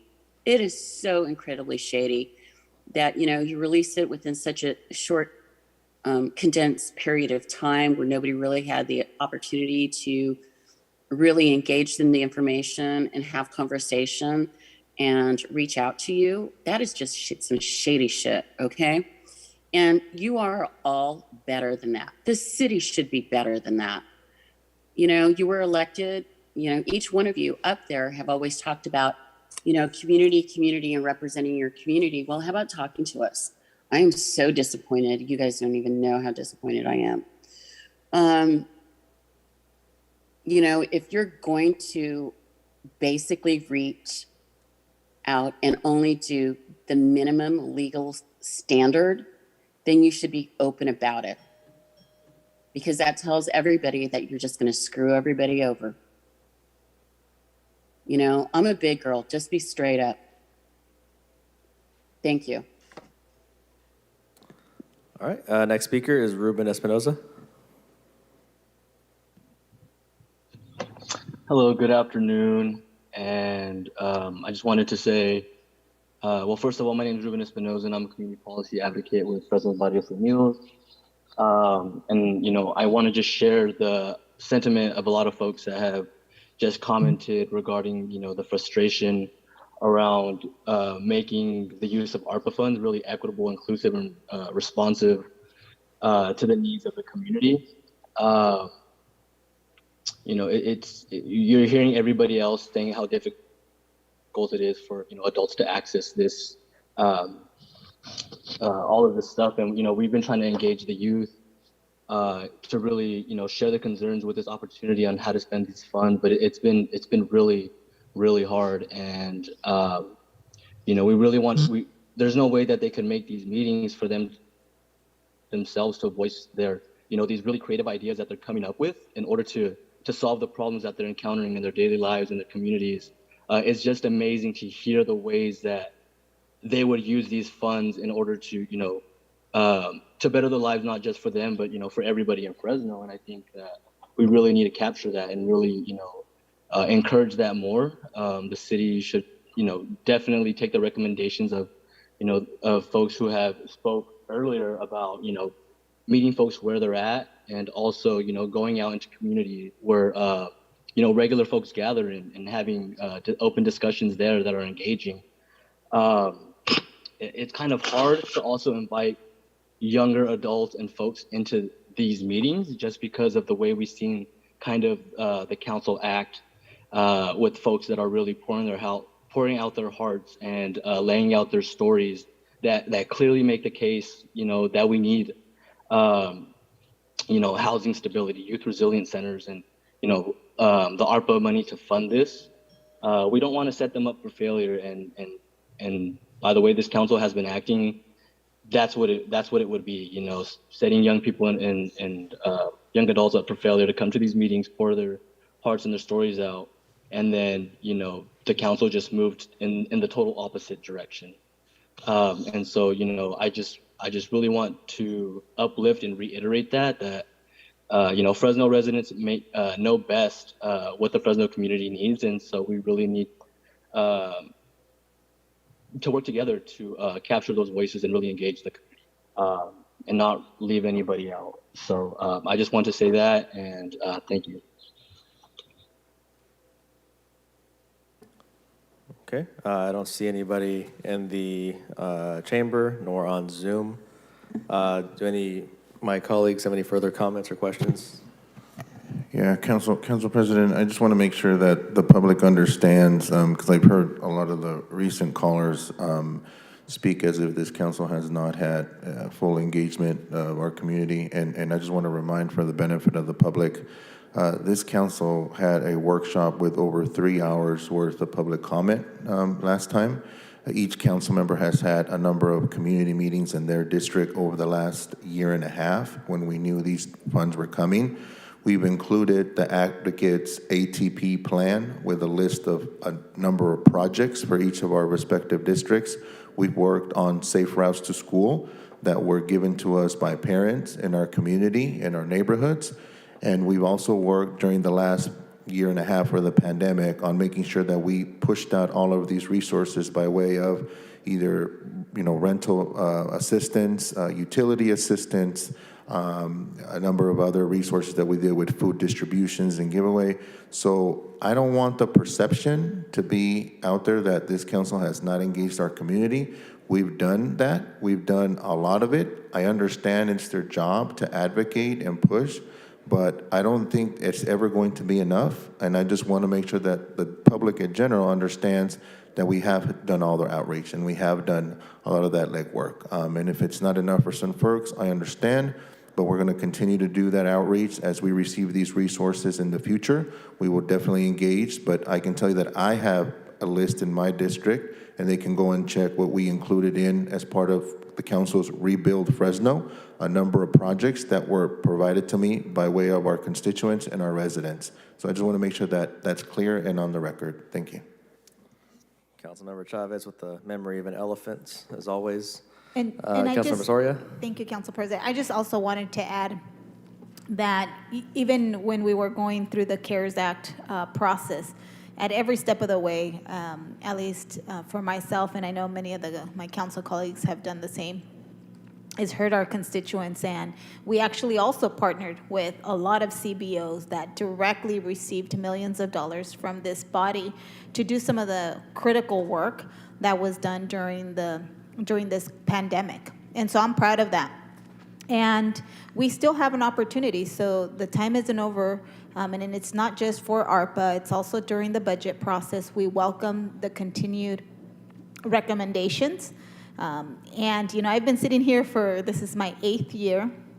And from first year, I was advocating for issues that would only get maybe a second, and that was it, a second vote.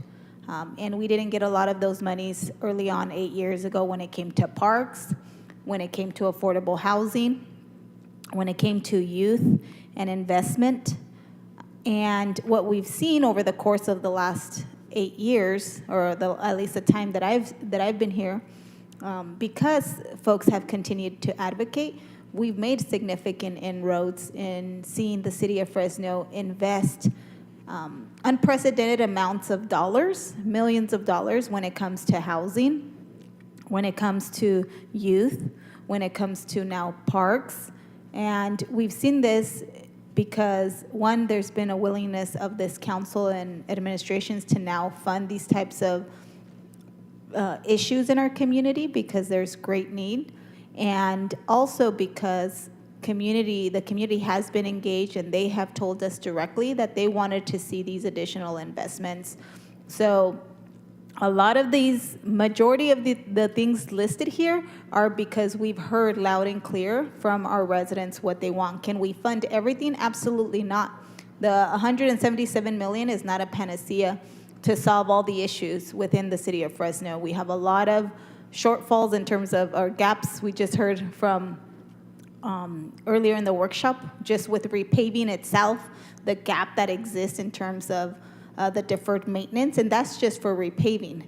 We know that we have significant challenges that every single council meeting, I know that we are trying to really make a dent in improving the quality of life for residents in the city of Fresno. And I will say I'm proud of the work that we've done over the course of my time here, and then even in the last couple years where we've invested unprecedented amounts to the southern part of the city when it came to the CARES Act, and even today as we're rolling out the first kind of divvying up some of the dollars and making investments in certain areas that we had never done before. Thank you. City Manager? I am going to beat the dead horse, Council President. As most of you in this room know, I've been in this building for over 20 years now I had a 4-year hiatus, and I want to reiterate what council members have said. The amount of community engagement that you council members do is more than I've ever seen in the history of my time in the city. So I think the notion that there's not public outreach that's being done is just not true. And so I want to commend council for the level of public engagement that you do. I see it. I see you using all different mediums to reach out to your constituents, and obviously that's a good thing, and that's not anything that you shy away from. So it is a little, disappointing to hear. And to Councilmember Chavez' point, of course, it's never enough, and we can always do better. But I think the level of engagement that you all do is really, really substantial. So I just wanted to put that on the record. Thank you. We appreciate that, City Manager. All right, we have five members out here to vote. Any opposition to approving both of these special agenda meeting items on the ARPA and the mid-year budget? There was a motion in a second already. Seeing no opposition, it passes 5-0. Just a final note, City Manager, and as your directors are here, I think this council has basically said yes to as many requests that have come in. So I'm going to be looking very closely on how much more we can even do in this upcoming budget. So please, keep those lists very short, because there's been a significant amount of resources that we put out there. All right, we're going to move into closed session. Before we do that, I'm going to take public comment on closed session. City Attorney, will you read off the items that we'll be hearing? Yes, in closed session, we have real property negotiation concerning 1343 East Barstow, deciding whether to initiate litigation concerning Siegfried Engineering, and then labor negotiations concerning all of the listed bargaining units. I would not expect any announcement afterwards. Okay. I don't see anyone in the chamber. If anyone on Zoom would like to public comment on the closed session agenda, now's the time. Seeing no hands raised or folks in the chamber, I'll close public comment, and this meeting is adjourned.